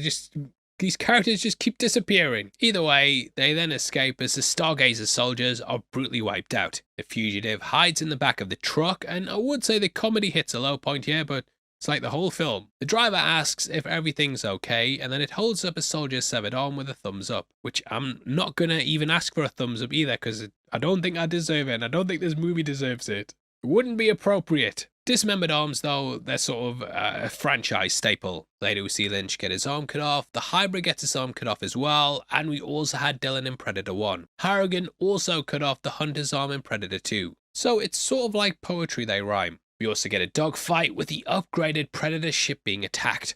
Luckily for him, the shield makes the ship impervious to damage. The hexagonal design also allows parts of it to disappear so the guns can extend out, which also kind of foreshadows the end of the movie. There we see Nettles lose his legs as the shield turns on, and it's a good little visual clue here as to what's coming down the line. Both planes then get wiped out as they're shot with a pretty badass plasma caster on the ship. Killer of Killers had a fantastic dogfight between World War II pilots and a Predator ship, which kinda riffs off this. Thankfully, Trachtenberg only stole the good ideas. As he exits the ship, we also get a callback to Close Encounters of the Third Kind, specifically the moment where the aliens are revealed with the bright light. Now if you think I'm reaching here, this is actually a deliberate reference, as Shay name-dropped the film in the lead up to the release. He said how he wanted it to have the same kind of wonder and newness that Encounters had upon its release, which, much like Predator's tracker, we see him using dogs as the loonies hide out in a motel. We see Alfie Allen outside as they search for guns, and in a deleted scene, this filled in a plot hole. The dialogue is atrocious though, but he asked the biker to keep it down, and the biker then came over and they had a fight. We'll play the bit of the scene. You're gonna make me fairy boy? Am I gonna make you fairy boy? How's that supposed to work? Like, I'm supposed to give you powers or something, like a wand? I'm confused. This then impresses a biker chick, and off the back of this he's able to buy the weapons, which explains where they later get their arsenal from. This is mainly in the RV, and in the deleted scene we see the gun salesman with said vehicle. So it's implied Lynch stole it. But, as mentioned, it's awful, so I can see why they would rather have the plot hole in this scene in the movie. We then get some more information about Nebraska and learn that the COE shot was actually him. He tried to end his own life, but survived as the bullet just stayed lodged in his skull. I really like this interaction though, as the pair are by far the best actors in this ragtag group. But that's cut short as Brackett wakes up and the crew turn into the old slapstick comedy troupe. It's a bit of banter in which they've left an unloaded shotgun near the bed and they bet on whether Casey will grab it and try and shoot McKenna or some shit. She wants to leave either way, but as Quinn explains, they'll kill her if she gets back to Stargazer. Eat your pussy. Wait, what? I said sheesh, you're pushy. This might be a callback to Hawkins' joke in the first movie, and if you ever need a pussy joke in a film, mate, Shane Black's the guy for you. We also see Nettles leaves a unicorn made out of foil for her. Now, I do wonder if this is a reference to Blade Runner, where the origami unicorn was a big part of the film. The Weyland Corporation was in that, and then we had the connection with Weyland-Yutani. Both were made by Ridley Scott, and are thought to be canon in his Alien universe, which is of course also part of this. I also wonder if Shane Black took some inspiration from Snow White. We see a sleeping beauty wake up in a room full of idiots, and you kind of get that feeling. It's then that they realize the creatures are gonna look for their tech. Thus, the kid is in danger. Putting on the helmet, we see the Predators going through their upgrade process. It's pretty similar to how the fugitive was strapped to the table at Stargazer, which might be why he went absolutely mental when he woke up. But hey, waking up in a lab like this, it's enough to make anyone start tearing people's faces off. Quinn then finally makes it back, and he has a bit of back and forth with his wife, / ex, because she says he doesn't live there anymore. But they still refer to him as her husband later. Did they get back together though? That's what I don't know. Or did he go with Olivia Munn? That's what I need to know. I need the sequel now, Shane Black. So he might be a lousy husband, but he is a good soldier. In a deleted scene, we then saw the crew check out his house before they went to find the package. Originally, I did wonder why he went directly to the house when he was on the run, because yeah, you're risking capture. Traeger also turns up here while they're watching and asks to speak to Rory. Kind of feel like this should have been kept in though, as it seems like a dumb move in the theatrical release. Either way, he just turns up to see the masks being taken. He's angry that his son may have also been playing violent video games like first-person shooters. Clearly not wanting him to be exposed to violence, but good luck, mate. He's going to say everyone's head's getting ripped off in this movie. However, his wife says he might just be doing it to get a connection to his father, which is like such a weird thing to add in as well. From here, we then cut to Rory at night and get my favourite Easter egg in the movie. As he walks along the street, we can see a big red lobster costume, which is actually the original design of the Predator. I'll not go over all that again, but in case you don't know, this was the costume when they first started shooting that first film. This was played by Jean-Claude Van Damme, but he was then fired when Stan Winston did the redesign. But Black would obviously have seen this all being shot, and yeah, nice little throwback. Nebraska also says the alien looks like Whoopi Goldberg, which has been a meme for quite a long time. You know who Whoopi Goldberg is? It's like an alien Whoopi Goldberg. Nebraska then gets his crew to join McKenna in his search for his son, albeit reluctantly. I didn't like your speech. It didn't really inspire me. What? He called me a pussy and nobody calls me pussy, so... Okay. Fuck off, pussy. We then catch up with Rory, who's gone to House 420, which also has a stoner flag. 420 stoner flag, you get the reference. You sit around watching hour-long breakdowns of the Predator, mate, you get the reference there. The bullies then catch up to him. Asperger! Leave me alone. For what? You wash your hands 500 times? Which, fucking hell, mate. When he says trick or treat, the cadence also reminds me heavily of the kid in Predator 2 saying, "Want some candy?" Trick or treat? Want some candy? Which, yeah, when the Predator was saying, "Want some candy?" it was a bit like he was an actual predator. Like a predator on Earth, you know what I'm saying. The kid's then bonked on the head, and the plasma caster activates as it detects a threat. Our lad finally got one over on the bullies by brutally murdering someone and blowing up a house. Yay! Luckily, the squad hears he's got the gauntlet on the police scanner. Despite being spooked by a dog earlier, he ends up stroking one that's randomly walking around the field. But the dog barking doesn't affect him here, which is odd. Like, no consistency in the writing, mate. It's here that the Predator dogs then arrive. It's weird having a dog and then like another dog arrive, and like you had the first dog to come and then introduce the other dogs. It's all over the place. I even have a scene when they drive away on the bus and that dog's running over, but then you never see the dog again. Like, what's going on? Quinn then arrives to save his son, and he's brought guns, including a grenade launcher. Without the deleted scene though, these just appear out of nowhere, and the whole section's very, very messy. The dogs just stand around for most of it being bullet sponges, and one explodes in the air after swallowing a grenade. We also get one shot with a cattle gun, which kind of lobotomizes it. It just stumbles around, and yeah, it sort of becomes a running joke. Okay, new rule. No one shoots my fucking dog. Nebraska does this by shooting it in the head, which is sort of a reference to how he shot himself in the head and failed. Also, I did chuckle that even the dogs have dreadlocks. I much prefer the design in Predators though, and yeah, it's just weird seeing how they're basically predators with dog buddies. Brackett does give an explanation for the dreadlocks though, and explains how they're like sensors. Same way that cats have whiskers. The fugitive then arrives and holds Nettles up. He attempts to parley with them, but Quinn acts like an idiot and fires. This leads to a chase at the school, which is when the upgraded Predator arrives. We then get a scene that's similar to the Jungle Hunter versus the Super Predator. It has no biomask as it can see thermal vision naturally, and even has an exoskeleton it can activate. Beyond taking the Iron Man suit at the end, Shane also took another iconic moment from Tony Stark. We have a bit where the upgraded Predator dodges the plasma caster, exactly like Tony dodges a tank shell in Iron Man 1. The fugitive is then demasked, which reminds me of a luchador. By that I mean, the ultimate disrespect is that your mask is taken off by an opponent, and this moment to the Predators would be just as humiliating. His spine's then ripped out, which is yet another franchise staple that we've seen across the films. Shane does try to expand the lore as to why they do that though, other than it looking metal as fuck. The key to upgrading, that's in the spine though. That connects directly to the brain and then runs down to the rest of the body. So by taking them, they're able to not only gain trophies, but also get the best power-ups from across the galaxy. The little device on the gauntlet was actually also going to be integral to this and the whole hybridization plotline. However, this was axed and it kind of becomes a pointless MacGuffin. Back at Quinn's house, we then see the Men in Black are waiting for his return. With nowhere to go, they hide out in a barn, which as mentioned was used in Smallville. However, it's not long before the Predator dog arrives and then Traeger and his goons locate them. We then see him interrogate Brackett and Quinn. She calls the fugitive Thing 1, which is a reference to Dr. Seuss. Traeger is furious though and explains that the Predators want to inherit Earth. It's a big going out of business sale and they want to get all the human DNA they can before we go extinct. He rattles off some speech about how there was once a shortage of Twinkies when Hostess went bust and how you had to get them while they lasted, which is weird dialogue. As Traeger says though, they thrive in hot environments. Anna explained this in the first movie and it's why the Jungle Hunter arrived during a heat wave. But recent movies like Killer of Killers, they've shown they can hunt in snowy places. Perhaps they've also learned to adapt there, or they might be big and bulky like the Hulk one that we see in the movie. Now originally, after the fugitive was killed, we would then see 2 emissary predators come and help the squad.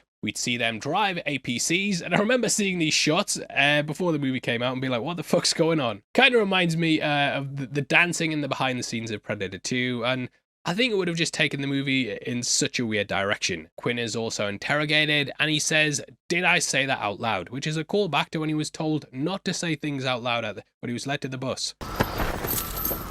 You shove me again, I'm gonna break your neck. Did I say that out loud? So where is it this time? Your mother's ass. Wait, did I say that out loud? The upgrade then arrives at the house and tears the agents apart. Desperately looking for the capsule, it then scans the home. We also see a Pikachu during this and a Parasaurolophus toy as he looks at the note and sees the name McKenna. Turns out the kid had drawn a map of where the spaceship actually is and is then drawing one with the soldiers as well. Feels a bit ridiculously convenient as it leads Traeger to where he needs to go. Also, I checked the time during the scene and I couldn't believe we had 40 minutes left at this point because nothing really happens from this point onwards. Either way, he then grabs Rory and he takes him to where the ship is. This then leads to the final showdown. Also, speaking of convenience, the Predator dog manages to eat a grenade, which it then coughs up to give to Brackett. Feels like they only really had this one idea, as they do it again at the end of the movie. Quinn then finally excretes the cloaking device, and Nettles, Coyle and Braxley manage to steal a helicopter. Like a news one for 2 women. Don't know where they got it from, but what the hell, sure. Following the Predator dog, this then leads them back to the ship. Arriving at the crash site, we see they've already somehow managed to set up an entire dig site. Nice reverse psychology. I can do that too. Don't go fuck yourself. Whew, like every character, even the kid talks like Shane Black in this movie. We then get Traeger explain that since 1987, they've been trying to translate what those bird chirping motherfuckers were saying. But it's not actually bird sounds. Peter Cullen, who's the voice of Optimus Prime, he came up with the whole croaking thing during the production of Predator 1. He based the sounds on a dying upside down crab that he once witnessed on a beach.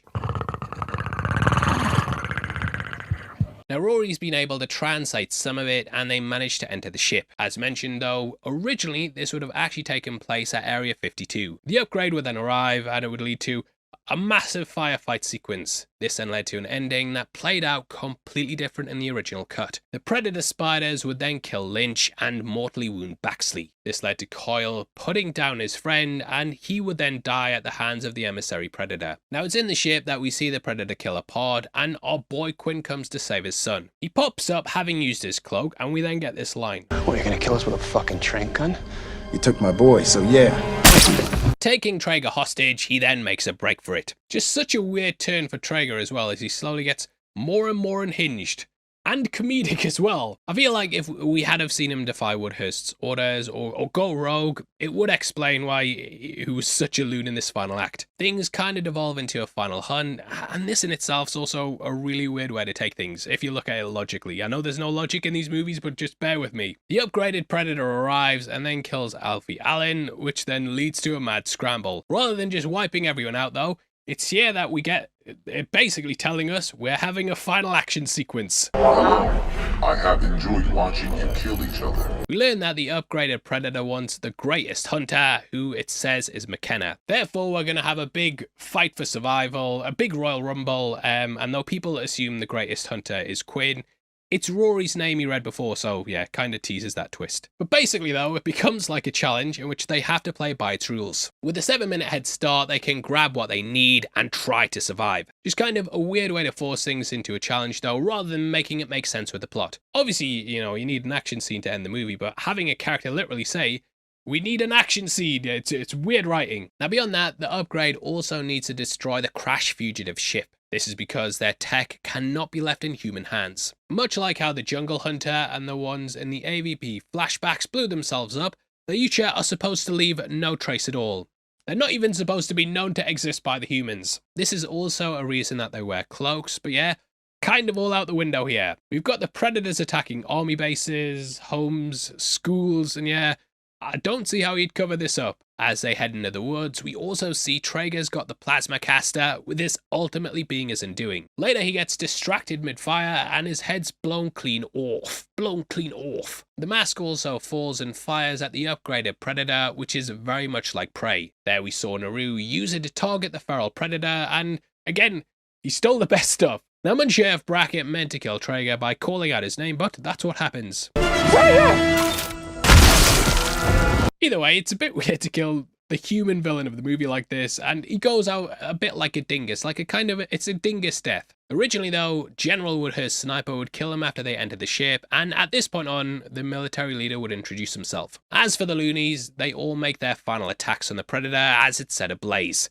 Leads to some emotional moments, mate, and oh god, I can't believe they're gone. Them lads both shoot each other, so there's no pain, and they do it at the same time, mate, because they're connected. Looks like the ceiling of the Sistine Chapel, and that is cinema. That's the most touching moment of my life. Quinn then drops another soundbite after the upgrade says McKenna. Hey! I'm the one you want! Right here! Come on, you ugly... Which is a nod to this line in the first movie. Come on, come on!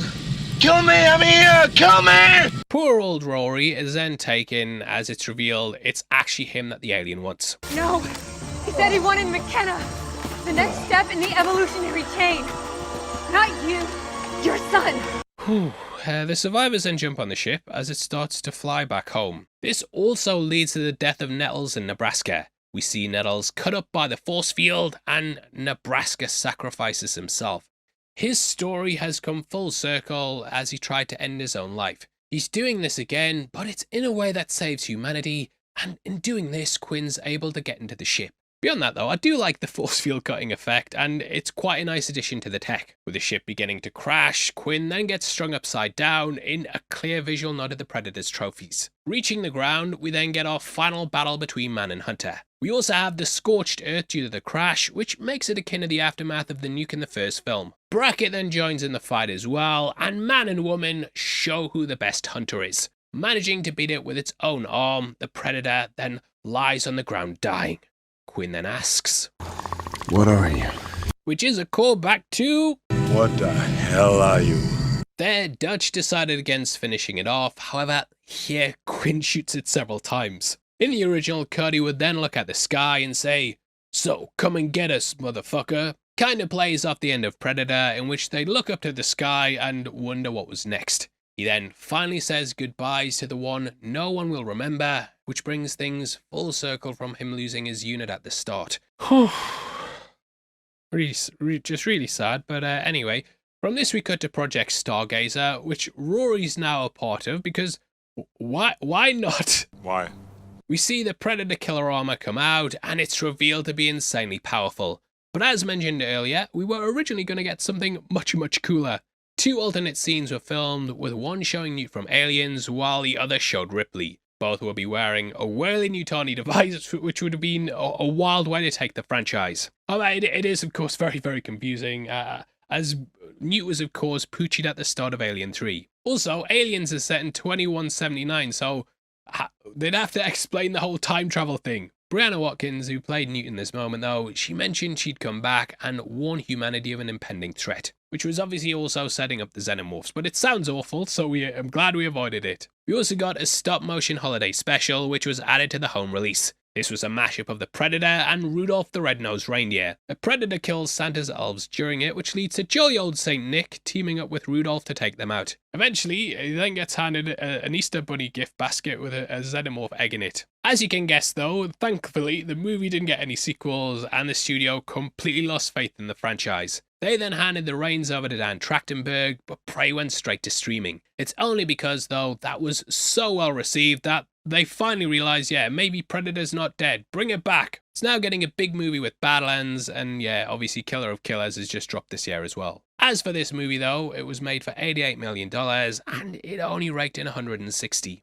160 million, not $160, because that would have been really bad. Considering this was back in 2018 though, when the box office was pretty healthy, it had a very poor outing, which was no doubt due to the bad reviews and the poor word of mouth. Black had also originally planned an entire trilogy, but yeah, this completely put an end to it. So in the end, universally, I think it's thought of being the lowest point in the franchise, one of the worst franchise film sequels ever, and yeah, just getting through this movie, I deserve a fucking medal, and so does Matt, who also worked on this video massively as well. We deserve medals! Overall, though, it's just a total misfire on all levels. Both AVP franchises were dead until Prey, and then Romulus hit screens, and thankfully we're getting more, but yeah, it was a rough time being one of those fans.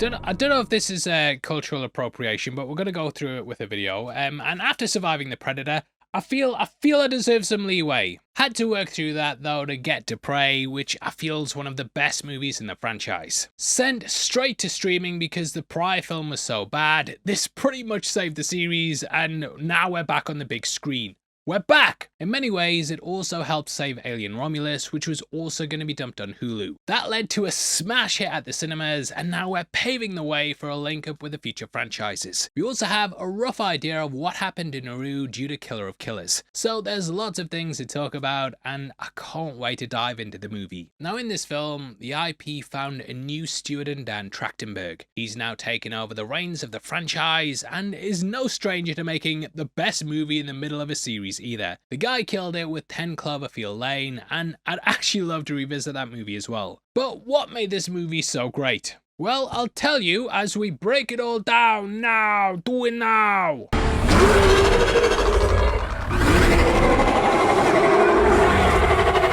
Now, to me, what made Prey so special is how we finally moved on from those same environments with the military or mercs. Things had always been set in the modern day, but after the ending of Predator 2, we knew that the Yucha had visited our planet for several centuries. This was expanded upon in the opening of Alien vs. Predator, where we saw the Yucha hunting xenomorphs in the time of the Aztecs. That's actually the next film that we're going to visit, so make sure you subscribe, but we'll do those two next, and then do Killer of Killers before moving on to Badlands. Now, though the movies had stuck to the modern day, the comics had explored several historical periods. This included the age of the pirates and the US Civil War. We even saw Predator hunting in the time of Jack the Ripper, and it felt like there was limitless potential. Trachtenberg had noticed this as well, and felt like the gun at the end of the Predator 2 was a neat thing to explore, and this movie does kind of decanonize the original comic. There it debuted in Predator 1718 and belonged to the pirate Raphael Adolini.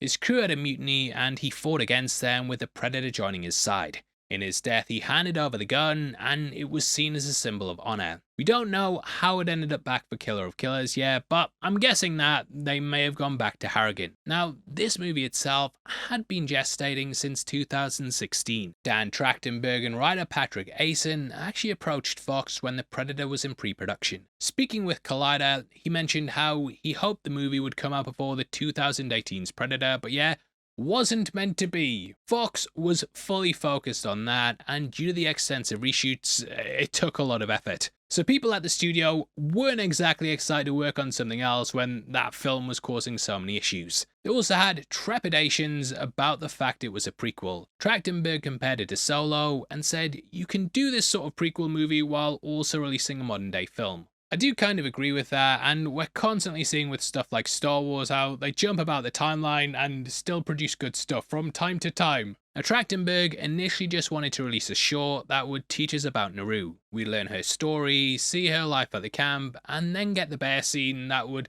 end with the reveal that we were actually in a Predator movie.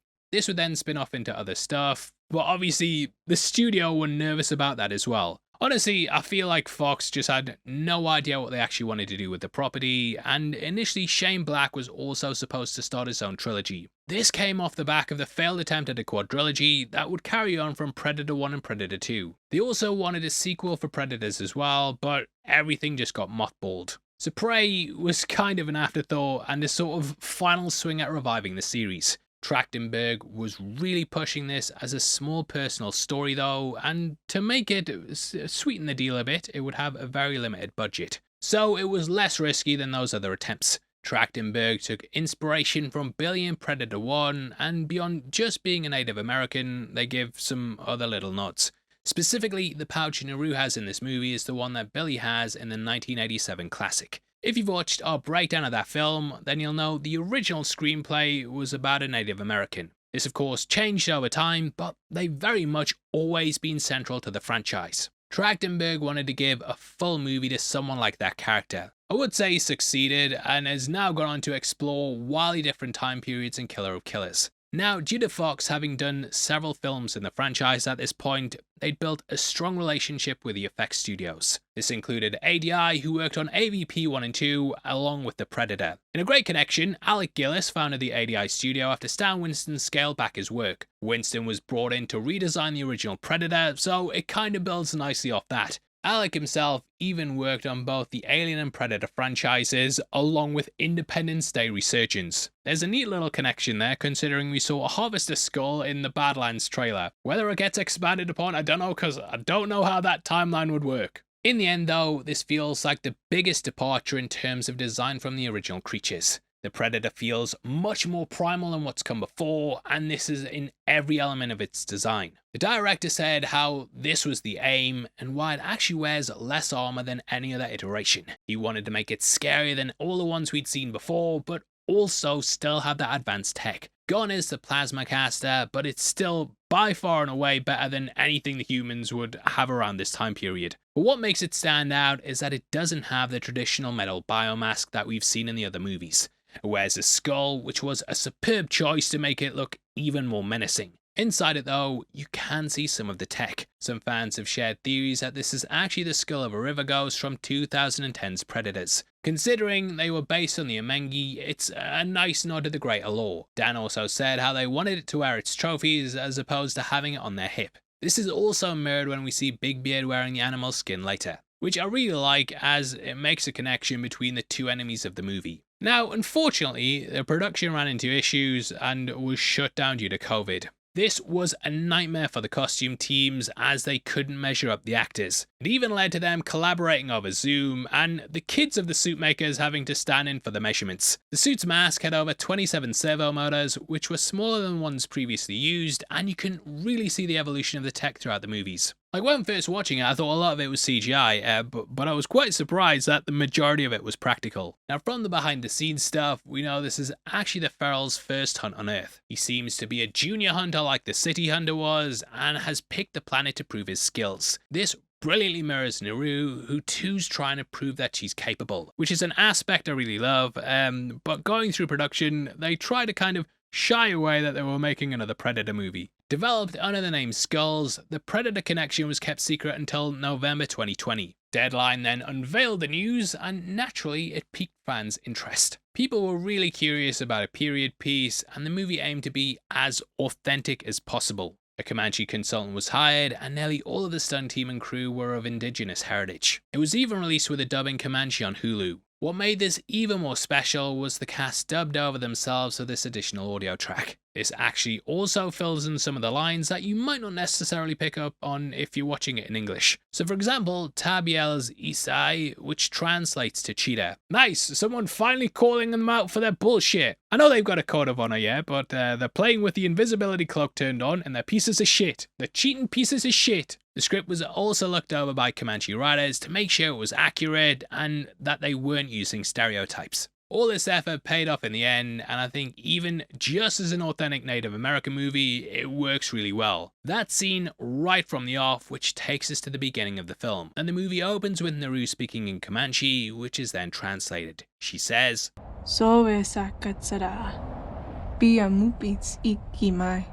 which means that it's said a long time ago a monster came here. Now this is a great line that has a few meanings. Firstly, the monster could be the European settlers who are pushing her people off the land.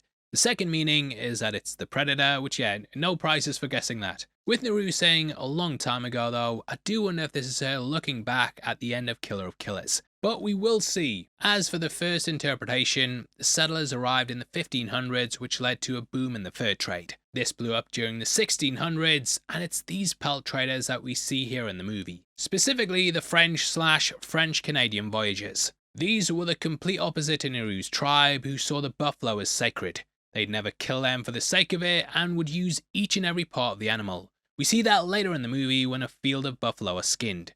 Only the furs being taken, with the animals left to rot in the open. This is actually a red herring as well, as we know the Yucha do this to their victims too. That's been seen in several of the movies, and thus we're supposed to assume it's them. However, this is actually the traders. Naru also calls the monster the Nupitsi, aka the bad man-eater owl that lived in the Wichita Mountains and stole children. I believe they did that in X-Men 97 during the Storm episode, but let me know below if that's not the case. This line though, that could also be a callback to Anna's history lesson in the first movie, in which it was a sort of an urban legend. Naru has no idea what it is in the end, and you can see how this primitive society would think it was a monster. We then see the stunning vistas of the area. The cinematographer Jeff Cutter wanted to make the movie look like a period piece, but pack that with action. Works really well though, and the Alberta, Canada setting looks absolutely stunning. Now why they filmed there was to make sure they could show an environment that was as close as possible to how it would have looked in 1719. Where we begin though is a very peaceful day, and Naru's awakened for her duties. The women of the tribe are off to pick up medicinal plants and are maternal healers in the tribe. Now Naru wants to be a warrior, but she's overlooked because of her gender. This has a sort of meta meaning as well, because she's the first female lead in the franchise. When it was first announced, obviously you got the comments was like, it's going to be a big female girl boss. So I like the fact that she has to prove herself not only to the tribe, but also to the audience. Now in Comanche culture, women didn't explicitly go out to hunt and fight. However, they were trained as warriors, and some accounts say that they were just as fierce as the men. So Trachtenberg's kind of playing into what we typically expect from these movies to alter our perception. Prey is also one of the only movies to not open in space. Predator 1 opened with a ship arriving, which was then referenced in the Predator. Predators also technically happened in space, sort of, as it opened on the game preserved planet. Therefore, Prey is the only one along with Predator 2 that starts off on Earth. Now we then see her dog Sari, which literally means dog in Comanche. Though the movie got a lot of crap at the time for having a dog like this, they're actually historically accurate. This is a Carolina dog, which are also known as American dingoes. For the film, 2 dogs were used, which were named Coco and Tofu. Tofu was said to be the better runner, and thus they were used for the deer scene and basically all of the action. That's Tofu right there. The stunt animals were also adopted 2 months before shooting, which did cause some trouble when filming. However, they got everyone involved, everyone loved it, and I mean, How could you not? It's a bloody good doggo. When discussing why he included a dog like this though, Trachtenberg said he was inspired by Mad Max 2. That franchise will go on to inspire Predator Badlands and is clearly well loved by the director. The dog was originally going to just have a very small role, but it was then expanded when test audiences responded well to it.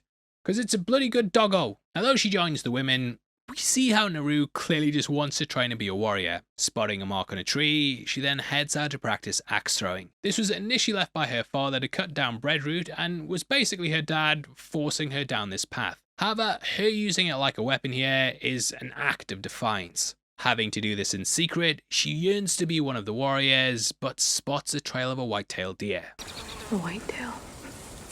White-tailed deers and white deers in general, they actually have a symbolic meaning, and that's why they appear in things like House of the Dragon Season 1. Typically, it starts off a spiritual transformation, which is something Naru will go on through the movie. This kill could also prove she's worthy and finally earn the respect of the tribe. Just like Billy, she's got amazing tracking skills, and we see her utilize this throughout the movie.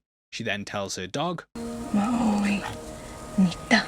Which means go in circles. What I love though is that this is actually the same hunting trick she'll use later to fight the Ucha. However, her hunt here is cut short as the arrival of the ship spooks the deer. But we do see the deer later as it's being eaten by the bear, so nice carry on there. White deers can also be seen as a symbol of innocence, and this being destroyed metaphorically acts as another stage for the character. This then starts the running theme of kills being stolen. We see a snake's kill stolen, the deer as well, a bird, and a lion being stolen by her brother. Technically as well, she doesn't kill the feral predator because he shoots himself. Taking kills though, this actually goes against each code of honor, and you're not supposed to take another's prey. If you do, it still counts as theirs, and you're kind of thought of as being a dickhead who doesn't hit the thumbs up. This is known as kleptoparasitism, and typically it symbolizes a lack of sportsmanship. When you do that, the kill's more about getting glory for yourself rather than doing what's best for the tribe. So it's a big no-no. Here, Naru is of course also a novice hunter, which we see she evolves throughout the movie. Her journey is going from the rebellious tribe member to finally using all her skills to take down the biggest game. Her brother returning with the lion later, of course, also mirrors when she comes back with the Ucha head at the end. So it's some great early storytelling here as her hunt evolves throughout the movie. For now though, the white-tailed deer escapes, and though she changes it, Sari gets stuck in a bear trap. This is to tease the other enemy in the movie and both ruin her hunt here.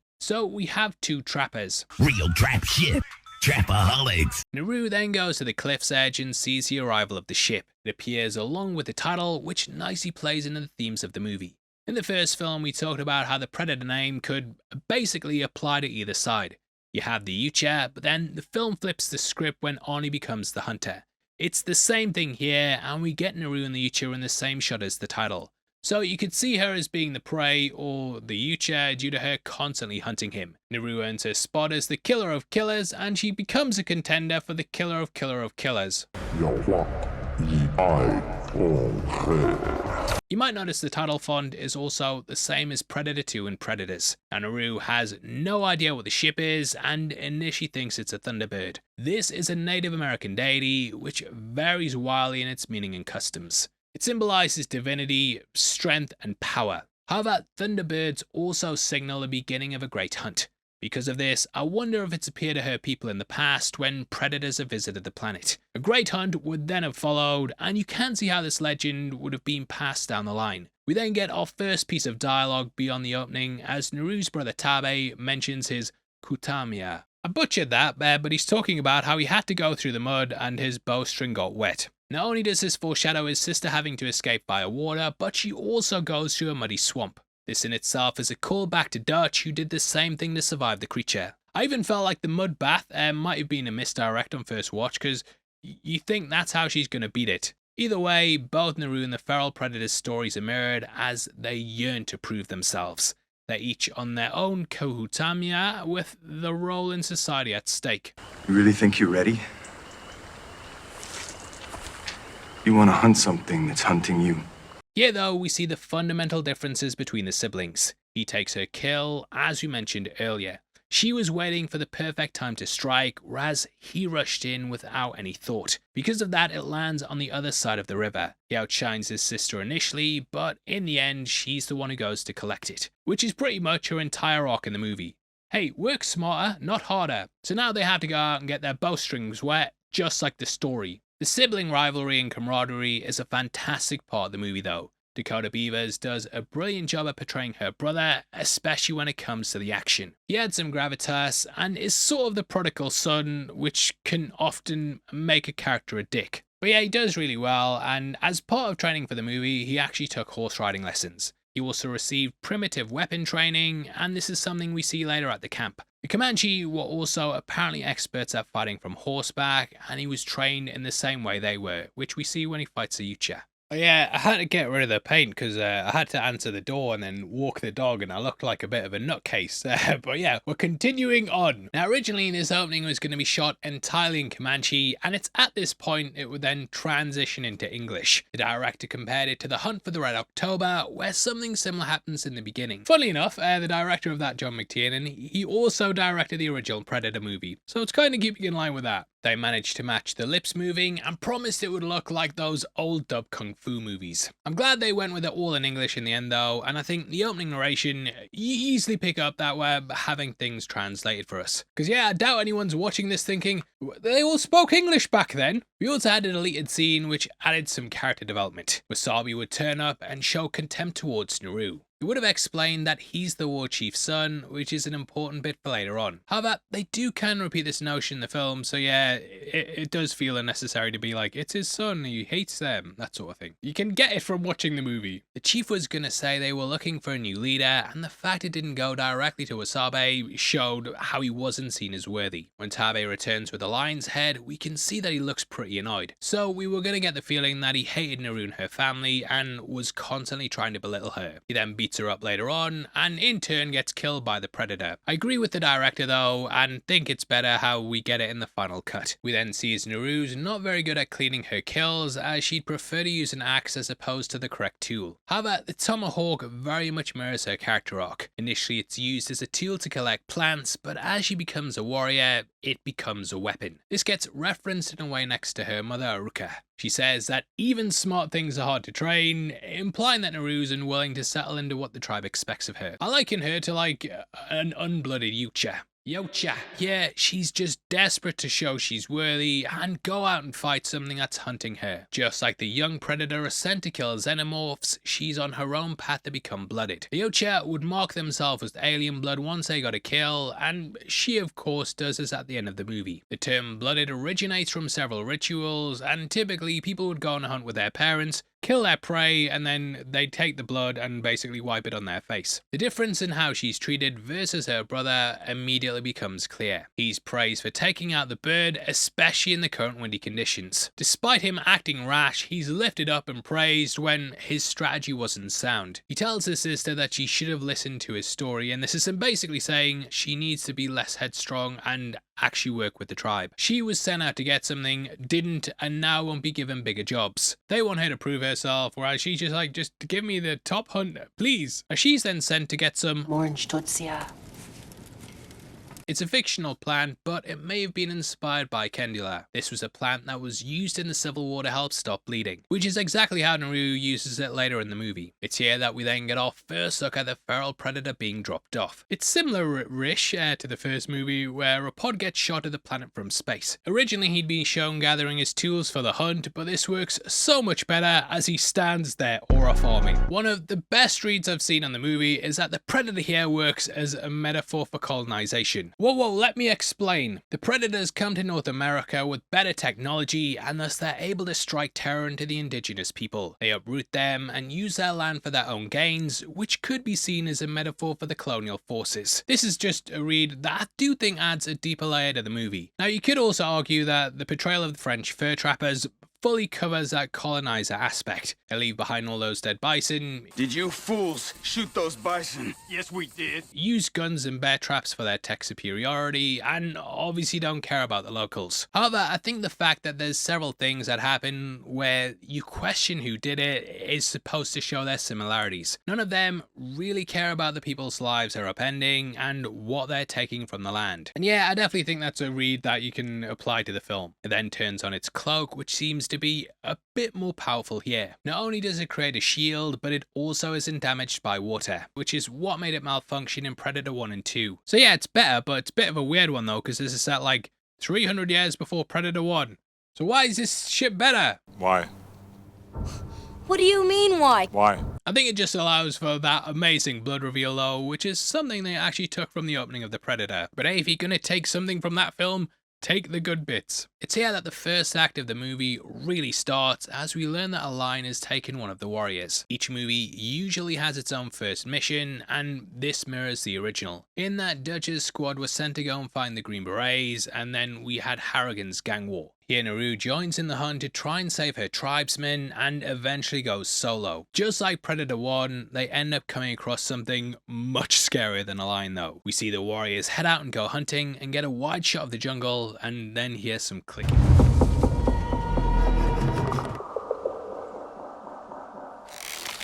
I felt like Billy, scanning the tree line, hoping to spot a glimpse of the Predator. Also similar to how Mombasa did the same thing in Predators. There we had a glimpse of him in the trees, but here it's completely absent. The movie does flip expectations a lot though, which I think works really well. You think you'd see a predator here, and later think Naru will be hidden by the mud. Just keeps you guessing and constantly subverts from what's come before. In a good way, not a Rian Johnson way. The disrespect for her is on full display here though, as they say. They don't need a cook, but her brother fights in her corner. However, the failure here to kill a lion makes her brother doubt her. They say how warriors should avoid falling, which foreshadows her fall into the swamp. Now the next scene shows the food chain in action, and it's Yautja figuring out who dominates the planet. He wants to kill the best of the best of the best, sir, and observes everything from the bottom to the top. We see an ant climb up the cloaked Yautja and then get eaten by a mouse. That's then eaten by a snake, and that's then killed by the wrist blade, and the Yautja initially may even think that that's the top of the food chain. Kinda mirrors it studying the scorpion in the first film, and it later goes to war with a wolf. That's right before it tackles a human, which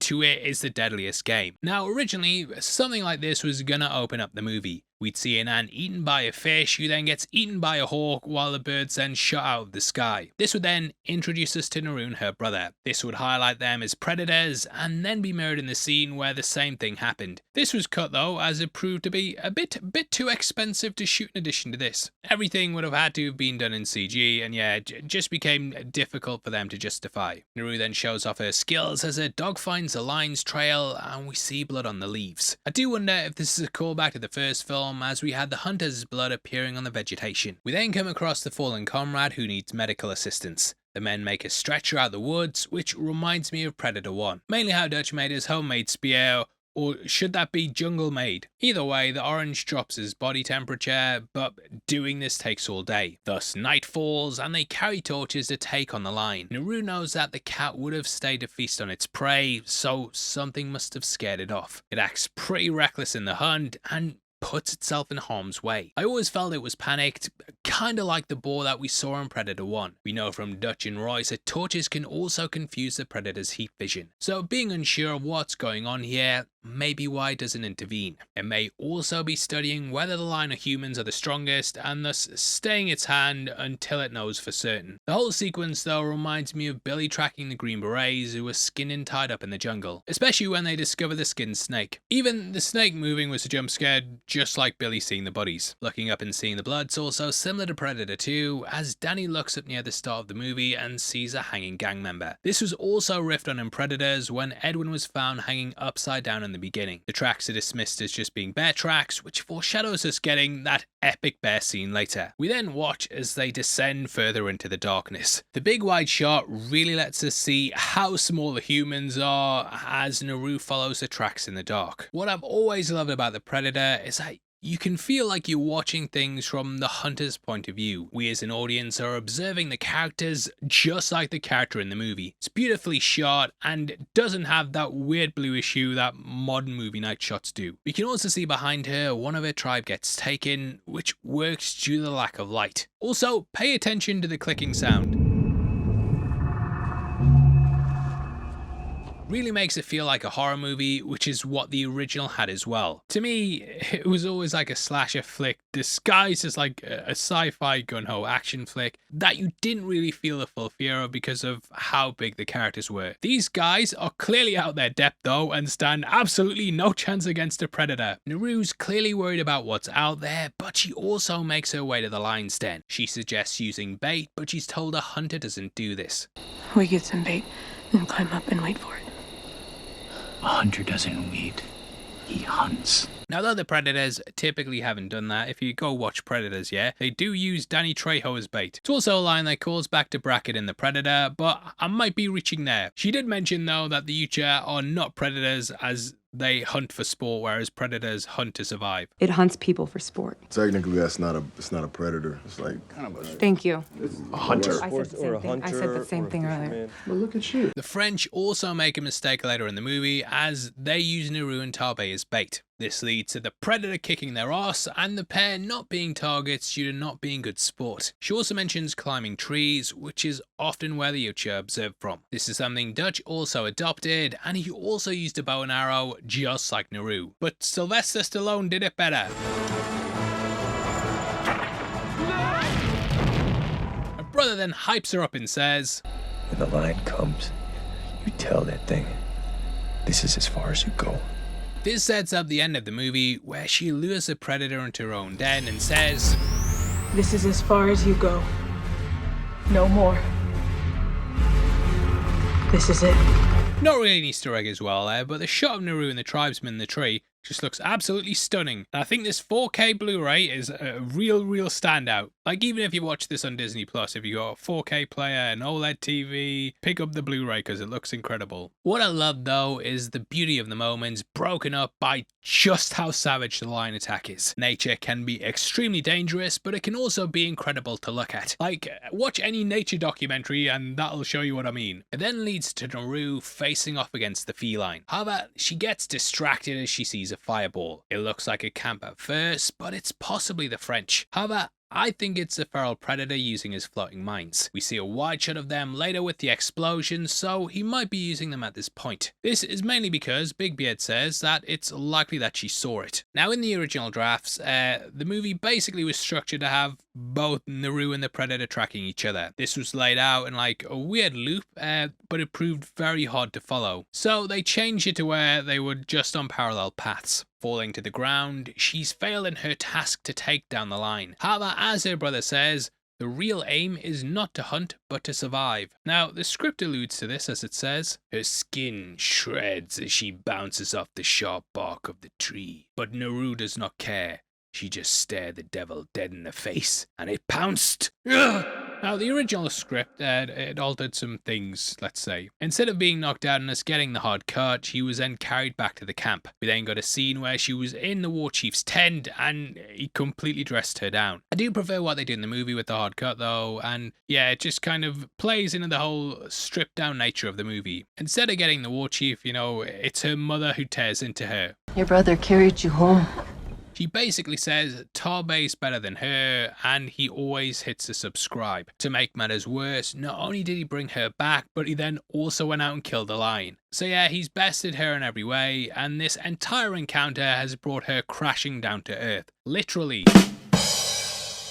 In failing to kill a lion, she's had that high opinion of herself brought down to reality. It's completely killed her expectations and showed her she needs to be cautious. Now, I know this film gets dragged in the whole girl boss conversation, but I think moments like this completely dismantle that. Naru fails because she overestimates herself, and this hunt helps her to learn from her mistakes. On the flip side of this, Tarbé gets victory and thus overestimates himself later. He then returns to the camp holding the head, like we've seen Uchas do in the past, namely with King William Predator 2. She's then resigned to stand with the women as he's honoured for this exemplary feat. Taabe is then handed the coop stick. The Native Americans of the plain would use a coop stick to record and recognise the brave feats of the warrior, so it's a big deal. Originally, we were also going to get a big speech from the war chief here, but sadly it was cut. I do think you kind of get it with what Taabe says though, and the fact the party continues without her. Again, this all gets mirrored at the end when she returns and hands the gun over to the war chief. It's a bittersweet ending, but yeah, what a journey she goes on. The expressiveness in Amber Midthunder's acting, it made me think they could do a Primal type thing where the movie has no dialogue at all. It's just really well acted and you get everything conveyed in their faces. Seeing this, Wasabe is angry that he's not the one to be honoured by the war chief. He and Taabe seem to have a rivalry which manifests in him being rude to Naru. However, we learn that she didn't totally fail. Taabe later on says how her plan worked, but for now she's desperate to prove herself. You want to know how I killed that lion? Your plan. The tree. You weakened it. You had it, Naru.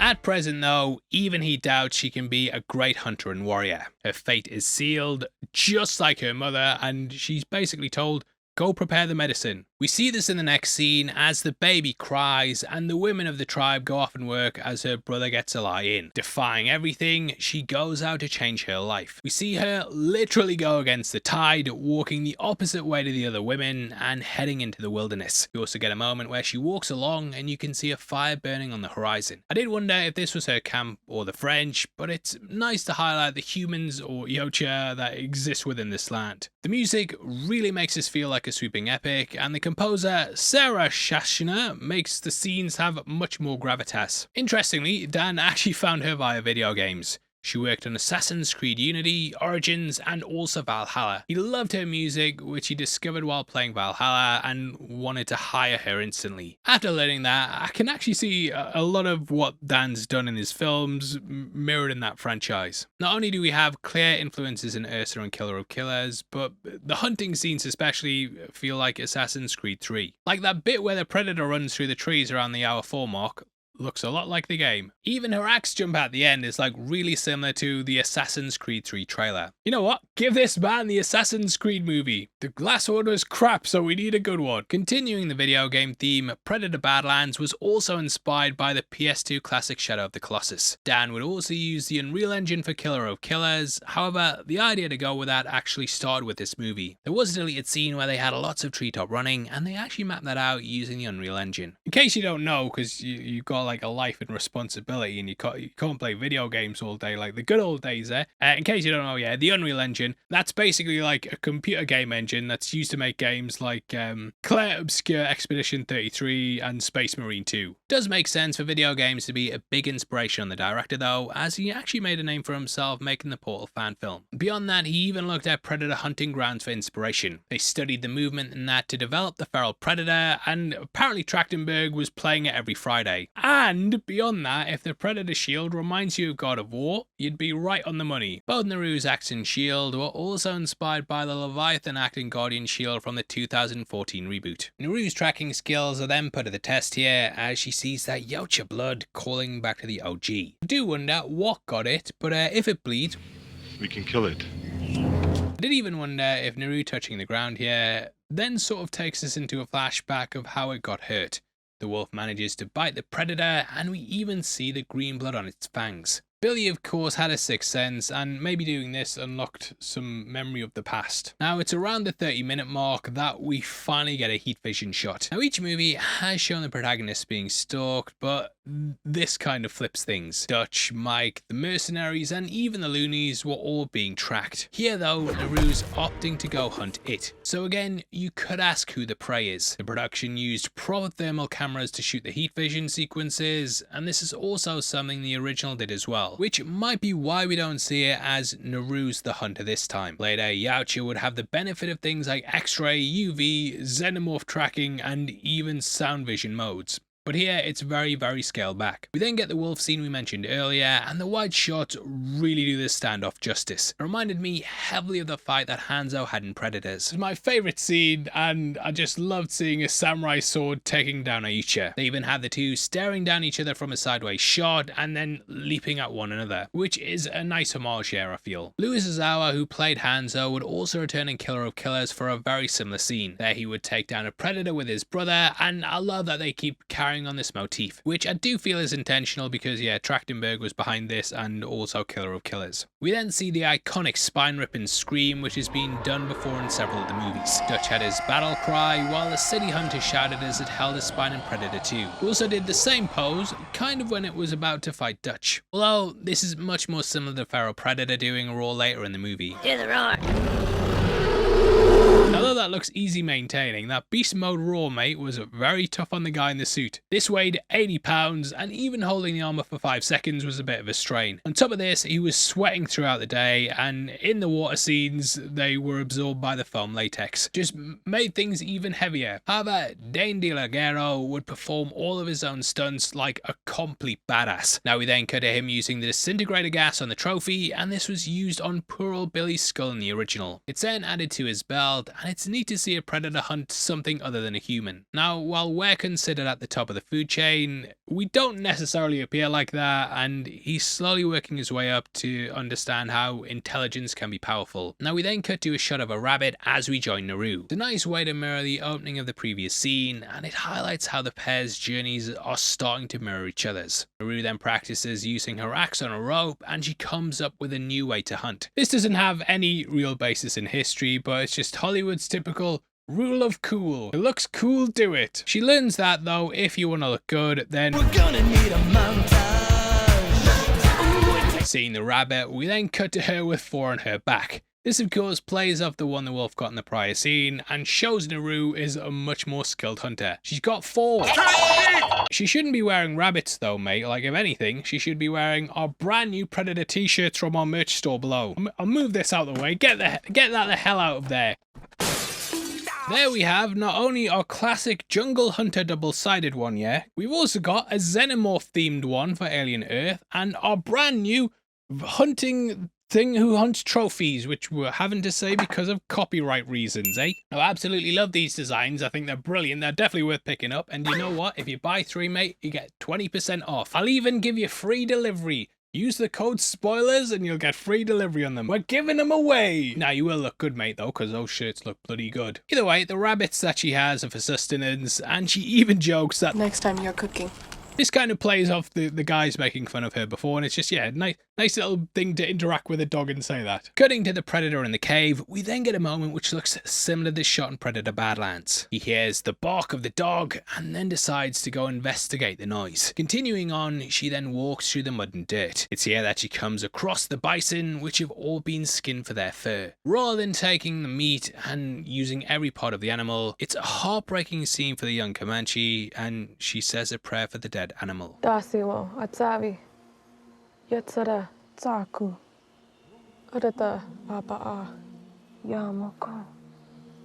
The subtitles state how she thanks the creator for its life and says for the buffalo spirit to fly well. This is what Native Americans call the Great Spirit. This is thought to be the creator of all things, and it's kind of similar to a Christian god, or gods in general. Seeing the cigar entrapped by the body is a great insult, and as mentioned earlier, hints to the dual enemy of the Comanche. Revealed to belong to the trappers, I did wonder if this was also a little nod to Dutch. He was introduced smoking a cigar, and Arnie puffed them heavily on set. So if it's a reference to that, yeah, it might not be, but definitely worth pointing out. We then see the feral predator literally walking in Naru's footsteps, and it picks up the cigar. So it's literally on her trail and mirroring her discovery of the land. Naru then reaches the swampy area that the men ran past earlier when they definitely avoided falling in. I love how we see firsthand just how good of a trap this is, but you instead think it's gonna provide her camouflage. We've had so many movies that are just remaking scenes from the original at this point, like the requel is a whole big thing,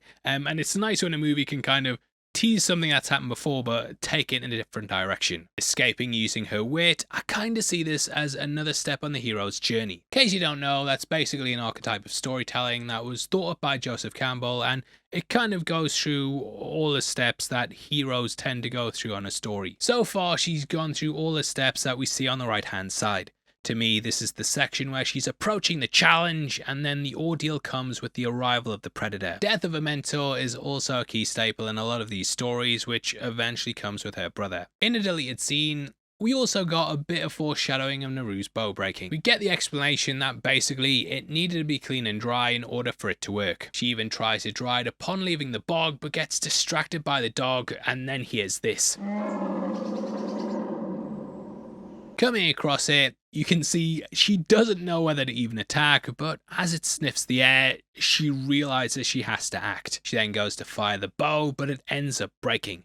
Later on, she tries to use the pistol, only for that to fail as well. This was done on purpose in terms of writing the movie though, not because she's crap. And in an interview with Inverse, Trachtenberg told them the exact reason. Naru's strength lies in her cunning and using the environment to her advantage, not through brute force. So seeing these weapons don't work for her, she has to think around doing other things, and eventually in the end, you know, she begins to rely on herself rather than other things around her. This then leads to a chase through the water when we see she heads to the dam. She's trapped in there, just like Dutch was inside the roots, with the Predator then revealing itself. This all comes after a chase through some water, just like the original movie. The Predator then rips the bear apart in front of her. So cool seeing literal blood drip down and reveal the creature, and yeah, instantly makes you crap yourself.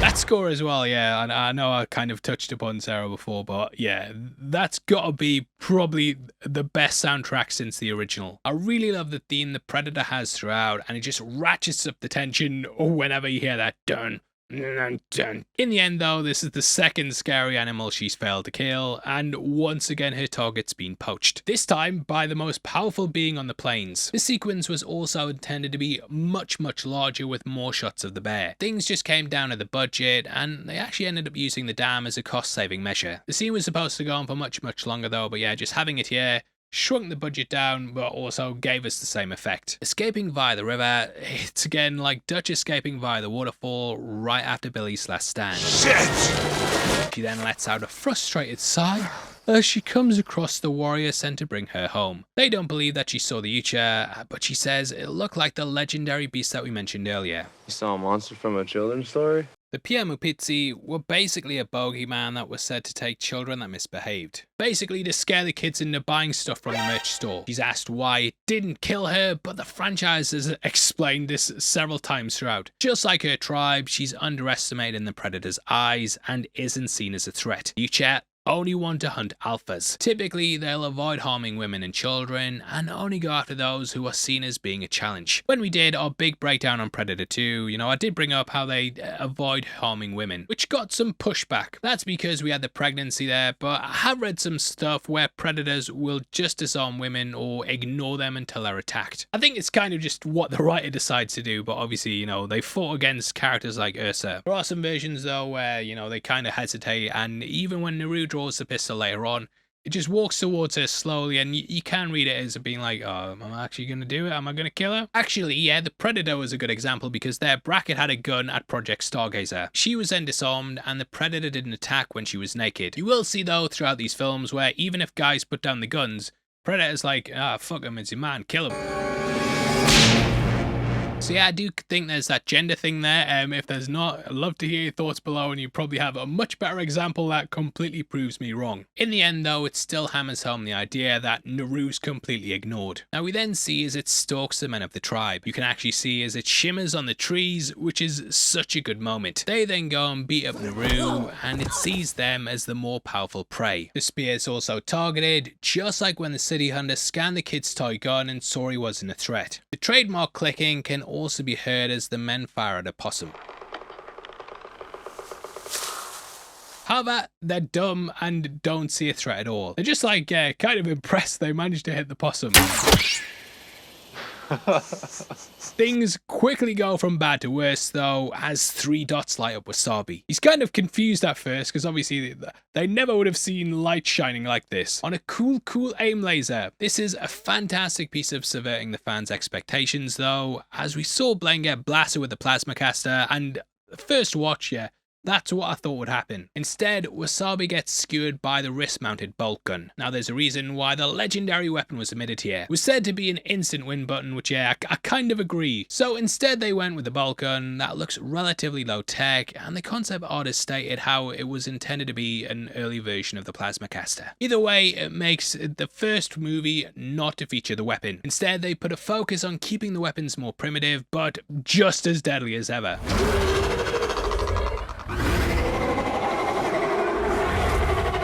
And there we get the roar of the feral predator as it reveals its face and helmet for the first time. As mentioned earlier, Dane DeLaGaro is the actor under the suit, and just like this movie, it's a much more stripped back look. He previously starred in Sweet Home, American Horror Stories, and you may recognize him from Netflix's Running Point. They wanted to make him feel more feline-esque with parkour style movements. Parkour! Previously, we had a larger muscular beast, but this was meant to be lighter on its feet. We see this later on as it escapes using the trees, and almost got a chase scene involving this. Just after the mask was stolen, we'd seen Naru flee via the trees while being chased. However, it ended up being cut, but it was originally the intention. I'm glad they still went with the dude in the suit though, and not just a fully CGI character, despite some CGI being used to enhance some of its movements. Speaking with Digital Spy, he said he didn't want to be limited by a practical suit, feeling that the other movies limited their actors in what they could do. He saw this as being like almost like a professional wrestler. Under the mask, the face was inspired by Jerusalem crickets. This Yocha is much sleeker than the other ones we've seen, and even has a slightly slimmer head. Dan Trachtenberger said that he thinks of this one as coming from different areas of Yocha Prime that may have a different climate. It's got its own identity, maybe it's from another hemisphere of the same planet. The concept artist Michael Vincent, he explained that it would have adapted to a drier, more desert-like climate with waxier dreads and thinner parts of the body that would lose less water. He even mentioned how it was an omnivore, which is a very interesting change, especially as canonically they've eaten beef like what we saw in Predator 2. Seems he has a taste for beef. I didn't think he was vegetarian. It might even be from the sandy locations we saw in the Predator Badlands trailer, or even the Coliseum from Killer of Killers. We even saw that deck from Badlands had similar shuriken mines, and the Feral's tag has red on it like the swords, so potentially they're from similar tribes. I also love how the two guys look at each other and even try and come up with a strategy on the fly. Yeah, you just kind of wonder what you'd even do in this situation, but at least they tackle it head on. Brave but stupid. Wilhelm's scream. It does of course make short work of these Comanche warriors and rips a dude's arm off, which is a big staple of the franchise. Dylan had his arm blown off in the first movie, while Mike cut the arm off the Jungle Hunter. Royce would also cut off the Berserker Predator's arm, and Rory McKenna used the ship's shield to do the same job. So the trend continues here. The fight scene's outstanding though, and for me this was like the best part of the movie. Rarely do we see a Predator just unleashing on people like this. Often it's either the aftermath of the attack, or we see something starting up and then cut away. So it was brilliant. The shield then slowly starts to fail when it's hit, and it creates an orangey hue around the body. Just shows a bit more attention to detail, and instead of having the full shimmer, we get particle effects that seem to be like specific impact points. Another thing that really adds to this is the fact that Naru's trying to free herself the entire time, desperately cutting the rope at her hands. She's got until the Predator takes out these two dudes, and yet don't know how long they're gonna last, mate, but best be quick.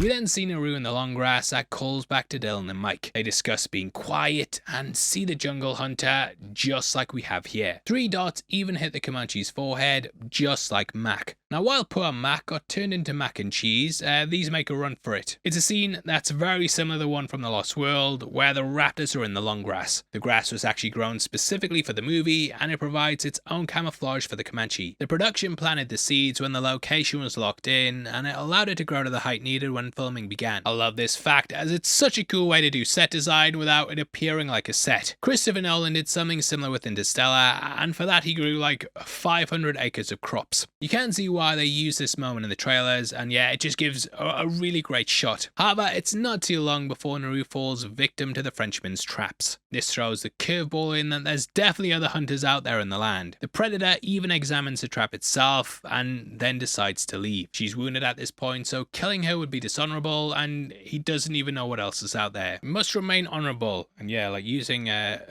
Spearcaster 3000 against some guys with sticks.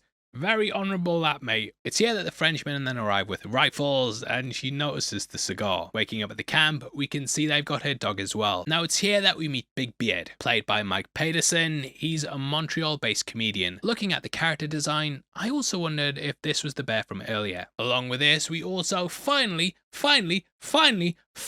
see your boy in live action, Raphael Adolini. Turns out he's been a translator for this crew and knows many different dialects. Again, this changes things from the comics, as there he was a pirate whose crew tried to overthrow him. He fought against them and was joined by Greyback, who we met at the end of Predator 2. In his death, he gave him the pistol, and this was seen as a symbol of honor. Here though, they switch it up and he's just like a regular guy.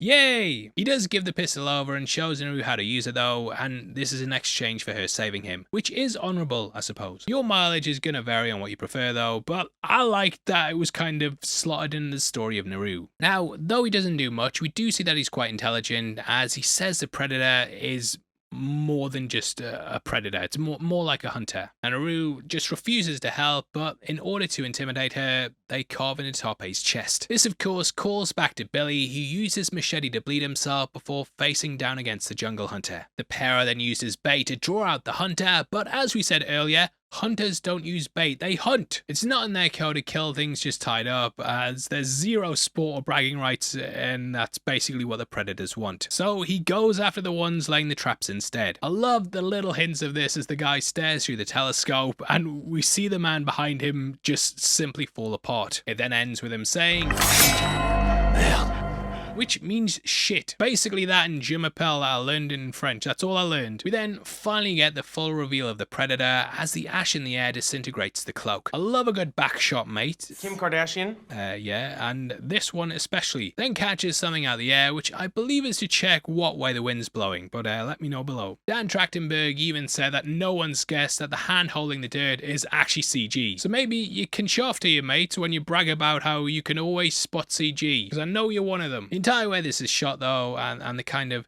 grey hue to it, it does remind me of the ending of the first film after the nuke had been set off and all the dust had settled. We then get the line, "If it bleeds, we can kill it." which obviously calls back to this. If it bleeds, we can kill it. Trying to escape the tree, Naru then works with her brother. Inspired by a trapped beaver that chewed off its own leg, she realizes she needs to act smarter. I'm smarter than a beaver.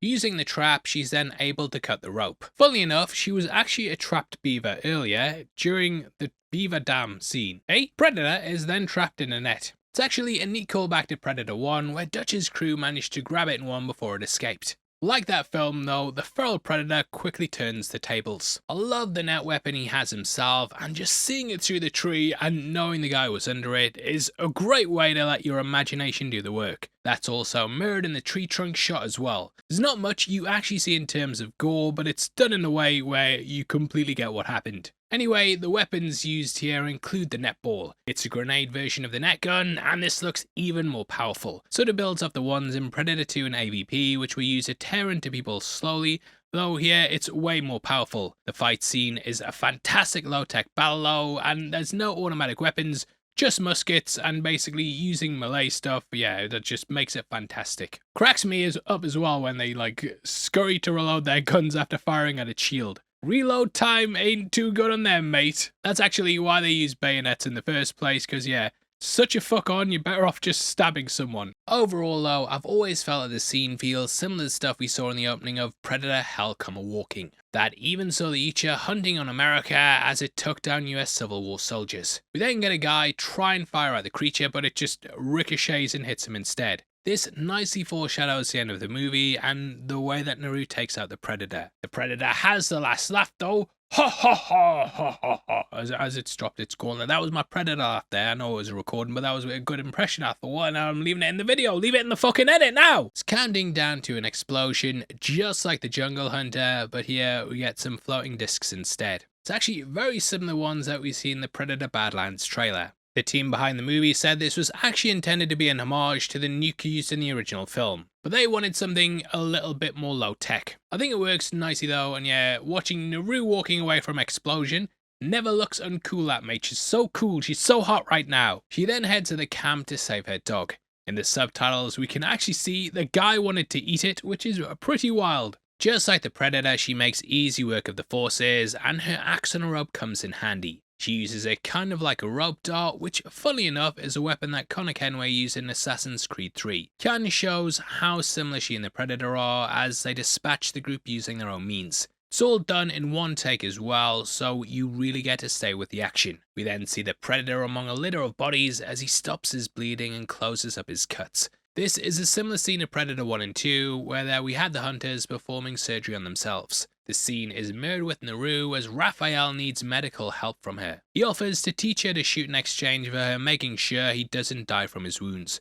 Whereas his comic counterpart was ready to die in battle, this guy ran away. Well, hopped away because he got one leg. But yeah, having a gun, that would be a massive turning point, as firearms were obviously also a big thing that helped the Europeans invade the land. It's here that she then offers the orange Totsia. As mentioned earlier, this lowers the body temperature, and I'm guessing that it does this by slowing the heart rate. Dunno, I'm not a botanist, and it's also a made up plant. It does stop the bleeding though, and allows him to play dead. However, the Predator tests him, and it kind of reminds me of what the Predator did to Edwin at the end of Predators. Edwin was stabbed, which is also what the Predator does here. Guy's helmet then gets knocked off, and we see his bulk in action. Every shot goes to the red dot, so it makes manual aiming impossible. That's what you get for being a noob, mate. In the end though, it leads to Naru's brother's death, and he does cheat here because he turns invisible and then stabs him in the back. I like how you can hear the clicking though, and he basically retains himself as a threat so Naru can run. For the third time she's had to run, and ultimately it's the character's lowest point. Or death of the mentor as it's known in the hero's journey. This often comes after entering the belly of the beast, which you could see as the French camp, and when she's then used as bait. Basically it's like when they went to the Death Star and then Obi-Wan died. We then see as the news is delivered to her mother along with his head. This is the second time that a head's been brought at the camp, and we of course end with Naru bringing one as well. Now originally they did have some dialogue in the scene, but it was cut out to basically let the visuals tell the story. Washing the blood from her hands at the lake, she then spots Big Beard. Using him as bait, my, how they turn tables. She severs his foot using the same weapon that cut off Raphael's leg and leaves the rats to feast on him, which is a great moment. The gun's also left within crawling distance. It's here Naru puts on the war paint and monologues about how she's the true threat. Everyone underestimates her, but now she's using that to her advantage. Finally, she's used to learn her weakness as a strength. Being overlooked, she literally uses the orange to make herself invisible and is hiding in plain sight when the Predator arrives. Big Beard has drawn the gun to lure him out, and she just basically waits and then shoots him in the back of the head and steals his mask. Which, yeah, simple but very effective plan. Now, in these moments, we see Naru whistling. This is usually a no-no in Comanche culture, as it's believed that whistling at night can actually attract spirits. However, I think with a Predator seeming like a demon or a monster, then yeah, it makes sense to use a whistle to lure it. The throwdown is pretty similar to the original, with the Yucha being lured into a trap. It's shot at night with the snow and just looks incredible. She also knows it's gonna leap on trees and thus lines them with spikes to damage it. Again, channeling Connor Kenway, she jumps off the tree and hacks at the demon. This is up there as one of my favourite final showdowns in the franchise, as it takes the original and adds some new things to it. She ends up cutting off its arm, and this of course plays into the series tropes. Going to stab it with a spear, this then retracts so she can't make that killing blow. It looks a lot like the one from Predator 2, in which two versions were made. That was because they couldn't actually get it to properly retract, and thus had to build one that was already fully extended. Here though, they can do it no problem. Trapped with the shield, this moment riffs off of when Dutch was stuck between the claws. Also feels a bit like that moment in Fellowship, but I love the setup here as it gets closer to her neck. Naru then brutally rips off one of its mandibles and stabs it. This wasn't actually included in the original script and was an addition during production. Because yeah, I don't know how else she'd get out of this. Unable to go toe-to-toe with the creature, she then relies on her wits in cutting. I've seen people wonder how a small woman could go against a hulking beast and win, and they've used it as criticism for the movie. but it really works here as Naru has to use all her skills. Kind of like how in martial arts, your size isn't key, but it's more about your technique. Again, she uses being underestimated as her greatest weapon. Dan was inspired by sports movies where the underdog ends up winning in the end, and that comes across very clearly here. In the past, we've never really had a Predator movie where the protagonist is overlooked as much as this, and normally they all seem pretty capable and badass. That's of course why they're chosen as targets in the first place. But I love that Naru kinda has to earn that she's equal for it to even consider killing her. Using her previous failures, she then traps it in the swamp. She's taken a weakness and turned it to a strength, and now used her fall as a way to rise up. She then says, Come on. Do it. harking back to Dutch, begging the jungle hunter to attack him. Come on. Do it. Repeating her brother's affirmation, she then uses his mask against him. The mask saw him as the aggressor rather than her, and that was due to her being in this vulnerable position. Seems like a very big oversight that, mate, and it's sort of like Traeger's shoulder cannon, which then shoots off his own head in the Predator. In the end though, it works. She uses being overlooked to her advantage and finally completes her great hunt. Returning to the camp fully blooded, she's now grown into a great hunter. She's then given the coop stick and receives the same ritual as her brother. Proving everyone wrong, she's finally lived up to her potential. She also looks over to the young girl who'll now be inspired by her bravery and feats of strength, and probably get herself killed in like the next 2 days. The script actually says that the child's holding a bag of wood, which is a callback to earlier in the movie when Naru was handed the same thing. This was to show that that was basically her lot in life, but now she's showing this girl that she's capable of changing things. Now, in a major reveal for fans of the franchise, she then hands over Raphael's pistol, and it's the same one that was handed to Mike Harrigan. Now, you may be wondering just how the Ucha got it back. Well, obviously, Killer of Killers, it kind of explains things, but I want to talk about that journey. This starts off in the credits, which is intended to look like traditional hide paintings. These were made in collaboration with Native American artists, and I think it looks fantastic. They start off by showing us the story of the movie in beautiful animation, but after we reach the end, the story continues on. The title hits, and we see that the Predators have returned. It's a mirror from earlier when Naru saw that first ship appear. As we learn from Killer of Killers, the Predators return to collect the best of the best of the best, sir. That film ended off with Naru, but since then we've got an updated post-credit scene. There we see both Harrigan and Dutch, and when I watched it, I thought that it was gonna kind of lead into that eventually. I'll talk about that more in a bit, but when I first watched this movie, I thought that ending could be an homage to Predator 2. I did feel like they were coming back to honour them and maybe meeting up with Naru to basically be like, good job, good work. They have a culture of respect, they let him live in that one, and I felt like, killing the Predator, they'd be like, congratulations. Mike's story actually continued in Drug War, and if you want to learn more about that, then check out our full breakdown on Predator 2. That's likely been retconned for now, as we do know he's with the Predators as well. Now, judging by what we know from Killer of Killers, it seems like after they survive, they're then taken to the Colosseum. This pistol appeared during one of those battles, and it's what we saw being used by the character Torres. Now, if they win that, it seems like they're put further into lockup, so it's possible that Naru, Harrigan, and also Dutch have survived their own Colosseum fight. Either way, it explains what happened to the weapon and how they managed to get it back. If you've watched our previous breakdowns as well, I've been theorizing for a while that we'll get a big Avengers style team up with all of the Predator characters. Looks like that might be coming true, and though it instantly ages those videos from like a month ago, I'm still happy we're getting what we're getting. Either way, that ends Prey. It's truly a spectacular movie filled with fan service, but it can also be enjoyed as a standalone watch. The acting, script, and direction, they easily coalesce into one of the best of the franchise. Even the cast of the original praised Dam Amid Thunder for her portrayal as Naru, and watching it for this breakdown, I just loved the movie. Just the authenticity in the portrayal of the Comanche, while giving the fans what the comics did for years, it was a joy to see. Upon release, the movie was also a huge success. It hit 94% on Rotten Tomatoes and broke the platform's record for streaming hours. It's also the first in the franchise to win a major award, as it ended up winning one for sound editing. It also got a 4K release, which, if movies are dumped on streaming, usually doesn't happen, but yeah, it just shows how much they believed in it. After Prey, it was clear that the Predator franchise was in safe hands with Dan Trachtenberg as its steward. Fans were not only getting Predator Badlands, but the director also shocked the internet by revealing he'd been working on a secret surprise movie. That was Killer of Killers, which was made concurrently with Predator Badlands.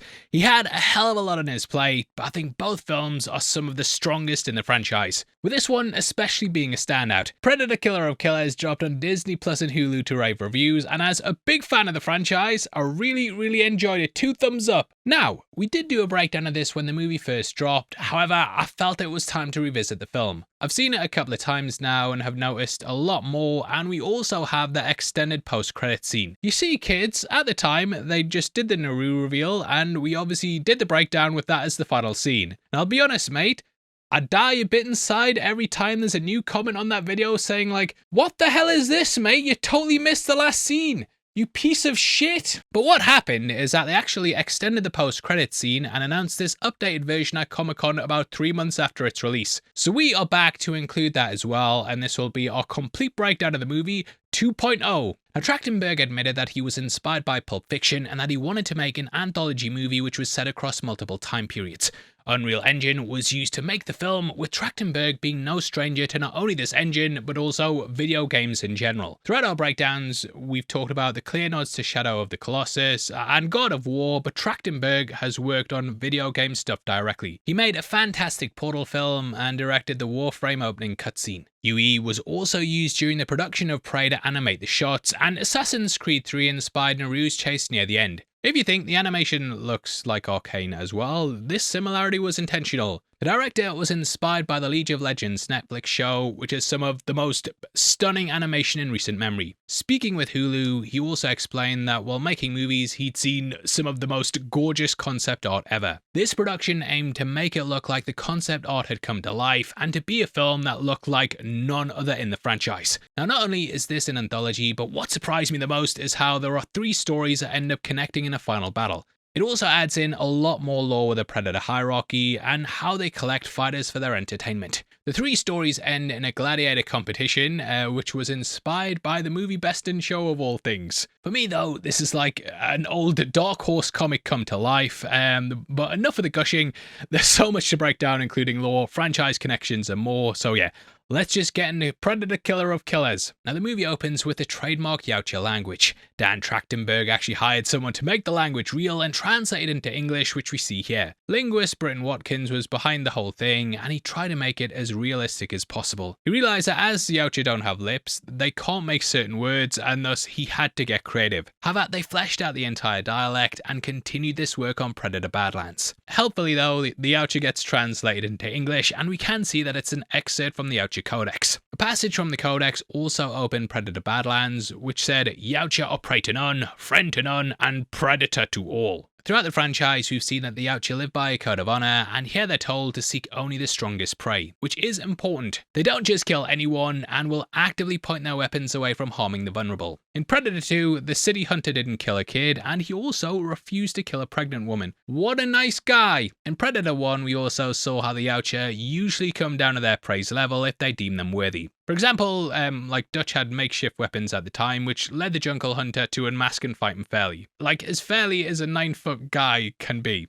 But to be fair, Arnie's massive as well. But yeah, they ignore those that they deem weak, and that's why for most of Prey, the Predator just overlooks Naru. But then she gets the power of girl power, woohoo! Now, an important thing to remember is that the Yautja who capture our 3 heroes are just one of many clans. We have seen differentiations throughout the franchise, and in this movie get lots of different variants. The numbers below the Codex also appear in Badlands, and they represent how this is almost seen like a religious text. In the Bible, we of course have verses and so on, but this shows how the Yautja live by these rules almost like they're a religious sermon, which yeah, to them it is. The movie then cuts to Earth and we start with the first of our stories. That is, The Shield, which is set in 841. The ship flying in space is identical to the opening of Predator 1, and it's a nice way to kickstart the hunt story. However, this is no jungle fight, and we see as Vikings on longboats ask for Odin's blessing. Now, the comics have often set stories throughout the centuries, and it's created some really great ones from fights in the Civil War and beyond. Here we meet Ursa and her son Anders and learn the Krivich leader Zoran killed Ursa's father Einar. Well, really he made Ursa kill her father, or he'd kill them both, but we're getting technical there. But yeah, he ruled over the Ladoga in Russia, and since then she's been on a quest for revenge. She's inspired by the legendary poem Beowulf, and the titular hero helps the Danish king by defeating Grendel. Grendel's mother then arrives to seek revenge, and with Ursa being a mother, you can also be like, well, she's a Grendel as well. But yeah, Grendel is referenced several points, and she even calls the Yautja Grendel at one point in the film. Now you do watch this thinking that they're going to play things by the number and have Ursa die, and then Anders will kill the Predator. However, Anders also dies in this story, and this leads to Ursa seeking revenge on the Predators. Beyond Beowulf, Conan the Barbarian also inspired the revenge story in The Shield and was used as a reference for the Yautja culture. That movie also starred Dutch himself in Arnie. The choice of Vikings here is great though, as they had a warrior culture that aligns with the Yautja. It was seen as a great honour to die in glorious battle, as this would allow you to go to Valhalla. Vikings of course pillaged, raided, and another word that begins with R, but they also saw honour as being one of the most important aspects of life. So, sort of like how using an invisibility cloak is cheating, but the Yautja still do it anyway. It is cheating, mate, it is. The similarities extend beyond that in this opening though, and like the young Yautja in Alien vs Predator, Naru in Prey, and so on and so forth, Anders gets blooded after this attack. Now of all the three time periods, this is probably the most similar to the Yautja, although Japanese culture of course deals heavily with honour. But yeah, they both wear trophies of their kills, with the Vikings having fur, whereas the Warlord at the end has a cape made of xenomorph tails. Dan Trachtenberg has played coy when it comes to that Easter egg though, and it does happen an interesting time, as the Alien franchise has had a shot in the arm with Alien Romulus and Alien Earth on Disney+. Fede Alvarez, who is behind Alien Romulus, he has expressed interest in making AVP3, but despite being 19 years old at this point, AVP Requiem makes me hope this never happens. Just start afresh, mate, just reboot it. I do think Trachtenberg is also clearly very willing to lean into the Alien connection, as Weyland-Yutani of course appeared massively in Badlands. Who knows, we might even see a crossover with Independence Day, as Badlands Trophy Room had a Harvester skull. But after Independence Day resurgence, I never want to see that franchise again either. Anyway, if you love the franchises, then why not check out our merch store right below the video, where we've got lots of shirts inspired by Alien and Predator. There's a Hunter one or Isolation one as well, and also lots of things from Alien Earth. Plus big discounts the more you buy, and why would you not want to look great? Why?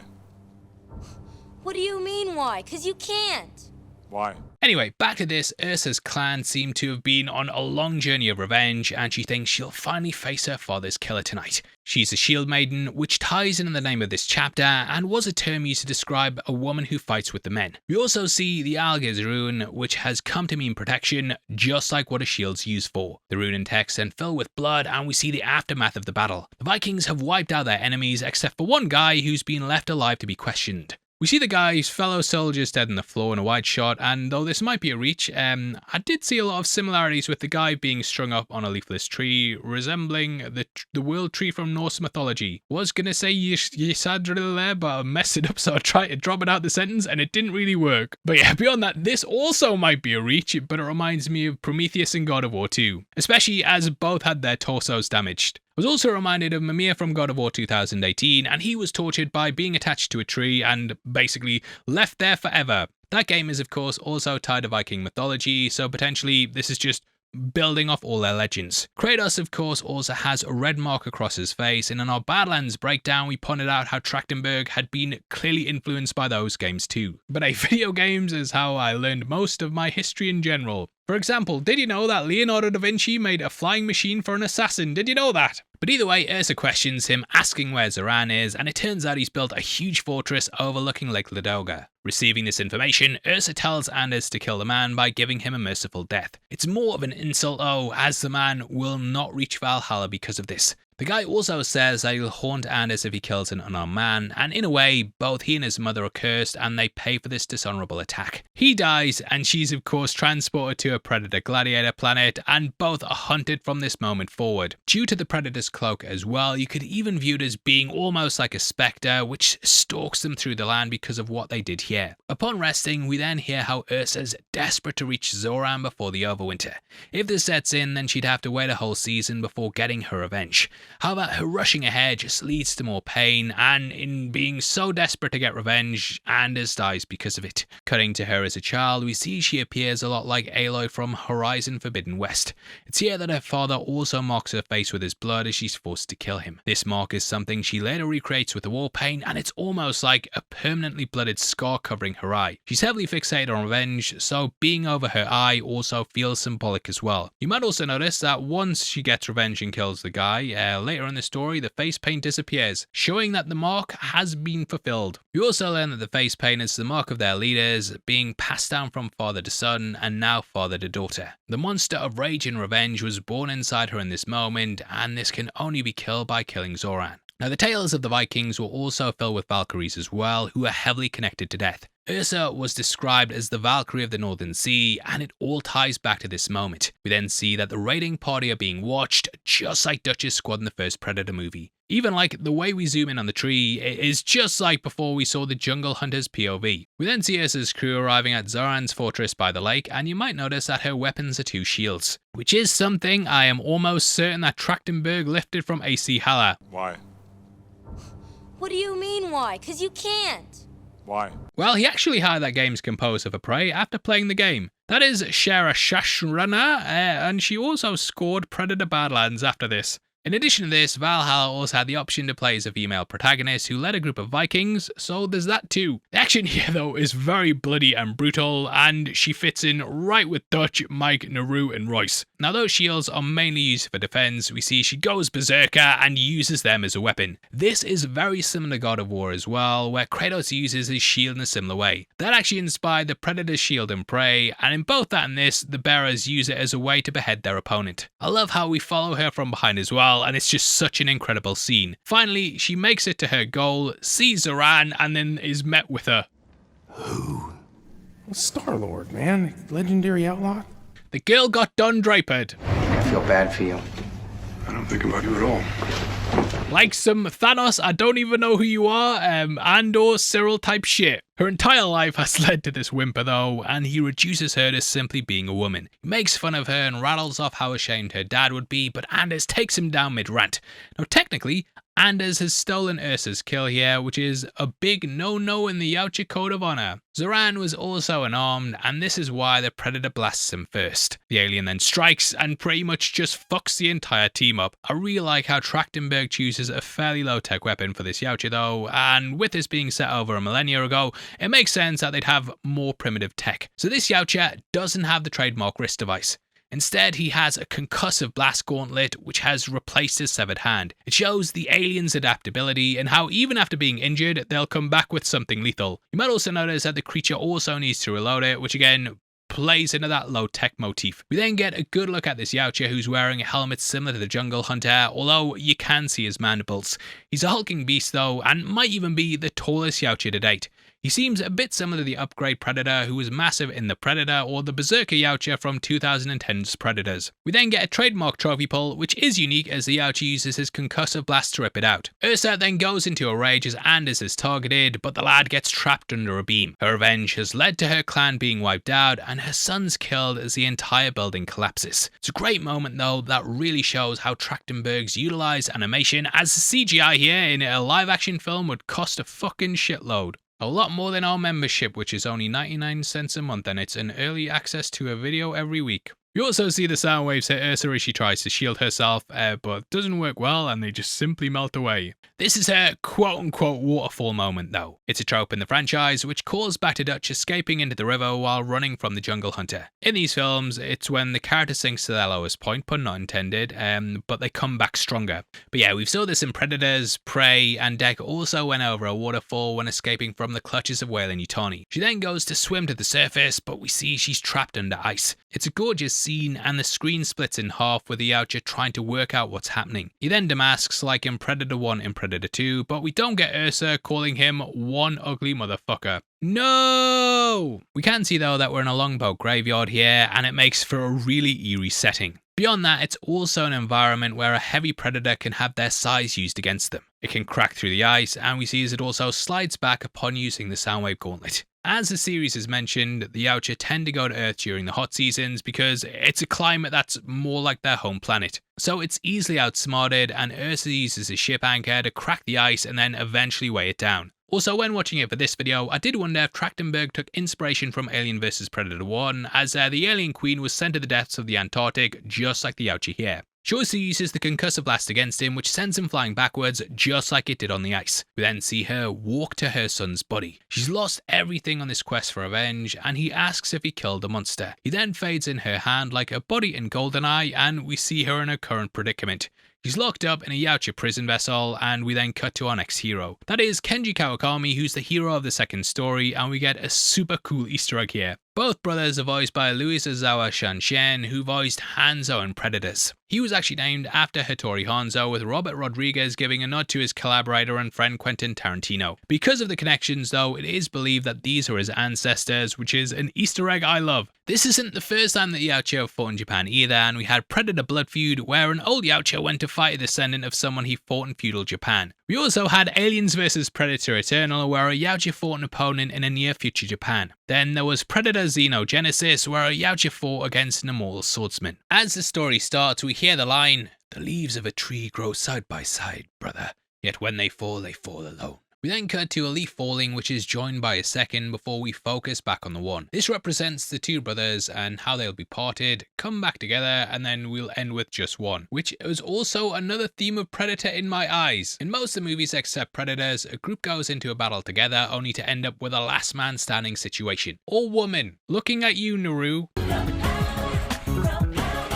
The fight also goes down at the exact spot where we end the story, and it's fitting to have things begin here. Practicing with sticks, they're told it's time to grow up and are made to fight with real swords by their father. It's a duel for the armor and honor, with the latter being integral to feudal Japan. Not to mention the Japanese Meiji Restoration. This was actually an era that led to Japan fighting the USA in World War II, which added another layer to the final battle. Honor also fits in with the codex and general theme of the anthology, with this being something that all the characters possess. I did wonder if the fighters who were seen as honorable got to go on to be the killer of killers, whereas dishonorable killers ended up on something like the game planet, like what we had in Predators. Here we see as Kenji decides not to fight his brother, seeking peace instead. However, Kyoshi attacks after their father puts back the helmet because he's after inheriting the title. Later on Yautja Prime, Kenji puts his sword down, refusing to play by the rules of someone else. This is a key core to the character, but it is something that leads to him basically becoming an outcast. In this sparring match, Kenji's easily defeated and cut by his brother, and they no longer have a friendly relationship. Kyoshi then takes their father's side, so Kenji runs off. It also thematically fits in with Predator Badlands, as their deck was seen as the runt of his clan and his brother was ordered to kill him. However, he instead turned on the father, only for him to die himself. 20 years later, we see as the boy's father dies, and Kyoshi is now the ruler of this region of Japan. I also wondered if Trachtenberg had played Ghost of Tsushima, as that had a former samurai infiltrate a family member's castle that looks just like this one. I love how Kenji is also the predator of this story. He wears camouflage and hides in the shadows like the Yautja. We see he's become a shinobi, which is kind of at odds with the samurai philosophy of meeting one's enemy head-on equally. He's got all manner of tools at his disposal, including kunai, kusuragami,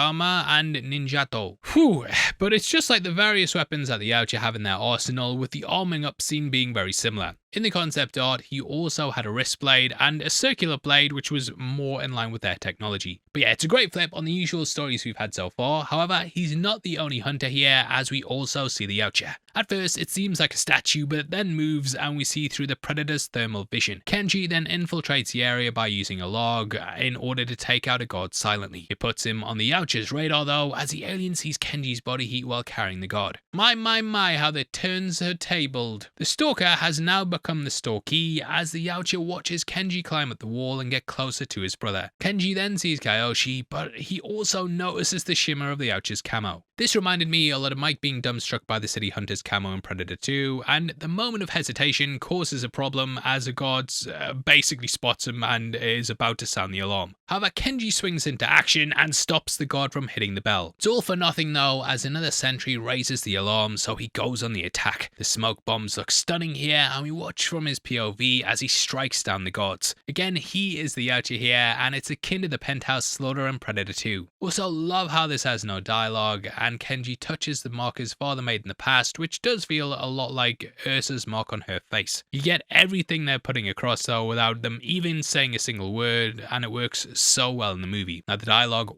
was deliberately toned down as much as possible, and Trachtenberg said he was inspired to make this choice by the movie Seven Samurai. The brothers then fight as they did as kids while being stalked by the Yautja. They're very clearly evenly matched, and Kenji pulls out the chain. The animation is really smooth here as well, especially when Kyoshi puts on their father's armor. It shows him pretty much stepping into the shoes of his dad and siding fully with the man that turned his back on his son, and he turned his back on his brother. But yeah, ultimately doing this is why he fails. Now we think it's a fight to the death, but see that it isn't. All Kenji wanted was to scar his brother's cheek in revenge in a sort of eye for an eye mentality, and a way to show that, yeah, I can come kill you anytime I want. The barrier then breaks and Kyoshi goes tumbling over the edge. Now I like to think it was his father's cut that made it weak, and it's then exacerbated when the weight from his dad's armor is put onto the beam. In the past, his father pushed them apart, and once again his father's actions split them up here. Kenji then pauses once again in reflection and looks at the image of his dad. However, he's then jump scared by the Yautja ripping down the mural. We then get a bloody massacre as this Yautja has a claw on a chain, which is similar to what his brother did. It's also just like Kratos' Blades of Chaos, which he carried throughout the original set of games. He also has a spear with a blade on it, which is similar to what the other Yautja have used, and it appears to be like a combi stick. We then see he has a plasma caster on his shoulder, which is of course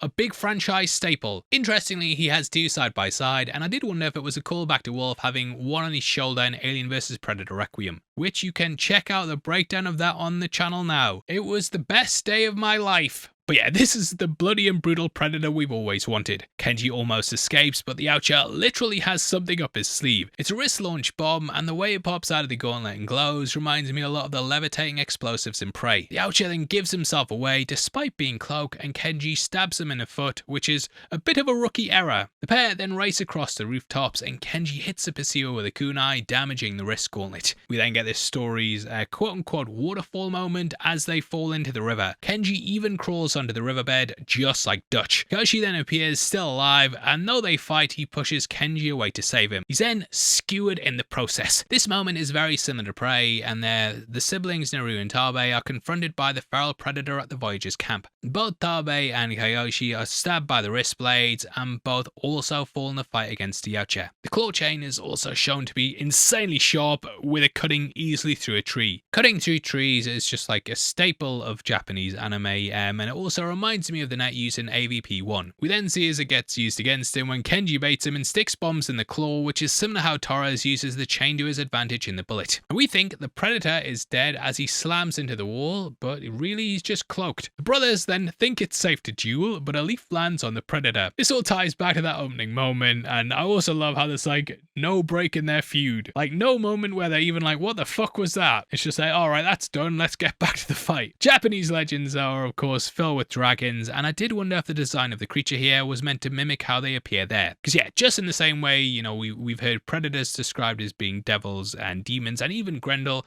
you can see how certain legends would be interpreted in certain ways by things that people encountered. But either way, it's a badass moment as the brothers slice the predator's head off and their torso in two. It's also just like their future descendant Hanzo, who dies after defeating the Falconer Predator and Predators. The explosion of blood also really reminds me of Japanese cinema. This is something that originated from a malfunction in the movie Sanjuro, and it ended up becoming a trope in their art. Trachtenberg also mentioned how he was inspired by stuff like Samurai Jack. That's something that famously has no dialogue, which is also something the creator used in Primal, which was also an inspiration for Badlands. Kyoshi then recites the words we heard at the start of the story. However, Kyoshi says his brother is not alone. It's the only words spoken in the entire tale, which is just like Hanzo and Predator. There, the character actually only had 2 lines in the entire movie, and that was down to his backstory. In that film, he had missing fingers on his left hand as part of a Yakuza punishment, as according to him, he talked too much, so was likely punished for snitching. But yeah, they finally ended up working together at the site of one of their greatest memories, only for one of them to perish. In the end, Kenji finally got revenge, just like Ursa, but what did it cost?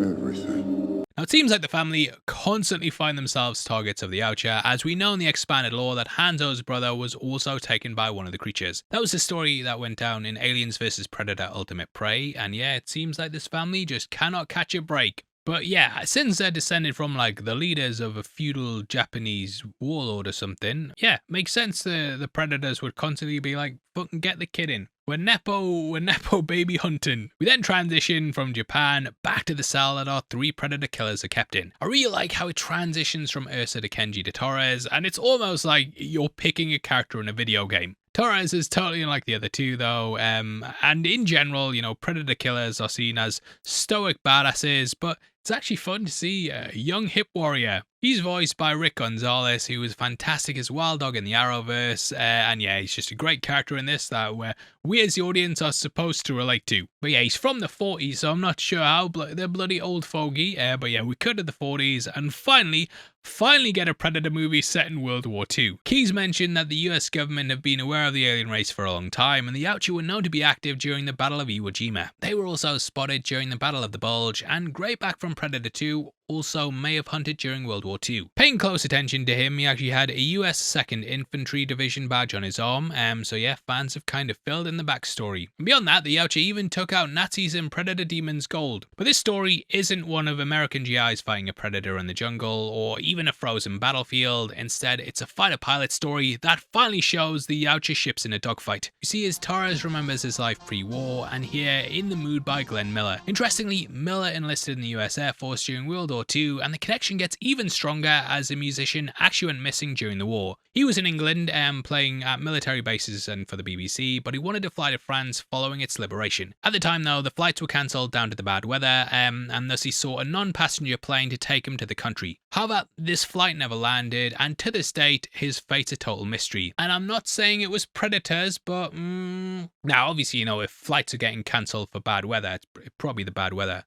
Or Predators. But yeah, Torres is a total daredevil, driving what looks like a Cadillac 353. Inspired by the crop duster flying over him, he decides to drive dangerously. Reminds me a lot of the kids driving wildly in the opening of Indiana Jones and the Crystal Skull, or Independence Day when Russell's son was chasing him. But yeah, that might be a reach, but Indiana Jones and the ending of Raiders of the Lost Ark, you know, that obviously inspired the ending warehouse scene. Warehouse was also the working title for the movie, and it was very clear that they were focused on building towards that. The bullet also drew inspiration from the movie Dunkirk, as Trachtenberg tried to make the flying sections look as though they had a fast velocity. Apparently this is really hard to pull off in film, but I have to say, do a fantastic job. We then see as the plane careens by and learn that it's Torres' dream to fly, but unfortunately his car breaks down and it takes Torres further away from his dream. His father then teases him, asking if he thinks he's Charles Lindbergh, who's of course a legendary pilot. His dad talks about how you have to become one with the engine, and this technique works later on when his life's on the line. The third story also highlights a thing that connects them all. That is, the heroes and their fathers. Ursa lost her father, and her quest for revenge became ruinous, and Kenji and Kayoshi's father tore the brothers apart. But Mr. Torres is a good father, as we can see, and in being such a good guy, he helps John survive. His father is clearly giving him very specific words of wisdom, as he knows he's been drafted and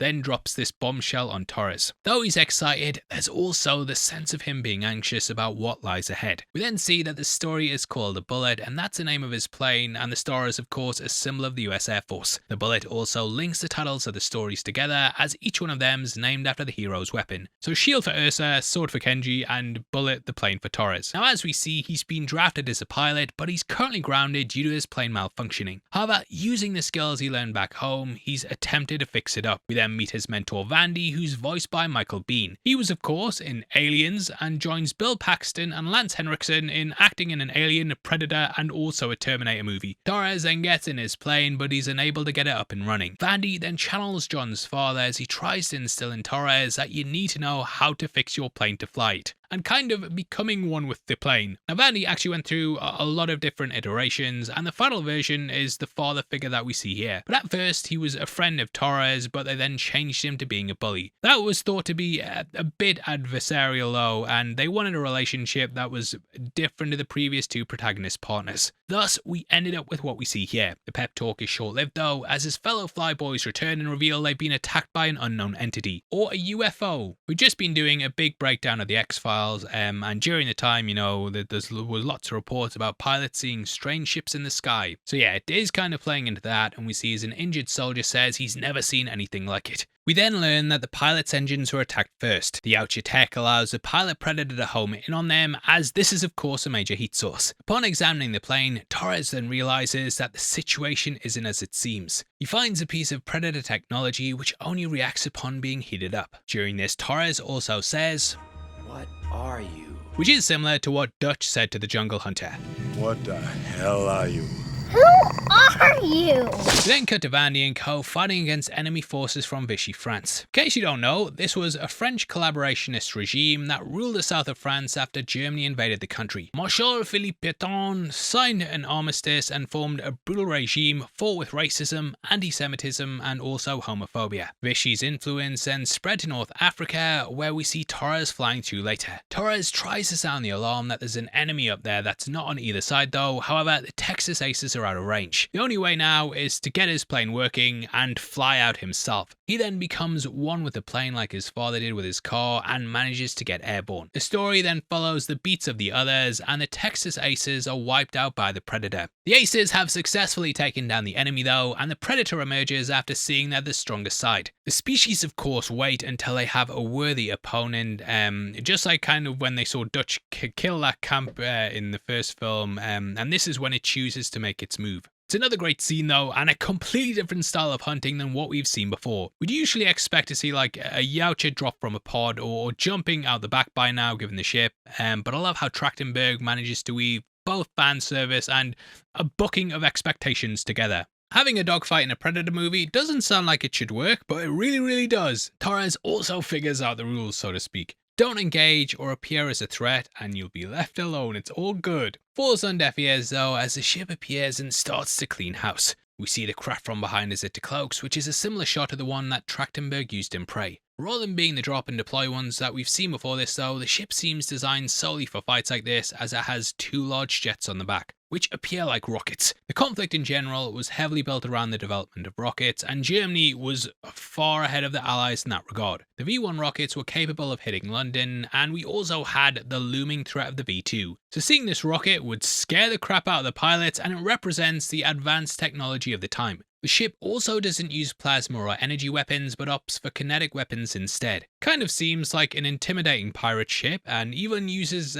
grapple hooks on chains to hook onto other ships to be boarded. The pirate-esque aesthetic also translates to the cyborg's Yautja look as well. He has an eye patch and various metal plates grafted to his body, just like your stereotypical pirate. Why do the Yautja look like pirates? They just are. Oh, brother, this guy stinks! That doesn't work, but moving on. The ship also looks similar to Deck's mother ship at the end of Predator Badlands. So hey, maybe I was reaching with the rocket thing, but that's how it comes across. We then see through the cyborg Predator's POV as he targets Tex 3. The movie once more messes again with our expectations as a ship-mounted shoulder cannon comes into view. Instead of a plasma explosion like the one that hit Blaine though, we get a massive grapple hook that looks like the one the samurai hunter used. However, it does feel like it might be a reference to Blaine as it hits the pilot through the chest like the plasma caster did to your old boy Jesse Ventura. It's very brutal but quite a low-tech death in the franchise that's known for its advanced technology. However, it shows how dangerous that the Predators are, and they don't need incredibly advanced weapons. And yeah, seeing the cyborg Yautja melt a pilot alive using his jet is a big kill that we probably can't show because of YouTube censorship. Torres has to constantly fix his plane while flying as well, as his wing then catches fire, and it shows the tenacity and ingenuity that it takes to be a Predator killer. The cyborg is nearly bested, but it launches a net cannon that slices and dices a plane. It's a mega version of the one used by the City Hunter and Yautja in Predator 2 and AVP-1. The pilot's body parts then fly past Torres, which is just harrowing as he tries to stop his plane from exploding. He then says, "Get off my plane!" Which I'm sure has to be a reference to Air Force One. Get off my plane.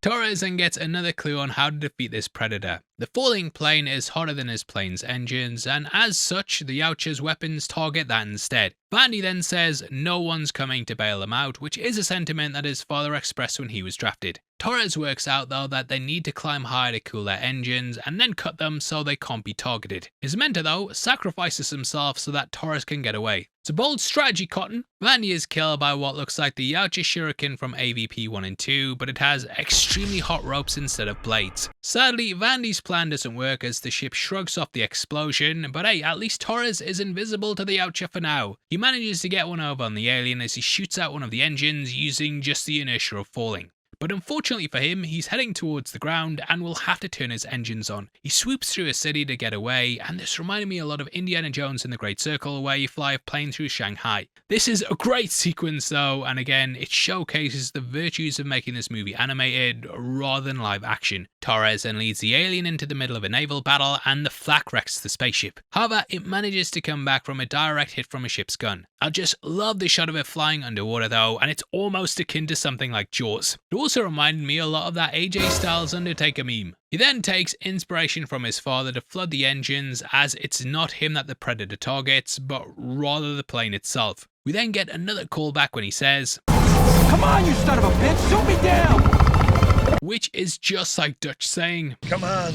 come on! Kill me, I'm here! Kill me! Both Torres and Dutch did this while trying to lure their hunters into a trap, with Torres using the parachute to send his plane into the spaceship. It's also similar to Naru, who also used the Yautja tech to her advantage. The engine then slams into the spaceship, causing a massive explosion. As another bit of a reach, I'd say that this also reminds me of Dutch running from the nukes at the end of Predator 1. Torres survives in the end though, and it's at this point that he's then taken to the killer of killers. Now unlike the others, we actually see him return home rather than transitioning to the ship. It's a full circle moment though, as he's now fixing cars just like he was attempting to at the start. We then get a very stereotypical alien abduction scene, which must be inspired by the perceived UFO sightings at the time, such as the Roswell incident. There's even a crop circle, which of course goes hand in hand with UFO theories. This is a brand new Yautja ship though, and it looks very different than the ones that we've seen so far. Most have looked like the scout ship from the very first movie, or at least some variation of it. We know it's a collector ship though, and it's a lot like a military cargo plane. It's built for logistics and not designed to look sleek like a fighter jet. But yeah, it all kind of fits in with a period of like alien abductions, and I do hope that we get like another anthology that features the OWLF or maybe even Project Stargazer. Look, I know the Predator was absolutely shit, but the movie had an alternate ending in which a turncoat Yautja worked with the humans. And yeah, it would just be good to see something like that. We do break it all down in our video on that film, which kill me still. But yeah, just give me like a Mulder and Scully type-esque story investigating these disappearances. Especially as we see Mike and Dutch later on. But yeah, we then see as Torres is taken out of cryostasis, and we have no idea how long it's been since he was abducted. Put through a long corridor, this looks a lot like the one from the Death Star, and it just fits in with the whole prison and space thing. At the moment though, he is on Yautja Prime, which was a location in AVP2 and also Predator Badlands. Torres also has an explosive neck device strapped to him, and he meets his fellow humans. Naturally, they don't take to him at first, with Ursa spitting in his hand and calling him a butt baby. Torres then embarrasses himself in front of Kenji. I did wonder if this would be a bigger deal, as the US and Japan were bitter enemies in World War II, but it did kind of explain how Torres knows a little Japanese. I think they definitely could have tied it into the Pacific Theater though, but it is kind of glossed over. He then sits down, and we get them in the positions they were at when we were introduced to the characters. Torres then thinks about how he'd get out the brig on a Ranger, which was a ship he was stationed at during World War II, which is in fact also a real ship. Now the trio may have survived a fight against the Yautja, but the nightmare is really just beginning as it's revealed that they're now in a gladiator arena. Kind of reminds me of when I worked in a call center and we get given really tough projects, and the crap people there, they wouldn't be given shit, mate. But we get given the tough ones, and then as a reward for surviving that, we'd get given even tougher assignments. And I wish I was shit, mate. But yeah, this whole thing is a very deep callback to an unmade Predator movie. In case you don't know, kids, Robert Rodriguez was hired to write the script for Predator 3 back in 1994, which was the year before he made Desperado. While it wasn't made, it was then morphed into 2010's Predator, but the original concept was a lot like this. However, yeah, the budget would have been insane, so things stalled out. It was only years later when they found the script and were like, oh wait, why don't we just make this, mate? The original outline though would have featured the return of Dutch, who at the start was abducted by a group of soldiers in Predator gear. He was then taken to Arcus 6, which was a world similar to the game preserved planet. We learn that various aliens and humans are made to fight to the death to train teenage Yautja, and the Predator King ruled over this planet. We then close out the movie with Dutch killing him, and yeah, the similarities are very, very obvious here. But yeah, the King's ship is a great blend of advanced tech that also stays true to the Yautja's trophy hunting nature. It's like a practical trophy wall like in Predator 2 or Badlands, and on the side are spikes while the top has what looks like a big facehugger skeleton. The alien connection doesn't end there either, as the Grendel King is what looks like a cape made out of xenomorph tails. He even has the rib cage of a xenomorph on his back, and it was theorized that this might have even been a queen. The subtitles are great here though, as they're all different fonts that represent the different time periods and subtitle styles of our hero. We also see that the colours translate the language, and it's just a nice way of explaining why they understand what's happening. They've all killed predators, been successful at work, and made things worse for themselves, and thus the one who survives this fight will then fight against the king. If they win that, which is highly unlikely, they'll then be crowned the killer of killers. He said it! He said it! So it's like a 3-round job interview. Before that though, the neck device on the Yautja is triggered, and we see as a jungle hunter's head explodes. From Predators, we know this clan often gets bitched on, as we had the one strung up there as well. It's a shame, because like, these were my boys at one point, but yeah, nowadays they're just pulled out to be messed about and shown how shit they are. Most of the time, things like this are done to dishonorable predators though, and I'd love to learn more about the hierarchy and how the franchise's many clans interact on Yautja Prime. Each of them is then given a weapon from their tribe, with Ursa getting a massive battle axe, as she says praise Sif. Sif in Norse mythology is the wife of Thor, and yep, I learned most of what I know about her from the Marvel movies, because when they were like, it's not going to be the wife of Thor, I was like, whoa, what? Is that what it is? And they were like, yeah, that's what it is normally. I'm like, whoa, I better store this away for a rainy day when I become a YouTuber and need to use this in a video. Kenji is then given a sword, which is another great Easter egg. In Predators, Hanzo finds the sword in Nolan's secret hideout, and the sword here looks almost identical to the one that Hanzo uses to kill the Falconer Predator. Due to the cryostasis,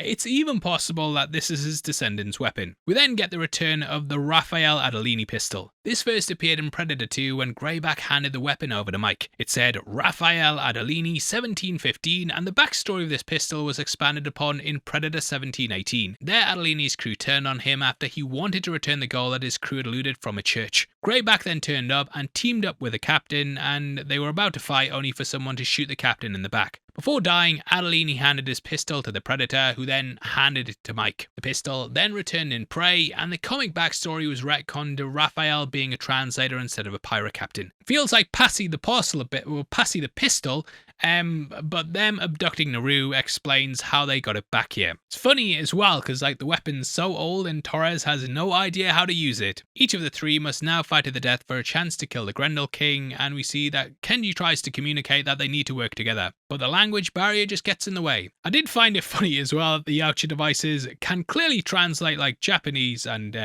Nordic. Is that right? Yes, it's true. This man has no dick. But they don't allow them to speak to each other through the translator. It basically just translates the Yautja language into their languages, but doesn't allow them to do the same thing. So yeah, it's just a clever way of basically getting them to fight each other. Ursa then drops the name Grendel King, and in the deleted scenes, Ursa actually told the story of Grendel at the campfire. There were also 2 more deleted scenes in Ursa's story, such as the crew singing a sea shanty, which I would have liked to see. I love a bloody good sea shanty, and also people being strung up like in Predator 1 and 2, which would foreshadow the Predator's reveal. Torres manages to work out some what Kenji's saying though, but he thinks he means they need to fight Ursa. The axe versus sword battle looks great though, as Torres tries to work out how to load the pistol. Things then go from bad to worst when a giant beast with a missing tusk's let out, which shows it's survived some tough battles. Health and safety clearly doesn't exist in the Predator Coliseum either, as it eats its own handler. Ursa then starts to realize that Torres is like her son before he gets swallowed by the beast. Luckily though, there is the handler's wrist device that Torres struggles to use, while the other 2 fight it from the outside using a shield and sword. By teaming up, they manage to defeat the monster, but poor old Torres is sent down into the bin. And yeah, just seeing him still inside the stomach, you wonder like, if he'd not got out, would he just stay in there until he starved to death or was melted by stomach acid. I don't know, mate, but it's bad. Ursa then goes back to her default of fighting, as dying in battle is the only way she believes that she'll be with Anders again. I love how the Predators also have their own bulldozer as well, which is a bike with an energy shield. Naturally, it looks just like the one that Deck uses in Badlands. Kenji decides not to play by the enemy's rules any longer, and he basically gives up, which annoys Ursa because she needs to die in glorious battle. I also love how the skull that the king's perched on top of has a red trail of blood. It's a lot like Ursa's face markings before, and just nicely builds off some of the things done so far. Just as they're about to die, Torres appears, having stolen a hoverbike, which he somehow managed to figure out how to use as well. Well done, mate. Next, he figures out how to work the ship too, which is a bit suspicious, but you've just got to go with it. He is one with the bike and ship. But yeah, it leads to the three of them fighting against the Grendel King. Because of his size, they all need to team up, and Kenji and Ursa have their weapons while Torres tries to get them out of it. The king then goes primal after seeing his blood and gets ready to kill Ursa and Kenji. This is when Torres manages to launch him back using the ship's engines. Once again, he focuses and becomes one with the ship, but just as they're about to leave, the king slices off Kenji's arm. This is something that happened to poor old Dylan in Predator 1 just before he died, and arms being chopped off in general is a trope that's been a major part of the franchise. Like Mike chopped off the City Hunter's arm in Predator 2, and I'm sure we've mentioned like every breakdown ad nauseum how many times the arms get chopped off, so I'll just skip it for now. It's not over yet though, as the ship gets hit by a grappling hook, which is something that Torres and Kenji experienced. Ursa then uses it to her advantage, like the anchor in her story, and Kenji and Torres fly off together. Kenji then calls Torres' brother, having made a new family with the survivors, which is like a staple of every movie these days, but these guys literally knew each other for 5 minutes and spoke like once. But yeah, it's your brother, he's replaced your brother. Amazing. The king then says, let's go hunting, as lots of ships fly off in pursuit. You might also notice that the bikes race along the surface as well, similar to what Deck had in Badlands. Robert Rodriguez's original script also teased that Earth could be invaded by a fleet of Yautja, marking a further similarity between Killer of Killers and the unproduced project. Now in the end, we learn that Ursa survived and watch as she's put back into stasis. We then get the first of our surprise cameos. Building off the credit scene of Prey, we see that Naru's being captured. The scene there showed Yautja ships arrived on Earth, and clearly they collected the character. As mentioned, this was originally the final shot of this film, but at San Diego Comic-Con, Trachtenberg treated fans to an extended ending that also included Dutch and Mike. At the time, we had just locked our Predator 2 video, where I went over Mike's story after the film, and I was like, oh, I wonder if he's been taken along with Naru, and maybe Dutch is there, and they could do like a big Avengers team up. And then they revealed that, and all the comments were like, you fucking dickhead, mate, you stole that from the movie.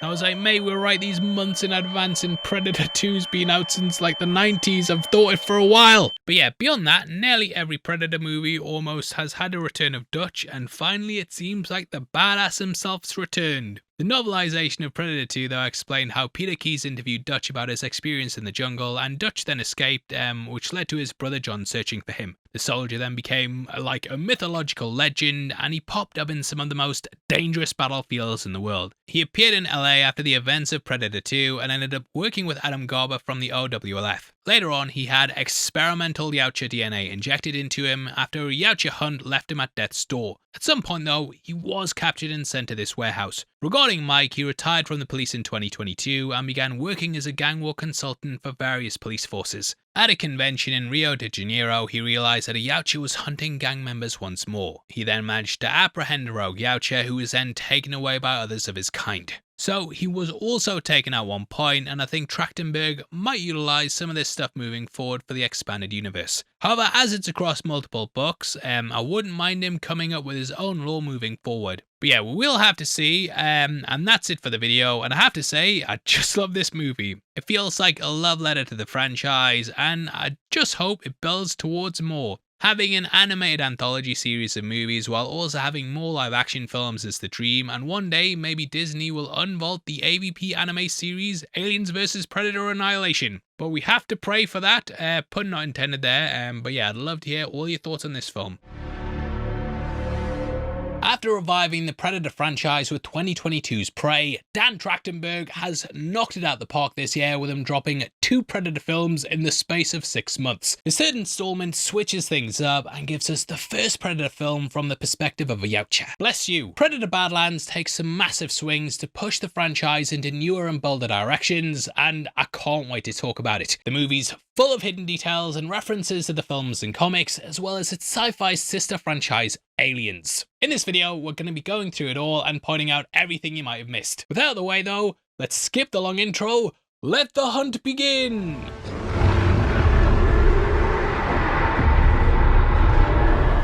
Now, the movie was announced as being in development during February 2024. Trachtenberg cited several influences such as Shane, Drax the Destroyer, The Book of Eli, Mad Max 2, and Conan the Destroyer. Trachtenberg is a massive video games fan as well, which we've talked about in our other breakdowns. He also said Shadow of the Colossus influenced it too, and you can kind of see that in this lone character seeking to take down a titan. Trachtenberg was also fascinated with the culture of the creatures, as it hadn't really been fully fleshed out on screen before. Originally, when they were making the second film, they had planned to have sequels that would reveal the Yautja culture. However, as we know, everyone hated Predator 2 for some reason, so it never got off the ground. However, since then, the expanded lore has filled in a lot of the gaps. Shooting began in New Zealand on the 27th of August 2024, and it was under the production name of Backpack, which yeah, you can see why that was. That takes us into the film itself though, and we begin with a 20th Century Pictures logo. The fanfare that ends with Yautja drums, and this sort of closeout was first started in Alien 3.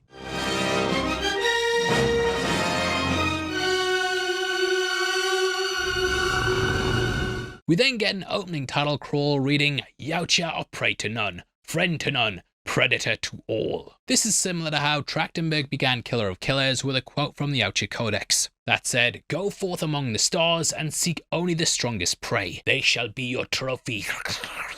Come the killer of killers." The clicking thing they do. While the full Yautja Codex is only known to Trachtenberg and Watkins, we do know that this part of the Codex comes before the line scene in Killer of Killers. Designation reads 0422/25 and Killer of Killers has 0522/74. Now, I'm not 100% on this, but I'd assume the numbers correspond to the chapter or section, which is then followed by a page number or similar. It's possible that these numbers might even correspond to a date. Putting these two lines together though, we can see how the Yautja culture progresses through its teachings, with the first being drilled into the Yautja head that they are the ultimate predators with absolutely no weaknesses, and the later having it that they have to prove that across the universe. Now, some of you might also have noticed the line, "Yautja are prey to none," which was said by Deck in the trailers, but it's not in the final cut of the film. This scene was later changed before its release, and the VFX team had to reanimate Deck's mandibles to match the new lines in the movie, which are, "Help bring me here."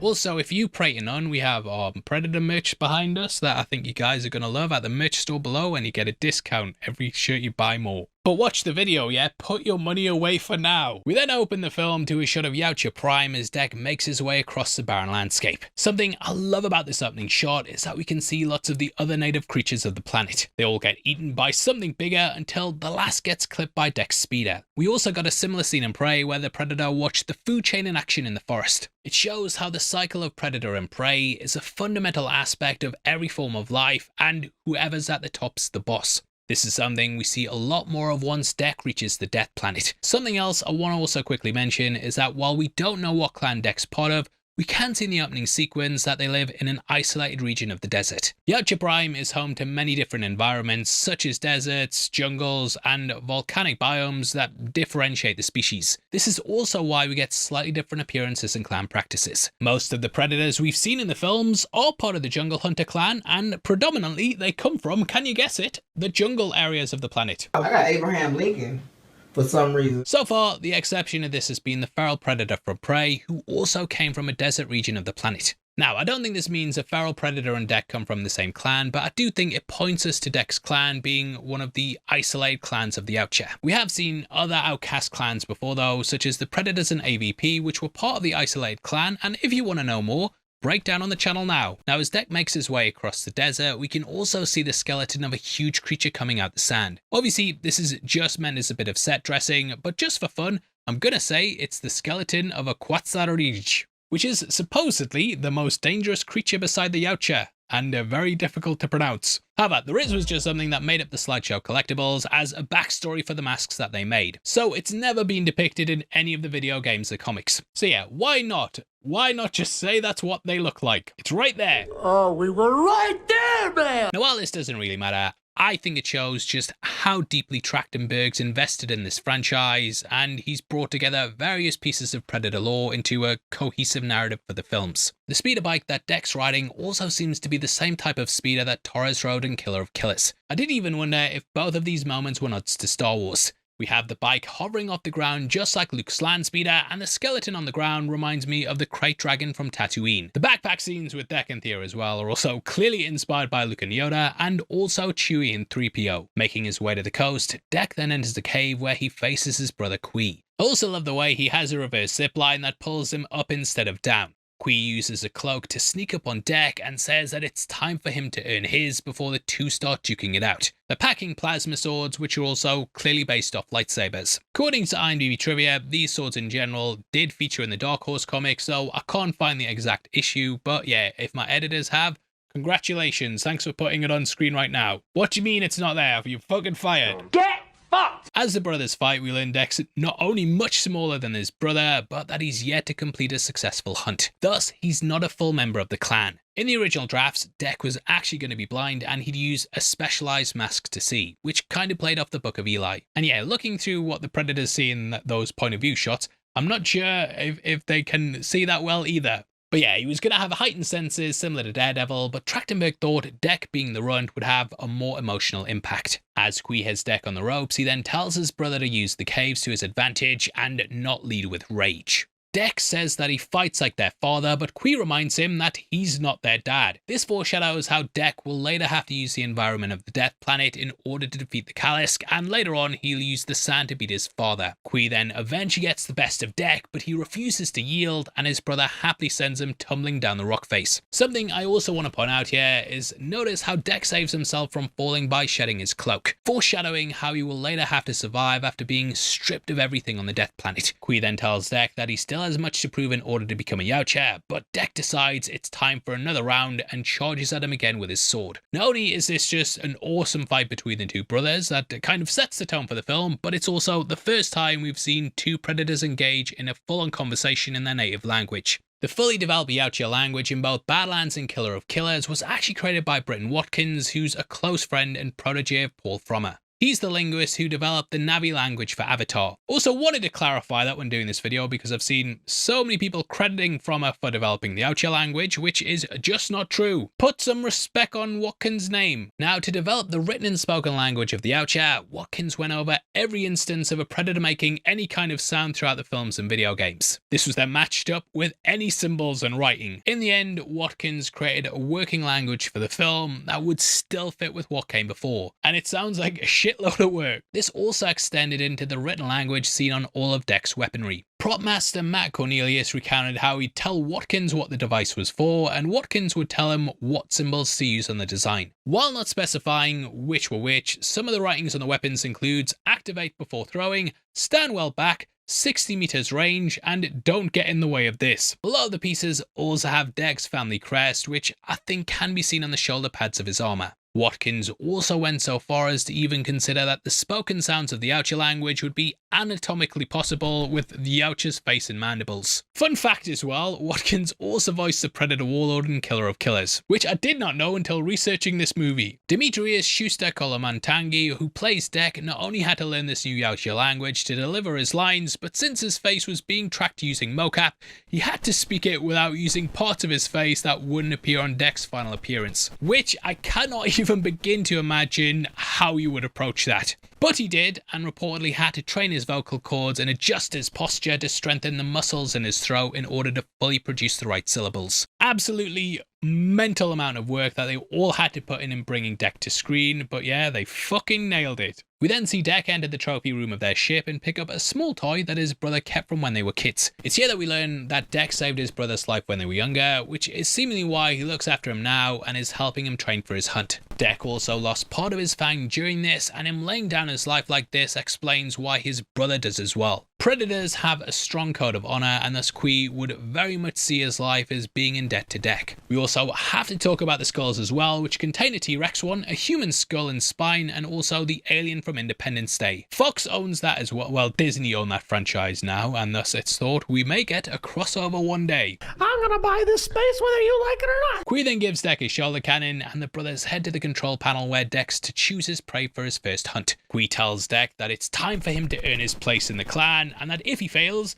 he can never return. Deck then swipes through the planets in the navigation system, and we get a really great little cameo. At the 706 mark, we can see Earth, and the figure shown is none other than Naru. Look, I'll hold my hands up, it might just be a generic Native American, but since the Predators would be aware of her due to abducting her and, yeah, Trachtenberg created prey, I'm gonna say it's definitely her. He then skims through until finding Genna, which Kui calls the Death Planet. This is the home of the unkillable Kalisk, which even their father fears. And obviously, that's the one you pick, mate. If you're mental. That's like starting a game up and choosing hard mode from the off. I know some of you guys do it, you're fucking nutcases. Deck says that since their father thinks he's the weakest, he must kill the strongest in order to prove his worth. Before Kui can object further, the two are then interrupted by their father Nor's arrival. I love the way his bike's decked out in bones, and it shows just how much more of an accomplished hunter he is compared to Deck, who of course had nothing on his bike. Quick little fun fact as well, but Demetrius also did the voice and body double for Njor. Decked out in a horned helmet and sick white dreads, Deck announces his father's arrival and slices his hand as a sign of respect. However, notice how Kui doesn't do the same thing. This shows how desperate Deck is for their father's approval, whereas Kui has already proven himself. I think it's also kind of an act of defiance that leads into what happens next. Njor asks why he hasn't killed his brother yet, and we learn Deck's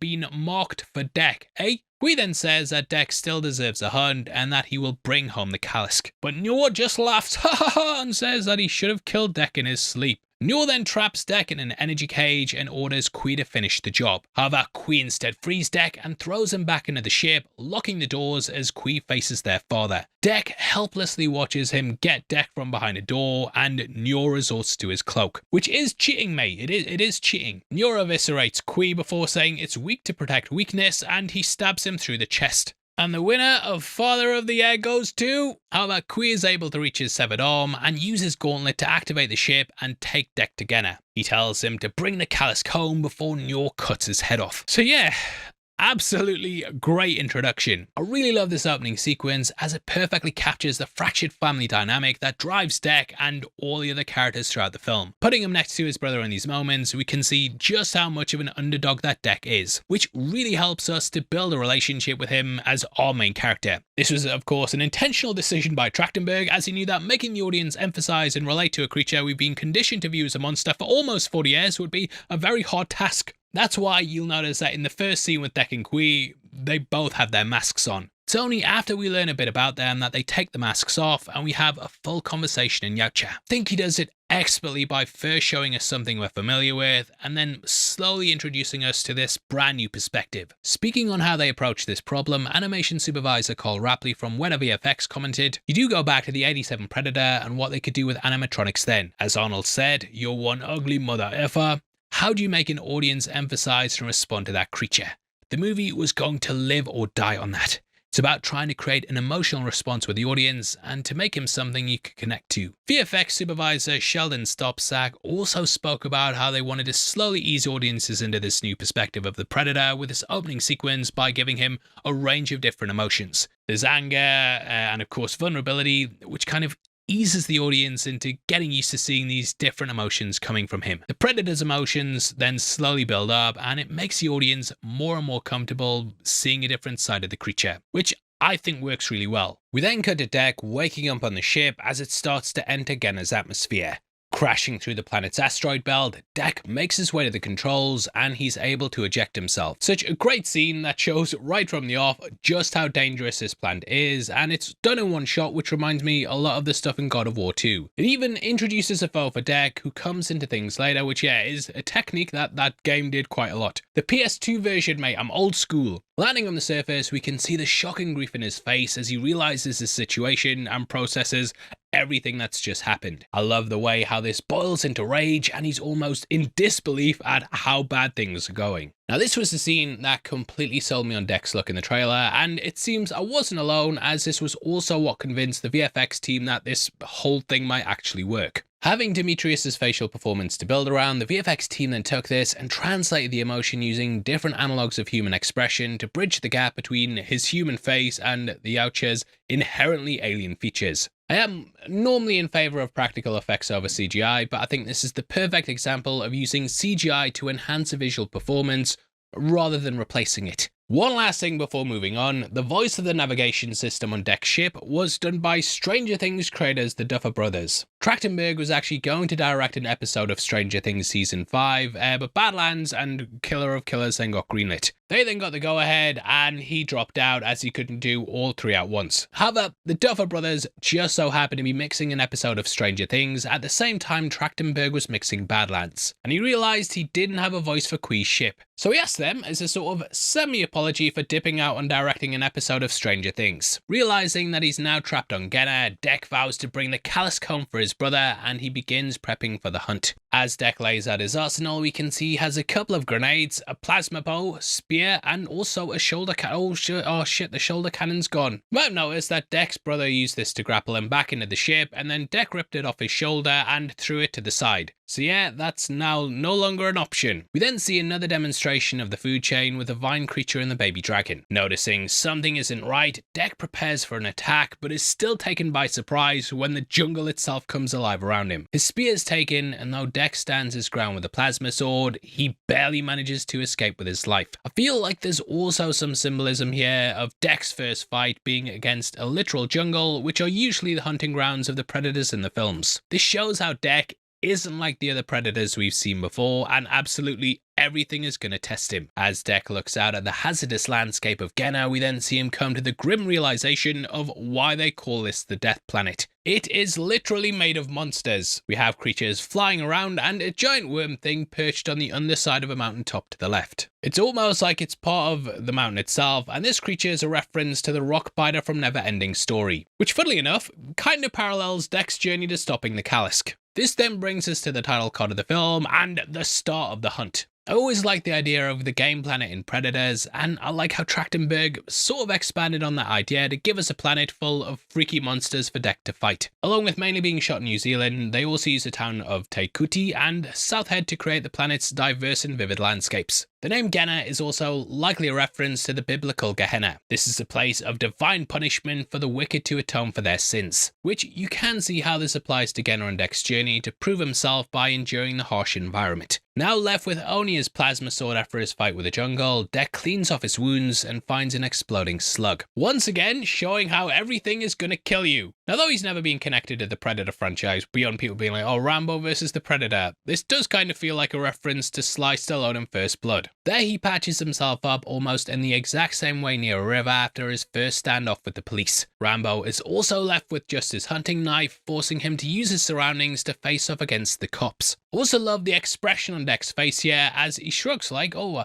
guess I can't eat that. It's just a small moment that gives us a glimpse into Dek's personality and how he's really figuring things out as he goes. This completely contrasts the normal predators we see, as they seem to have a plan from the jump and immediately start killing everything in their path. We then pan across the jungle as we find Dek navigating through a field of tall grass before coming face to face with some kind of weird plant thing that begins to bulge with spikes whenever he gets close. So at this point, he hears a voice calling down to him from the cliff above. This is where we meet Thea. She's a Weyland-Yutani research synth who was sent to study the indigenous life of Genna. However, after a run-in with the Calisk, Thea was left cut in half and then stuck in a tree. It looks really similar how Dutch was stuck in the roots in Predator when he first came face to face with the hunter. While activating her universal translator to communicate with Dek, we see Thea's eyes roll back to reveal the Weyland-Yutani logo. This is a reference to the synth Andean alien Romulus. Romulus was in production at the time Trachtenberg was shooting Badlands, and he watched an early cut of the film with the crew while in New Zealand. Trachtenberg thought the effect with Andy was so cool that he immediately decided to steal it and use it with Thea. No, it's not steal it, it's the same universe, mate. It's all connected. While that's as far as the two seemingly connect though, this happy accident's a great way of keeping these worlds consistent, especially with both of them having massive comebacks the last couple of years. While trying to figure out what the hell Thea is and probably if he should kill her, Deck's attacked by the flying creature we saw earlier. I love the way it begins hunting him and basically uses the plants against him. Thea wants to help, however Deck tells her that Yautja hunt alone, so he decides to rush through the fields himself. However, he's hit in the neck by one of the spikes.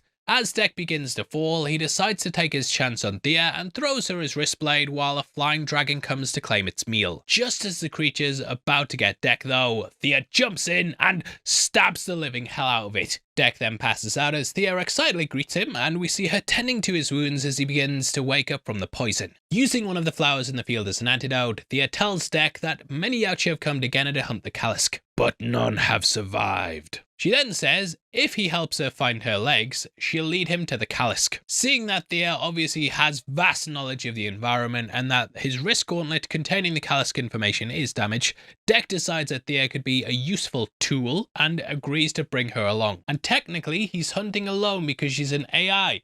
She's just a tool. And yeah, he basically just keeps calling her tool throughout the movie, which my dad called me as well. But yeah, it's basically I like taking your Alexa out with you. I love how as she hobbles off as well, just before Deck agrees to help her, we get another subtle nod to Star Wars. Reminds me of when 3PO and R2-D2 split up on Tatooine, and it's just a great little moment. We then see the two navigating Genna, and Thea talks Deck's earhole off with lots of different questions that we've all had when we watch this franchise. Like, why is he smaller than the other Yautja? Do the mandibles chew his food, or does his mouth do it? Is the cloak cheating? Yes, it is. We've established that already. I love how these are actually questions that most fans have been wondering about for years, though, and are most likely just things that Trachtenberg's been asked or had to think about himself. Thea also mentions that Weyland-Yutani has yet to crack sublight speed, which is a very subtle way of Trachtenberg telling us about the Alien/Predator timeline. Badlands is set far in the future of both timelines, but it's intentionally vague in exactly how far in the future that it's set. While obviously having the strong crossover of Weyland-Yutani in the film, Trachtenberg specifically wanted to avoid getting caught in the mess of adhering to the timelines of the two franchises, which are already a mess as well. Speaking on his decision to include Weyland-Yutani in the film but avoiding a full-on crossover, Trachtenberg said in an interview with IGN, "It just felt to me like there was a way to include things in cinematic universes that are already spiritually connected and involve them in one story in one movie.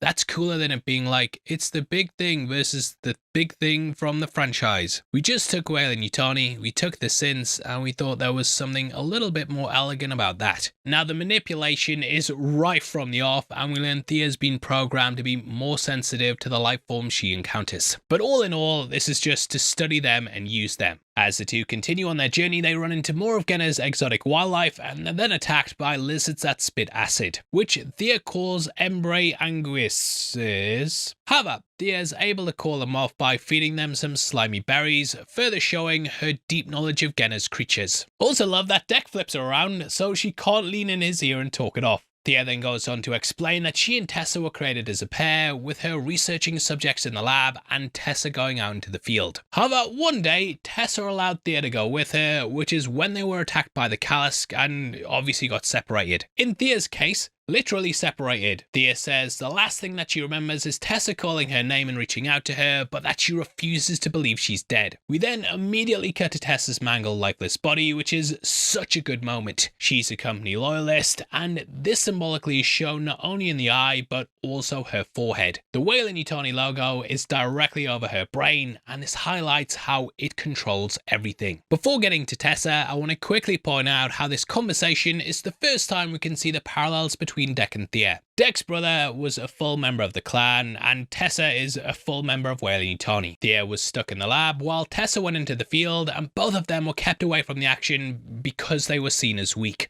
They were viewed as being unable to survive without the protection of their siblings, and now both want to prove themselves. As Tessa's body is taken into a healing pod, we get a couple of interesting things pop up on screen just before she gets rebooted. First, underneath Tessa's health bar, it says that she's part of the Weyland-Yutani Bioweapons Division, which is a division typically tasked with capturing a xenomorph. As we mentioned, this is set far in the future of the Alien and Predator timeline, so it seems that at some point, Weyland-Yutani decided to expand their research past the xenomorph and then move on to the Kalisk. This is further indicated by the Kalisk being designated as XX0552, whereas the xenomorph is classified as XX121. Can't even imagine what the other 431 are, but I'm pretty sure they hit the like button. You son of a bitch. We also, of course, get the computer being Mother, which is, the AI supercomputer that Weyland-Yutani often uses. Typically, Mother is designated as Mother 600, but here we can see that she's been further upgraded to 062578, which just rolls off the tongue. Further shows how far into the future this movie takes place, though, within the Alien franchise timeline. Once Tessa starts to come online, she starts repeating Thea's name over and over again, as it was the last thing she said before getting wrecked by the Kalisk. We then get some pixel footage of the battle on screen. It looks a lot like the stuff shown in Prometheus when David was looking at Shaw's dreams. I love how the machine also goes to replace her eyes, but she snaps at it and therefore just has a broken eye for the rest of the movie, which kinda helps you tell the twins apart. We can then see Mother uploading Tessa with some updated info about their mission being incomplete and that there's now a Yautja on the planet that could potentially pose a threat. Tessa then wakes up and Mother tells her the company is not pleased with her continued failure. This will result in her being decommissioned. Tessa then asks about Thea and Mother tells her that the Yautja has her. We then cut back to the dynamic duo, but really quickly before getting to the next bit, I know we literally just met Tessa, but you can already see how she parallels Deck in his journey in a lot of ways. Not only are they both hunting the Kalisk, but failure for either of them means death, either by Weyland-Yutani or from Deck's father. Both of them are controlled by their higher ups and just being used by those in positions of power. Back with Deck and Thea, they then come across the bone bison. Thea tells Deck they're the food of the Kalisk, and with Deck feeling the tummy rumbles, he decides it will be his food as well. However, the bison is unfortunately grazing in a field of razor grass, which I love because even the grass is lethal here, and it just plays into the whole blade in blade of grass. It's good. I am easily impressed. While deciding his next plan of action, Deck and Thea are interrupted by Disney's new little cute monster, which Thea calls Bud. Deck growls at Bud to go away, but the little critter growls back at him before diving headfirst into the razor grass. Now, many of the fans out there, they see Bud as basically being a representation of how the franchise has been Disney-fied, and they're just reusing the Mandalorian playbook, which I don't really disagree with. However, we will talk at the end about why this was sort of a subversion, but love it or hate it, this was something Trachtenberg was aware of and ultimately decided was what Deck needed on his journey. Inspired by the Murloc creature from World of Warcraft, the director addressed concerns that Bud's too cute and how he affects the film. Likening Bud to Rocket and Groot from Guardians of the Galaxy, Trachtenberg explained that Bud's cute appearance is a way to conceal his true nature. When discussing it, the director said, "That's why Bud has dope action scenes and does some gnarly things. There's always something really cool to me about the badass with a sidekick. It's something that makes us care in a very specific way. We care about the creatures and animals very differently than we care about humans. I love the idea of him backpacking and something little beside him." The bone bison then scatter, and we get Deck basically doing a Shadow of the Colossus and trying to take down the creature. Deck jumps through the trees while doing this, and originally they wanted a similar scene in Prey. There the Predator would chase after Naru, but they didn't really have the budget to do it. Thea also mentions being careful of Luna bugs in the trees. Careful up in these trees! There are Luna bugs! Which is a nice little bit of foreshadowing, as that's the next monster we're about to see. Bud and Deck then have a bit of back and forth before they're interrupted by a charging bone bison. Deck then cuts it in half with his plasma sword as he rips out its spine from each side. This gives us the classic Predator spine pull move and marks Deck's first official kill on the hunt. However, he isn't able to celebrate his victory for long, and they're immediately snatched by the Luna bug. It's a giant squid-like creature, and yeah, I don't know if you should be calling this a bug mate. Kinda downplays it a bit. Bud saves the day though, and Deck returns the favour by taking down the creature in another scene that feels very God of War. We then quickly cut to Tessa and her team of synths finding Deck's crash site. They then fight off against the jungle vines, and you can see from this quick moment how different Tessa and Thea are already. Tessa grabs the vines from behind her head like John Wick and then proceeds to burn them all down, whereas we've only seen Thea approach every creature with kindness. Well, except for that dragon she stabbed in the beginning, but to be fair, it did kind of start it.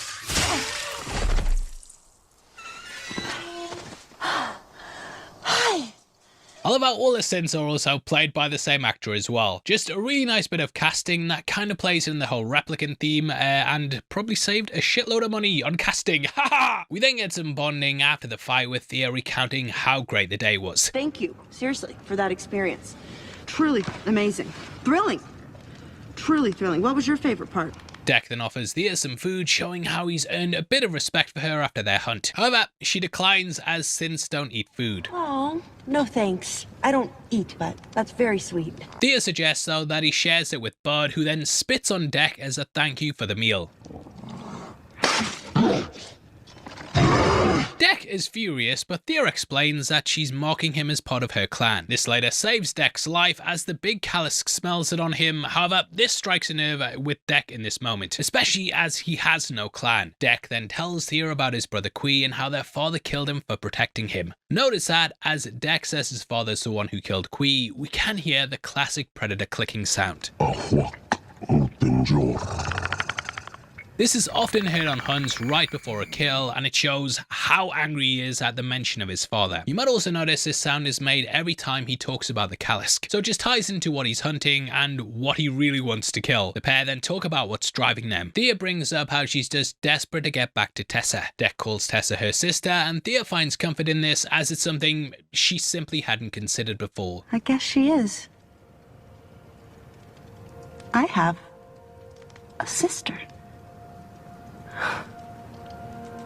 What a lovely thought. Now this is one of my favourite moments with Thea, as I feel like it's one of the best examples of how she's different from the other synths that we've seen so far in the Alien franchise. Thea's been programmed with emotions, and due to this she's been able to form real emotional bonds with not only creatures but also synthetics. This is something that none of the other previous Weyland-Yutani synthezoids had, which is why most of them betray everyone in some way by the end of the film. Obviously, you know, there's some exceptions, but yeah, most of the time they see humans as disposable. Elle Fanning actually took a lot of inspiration from David Johnson's performance as Andy in Romulus, saying that it gave her the confidence to make her own mark on the character. The fact that she can form emotional bonds with creatures also explains how she forms bonds with other machines like Tessa. Saying that they have to find Tessa, Deck reminds her that she also needs legs. She needs to find legs. Was that a joke? Look at Deck over here, throwing out them zingers. Bow, bow, bow, bow, bow, bow, bow. But also mimics Deck as they make a bed, and it just adds some dimensions to the Yautja that we haven't really seen before. We then meet back up with Tessa, who's found Deck's ship. She comes across the toy, which comes into play later, and also the trophy room along with the arsenal of weapons. Never seen this freeze grenade before, and I couldn't help but think it might be inspired by the one in the Arkham games, but let me know below if you disagree, because it might not be. Getting up for another day of adventure, Deck tells Thea that it's time to go. Thea says though that they can't leave Bud behind. However, it seems like last night's bonding session has already worn off. He then reminds Thea she's just a tool and that Yautja hunt alone, so they leave Bud behind.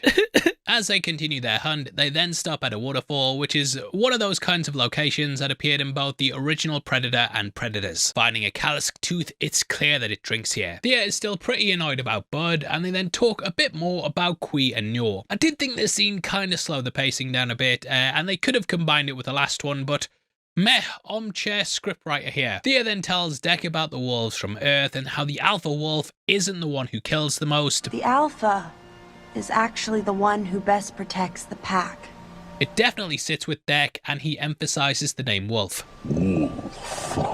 I did wonder as well if this might be a nod to Wolf from Alien vs Predator Requiem, the best Predator movie. Breakdown on the channel now. I try not to take my own look, fuck's sake. It's great. Wolf was also missing one of his mandibles, just like Deck, which might have inspired him. Now, we know that Badlands takes place long after Requiem, so yeah, I don't think this means they were part of the same clan or anything like that, but I did have to mention it. It nicely sets up the dynamic though, and how Deck will need everyone in his pack to take down the Kalisk. We then get a shot of Deck and Thea walking through Genna's beautiful but deadly landscape. This echoes a great moment in Prey where Naru makes a similar walk, and we get the horizon in the background. Also, This reminded me a lot of the shot in Fellowship of the Rings, where they leave Rivendell, and it's probably because, yeah, they were both shot in New Zealand, which is literally Middle Earth, but I swear, this is the exact same location. Notice the pools of water on the ground to the right. Obviously, I can't 100% confirm this, but I'm a fucking nerd who has seen those movies too many times not to notice this kind of shit. Dec and Thea then arrive at the site where she and her sister are attacked by the Kalisk. Here, it's a complete bomb site, and you can see the Weyland-Yutani equipment scattered all around. I love how it's kind of rearranged it as well, and it seems like the Kalisk has even made it into a den. Making their way through the destruction and dead synths, Thea finds her legs and hooks herself up to a computer. Dec then throws out another joke how it will be easier for him to walk now, but you can see he's kind of sad that he's no longer going to be carrying Thea around, further showing us how he's warming to her. He then tells her that she will be the first to witness his trophy and how it will be a great honor for her. However,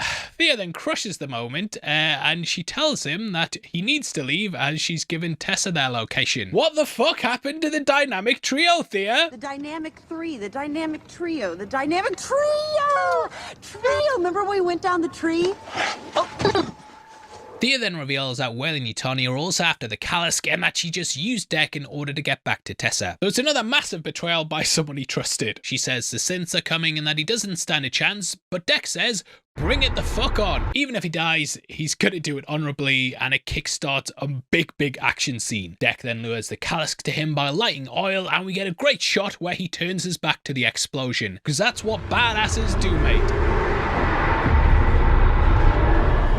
The Kalisk then enters the battlefield, and we get our first look at the infamous creature we've been hunting for the past hour. Just an absolute unit. Reminds me of me.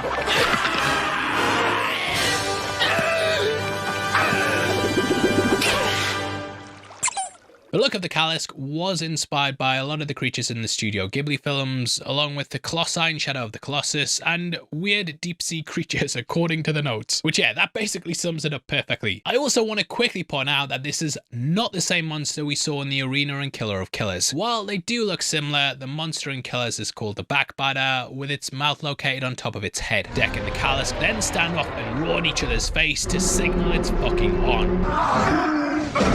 Quickly, we see why the Kalisk is so formidable, as it's able to heal and regrow severed limbs and body parts. Even its head gets pulled back onto its body, which I think is such a cool way to handle, you know, the usual cliche of regrowing body parts. Something else to point out here as well is that when Dec cuts off its head and its tail, we never see the Kalisk spilling any blood. This is actually a callback by Trachtenberg to the classic line from the original Predator. If it bleeds, we can kill it. This nicely shows that it's not bleeding because the Kalisk is truly unkillable. I also love how Thea's constantly trying to reattach her legs, and more shit goes down to stop it. Oh, come on! The Kalisk then drags Dec back into the arena, but Thea decides to lend a hand, and she starts shooting at it with a pulse rifle. Now, a detail that I love here is that while these are the advanced versions of the Yutani rifles, the M41A pulse rifles they're called, bit of trivia for you there. They actually used the same sound effect from the earlier films. In the end, Dec goes for the head, and Thor, you better be taking notes for Doomsday. Doesn't work, but luckily the Kalisk smells Bud's scent. However, Tessa freezes the creature along with Dec, and the corporation capture them both. Dec then wakes up strapped to a table, and it's here he meets Tessa. Thea orders her to release him, saying he's just another broken tool, but she claps back by saying, The Yautja are cold, they're weak. Why were you spared? Oof, fucking brutal, man. Dec then says he will crush her skull and rip out her spine, which is of course the Predator's classic move. You never told her why your brother protected you. Also, a detail that I'm just noticing now while doing this breakdown is how Tessa's voice is also altered to sound slightly more robotic, a bit like me because I'm very robotic. If I didn't know better, I'd say he was a robot. It's just a really cool way to subtly show the drastic differences between her and Thea though. When discussing how she approached playing both Tessa and Thea, Elle Fanning explained that she saw Thea as someone open to the world, whereas Tessa's more guarded, methodical, and what you would traditionally think of as a robot. Specifically with Thea, I think she's quite a personality. You know, she's very spunky, she's very positive, she almost has this comedic edge, and that's very new and fresh for this franchise in this world. Tessa, she's a little bit different. She's a little more scientific and, I guess a little bad, but... She also explained that while they were sisters, different paths made them who they are. She said that in Tessa's mind, she's just doing the job she was programmed to do by the company. I feel like this is also symbolized by having one of Tessa's eyes locked in its robotic state. This shows that she's just not as human as Thea is. Thea also has sympathy for Dec and other creatures, which again makes her more human. Tessa then reboots Thea, who's completely ecstatic to see her, and she immediately begins telling her about the adventures with Dec and all the cool things they saw. However, Tessa is only concerned about the mission. Thea, you were right about the callus. The creature is a regenerative miracle. Humanity will thank us, and Mother will be pleased with your additional catch. Realizing she's talking about her BFF Dec, Thea tries to convince Tessa to let Dec go. She says he's not a good specimen, never hits a thumbs up, and should just be let go. Tessa just keeps on with her tests though and injects Dec with a sedative. I like how you can see the neurons firing in Dec's brain as he's freaking out on the table, but they stop as the sedative starts to take effect. It's a torturous scene in which Thea begs to keep Dec safe, but Tessa just coldly carries on. It's only when Thea shuts the machine down that Tessa questions Thea, who she also doesn't really see as a sister. Thea tells Tessa we can be more than what they ask of us, and that they could actually be sisters. However, Tessa looks at Thea like a fucking idiot and reminds her that Mother gave them emotions not to be able to understand other creatures, but to use it to exploit them. Tessa then reveals that she was never trying to rescue Thea and that she was only after the callus. After they were initially attacked by the callus, Tessa realized Thea was weak and realized the mission would have a better chance of success without her. When we first faced the callus, I tried to protect you. And that almost cost me everything. Much like Njor's judgment of Dec's place in the clan, Tessa echoes Dec's father by saying the weak must be culled and how she basically almost suffered the same fate as Kui by trying to save her. I almost made the same mistake the Yautja's brother made. The weak must be culled. And Thea, you're broken. Tessa is then called away by Mother and she orders the other synths to box up Thea and questions Dec about his technology. As Tessa leaves, we see one of the synth goons and take out the Yautja toy Tessa found earlier. The synth asks Thea why she's speaking Yautja, and it kind of plays off the universal translation thing where others it will sound like they're speaking that language, but to the creature it'll sound normal. Either way, they trick the synth to look at the device and we then see his head explode. This is a nice little reveal and it shows how Dec saved his brother's life when they were kids. Also, I love how he says it's just a kid's toy and it shows how hardcore the Yautja kids are. Thea then releases Dec, and I love how the door itself opens up like the Wailing Yutani logo. He then jumps out the back of the truck and takes a little tumble down a waterfall, just like how Dutch did in the original Predator. We then see the callus being transported to the Yutani base and can see the slogan, "Building Better Worlds." This was first seen in Aliens and it's been present in lots of different movies. Something I always loved about the logo in Aliens as well is that the slogan there is in quotation marks. It added some sarcasm to it, and yeah, they obviously care more about their little alien hunts than building better worlds. That's it, man. Game over, man. It's game over. I don't know why they dropped this, took out the quotes here, but if you have a theory, drop it in the comments below because I'd love to hear it. We then see as Dec finds what little is left of his ship. It's here that he comes across a first aid gun that he uses to patch himself up with. This looks more like an advanced version of the one we saw the feral Predator use in Prey. It's also like the one the original Jungle Hunter used in the first Predator film. With no armor, weapons, or any kind of plan, Dec throws a bit of a fit as he thinks of his brother and how he's failed him by not subscribing. However, when he slams his fist down in anger, the ship starts to boot up. We then get another little cameo from the Yautja Duffer brothers. With the power back on, Dec then makes his way to the trophy room, which is where he finds Kui's helmet. It's here that he remembers what Thea said about the Alpha Wolves being the ones who protect the pack. Dec realizes that caring for others is not a weakness, but in fact a strength, and he calls himself a wolf because he loves Aliens vs Predator Requiem.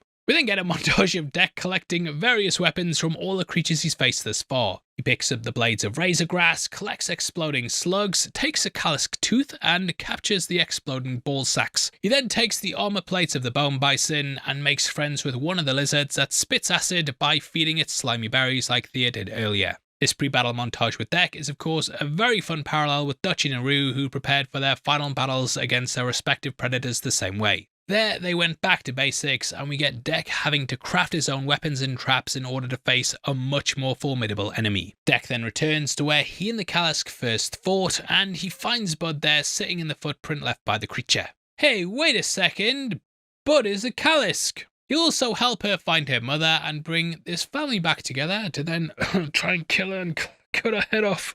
No, they don't do that, but it would have been funny. There's also a subtle clue when we first met Bud in the field of razorgrass, as Thea said bone bison are a Kalisk's favourite food. And the first thing we see Bud doing is chasing after one of them. What an odd critter. I've never seen you before.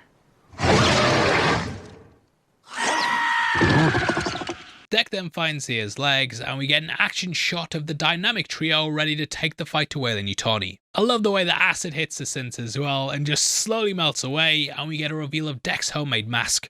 It's some ninja shit. He's used the razor grass to make a whip, the bone bison plates as armor, and the acid lizard now works as the plasma caster. It's just a great way to show Deck's progression throughout the film, and this also calls back to how his brother told him to utilize the environment. Deck then uses his new toys to completely wreck the synths, Assassin's Creed style. Clears a path for Thea's legs, but we see how she doesn't really need the leg up, because she shows the synth defeat.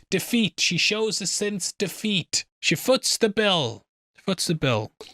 Oh, brother, this guy stinks! While this is going on, we see Tessa sharing the data on the Kalisk with Mother in order to complete her mission. However, when she asks about Deck, she says he's dead, which you can obviously see she's not really being honest about. She clearly doesn't want to make it look like she messed up though, and it's just all about being a career climber. Mother is of course just a stupid computer as well, and she buys it because she's been programmed to be loyal. However, in injecting human emotions into them, both she and Thea can also be duplicitous. We then cut back to Deck, decking out the synths. The fight is super cool, but my favourite part's just the little lizard spitting in everyone's face and how he and Deck are truly working together here. Man, I really hope nothing bad happens to that little guy. No!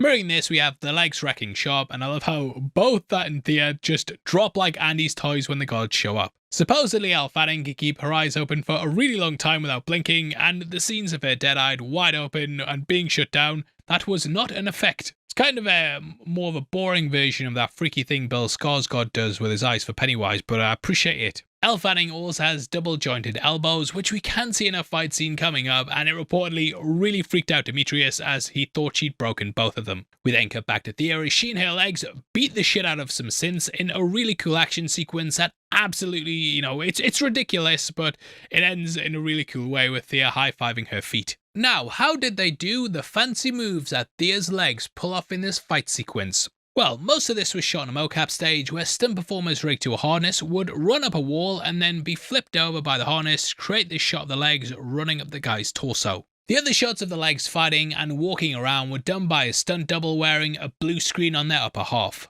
Eventually, everyone then meets back up, and Deck calls her Thea for the first time. Thea also calls him Deck of the Yautja. This again highlights the parallels between Deck and Thea, as they both provide the respect and recognition that the other so desperately needs outside of their abusive family dynamics. Deck is desperate to be seen as strong alongside his fellow Yautja. Thea, though, just wants the respect and acknowledgement of Tessa that she can stand alongside her and not be left behind in the lab. Both are now whole as well, with Thea finally being back together. In being able to recognize each other, both Deck and Thea are able to turn their weaknesses into strengths. Deck then gives Thea the lowdown of Bud being the child of the Kalisk, and we then get the final showdown. As Deck sets off the alarm to distract Tessa and the other synths, Thea and Bud then make their way to the Kalisk, and Deck's surrounded by an army of Yutani soldiers. As they approach Deck meditating in the heat of battle, we see that he's rigged the entire area with exploding ball sacks. Came out wrong that.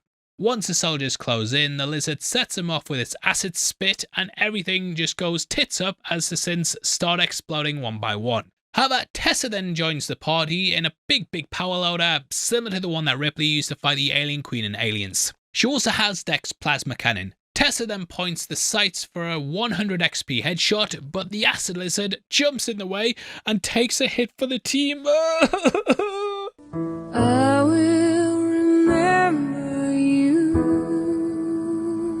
Now this proves that it's not about the skull trophies, but the friends we made along the way. Also, notice how this blasts Deck's bone mask off. This keeps up the tradition of the Predator taking off their face mask before their final boss fight. This is actually a rule in the Ouija code as well, as a hunter must reveal oneself when in a duel with an enemy. Which is also why they turn off their invisibility cheat, because yeah, why else would you do that? Cheating is bad, no. Deck then faces off against Tessa in the power loader mech as she tosses him all across the map, and we cut to Thea and Bud rescuing the Kalisk. I love the way the eye doesn't work here, and she basically has to pretend to be her sister, even deepening her voice to do it. Luckily, Bud arrives to provide a distraction and Thea knocks him out. Back to Deck, fighting for his life, he's able to get the drop on Tessa and he climbs to the top of the power loader, however she locks him out with the windshield. She asks Deck what it's like to be hunted and he says, "You tell me."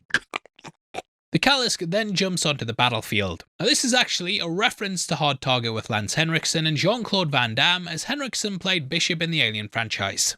How does it feel to be hunted?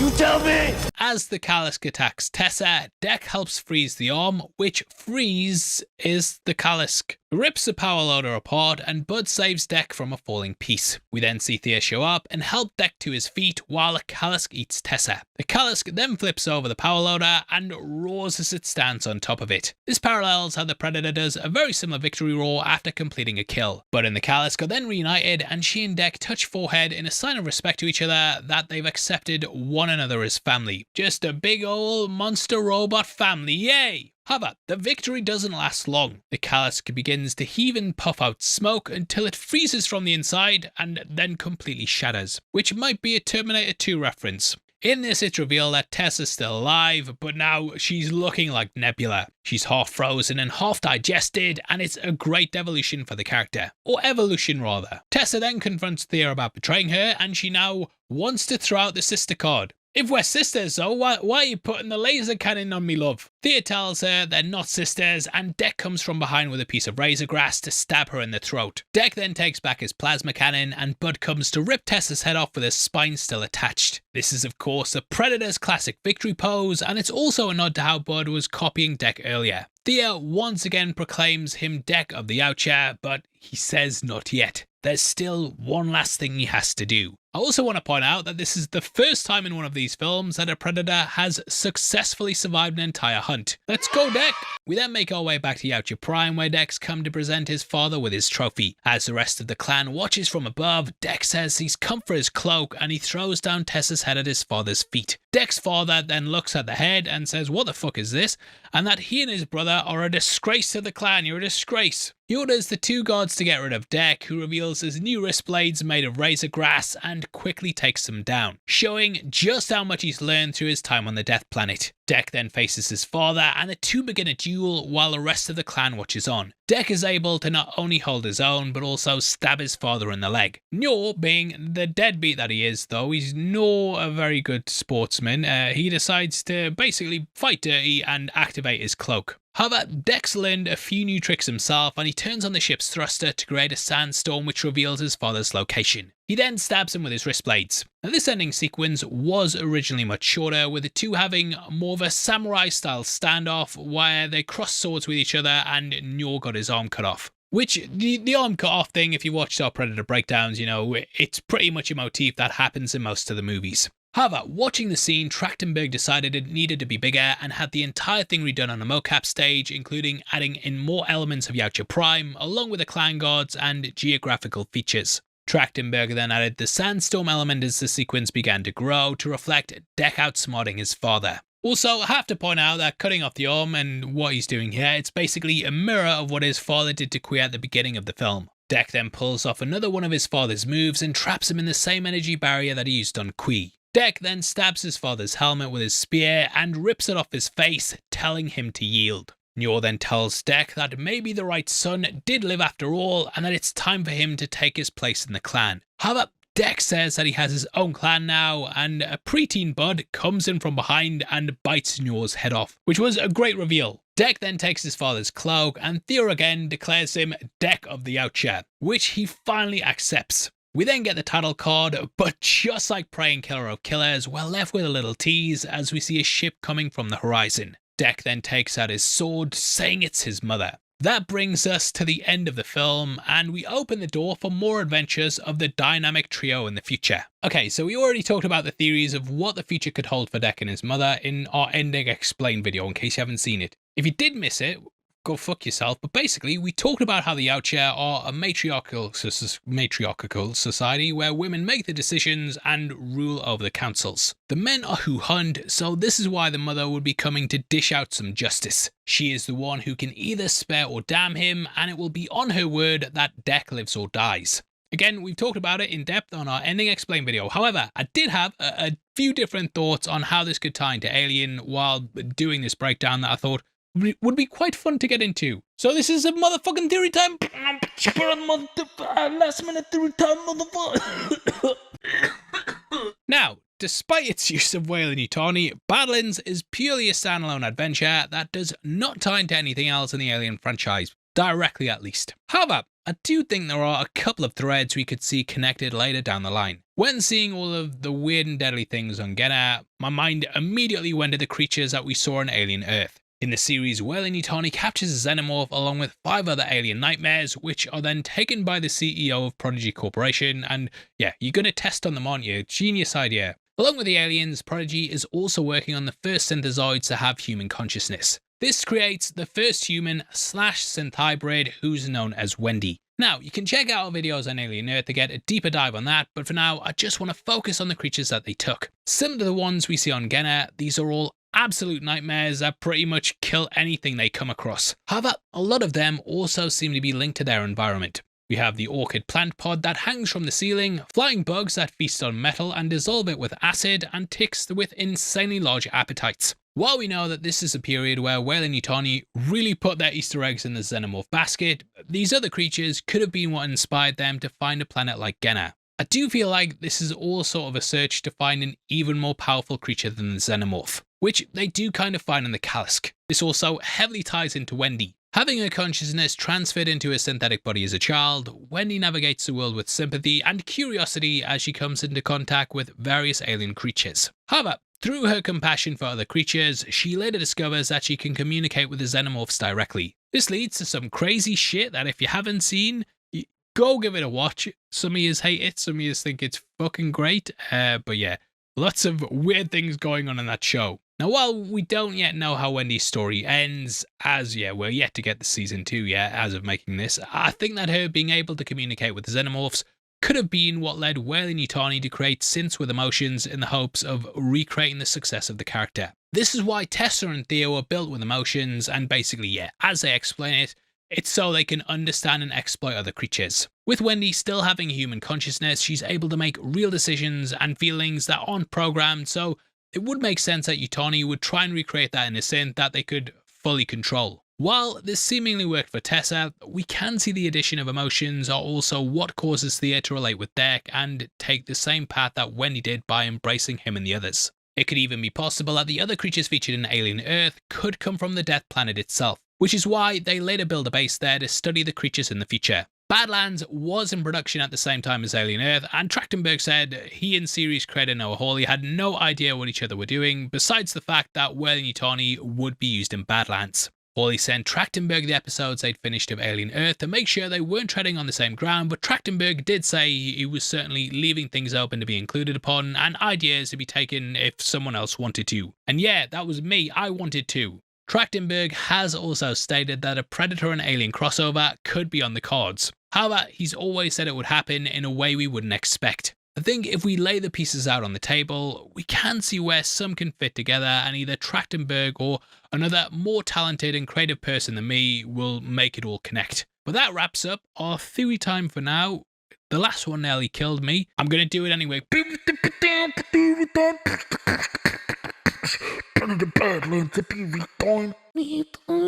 Now, while our theories on this setting up a secret Alien vs Predator movie, it didn't pan out, I'll admit it. Badlands is another great entry into Trachtenberg's era of the Predator franchise. Like Prey and Killer of Killers, I think the director's great at bringing in lots of new elements while also keeping things contained to the story that he's trying to tell. Making the Predator the hero of the film not only makes it stand out amongst the other films in the franchise, but it also gives us an entirely new perspective on a 40-year-old franchise. While I can totally understand, people not being crazy about the jokes or the inclusion of a cute sidekick, especially in a franchise that's known for very brutal violence, I ultimately think that exposing Predator to a wider audience allows for the films to explore new exciting directions that wouldn't be possible if it was just confined to like the horror/sci-fi genre. I know some of you hate it, I know some of you love it. For me, some of the jokes work, I think that's always the risk with doing humor in something, your jokes are going to land or they're not, and if you have a good batting average, you think this movie's great, it's funny all the time. If they don't land, you're like, this is so fucking annoying, and they keep doing jokes that don't hit. So your mileage is going to vary, but for me, it did a lot of things right, didn't completely knock it out of the park. I probably still prefer Prey, but overall, had a great time watching it. For me, Trachtenberg is 3 for 3 when it comes to Predator movies, and I can't wait to see what he has in store for us next. Anyway, that brings us to the end of the video. Comment your thoughts on Predator Badlands below, hit the thumbs up, all that jazz, all that shit, and huge shout out to TJ for all his research working on this video. He's so funny and clever, he's much funnier than me to be fair, and you should give him a follow at the Fat Door. Before you go as well, yeah, don't be a dick mate. I've said the merch store before, you've been looking at the t-shirts the whole time, go check them out there. If not though, and you want to support us in another way, the join button for 99 cents a month, you'll get early access to a video like this every single week, mate. We're doing it, we've done 6 months so far, no breaks, more than one a week, a lot of weeks, and yeah, we're keeping that for you guys, so thank you for all your support, really means a lot to me, and yeah, thank you for all of that. Because you don't have to do it, but you still do, and that really means a lot to me, so thank you. Now, if you want something else to watch, guess what, mate? Got a breakdown on screen for you. Step right up, step right up. We got more shit explained to you in an annoying British accent. If not, I can totally understand why, mate. I'll see you on the next one. Take care. Peace.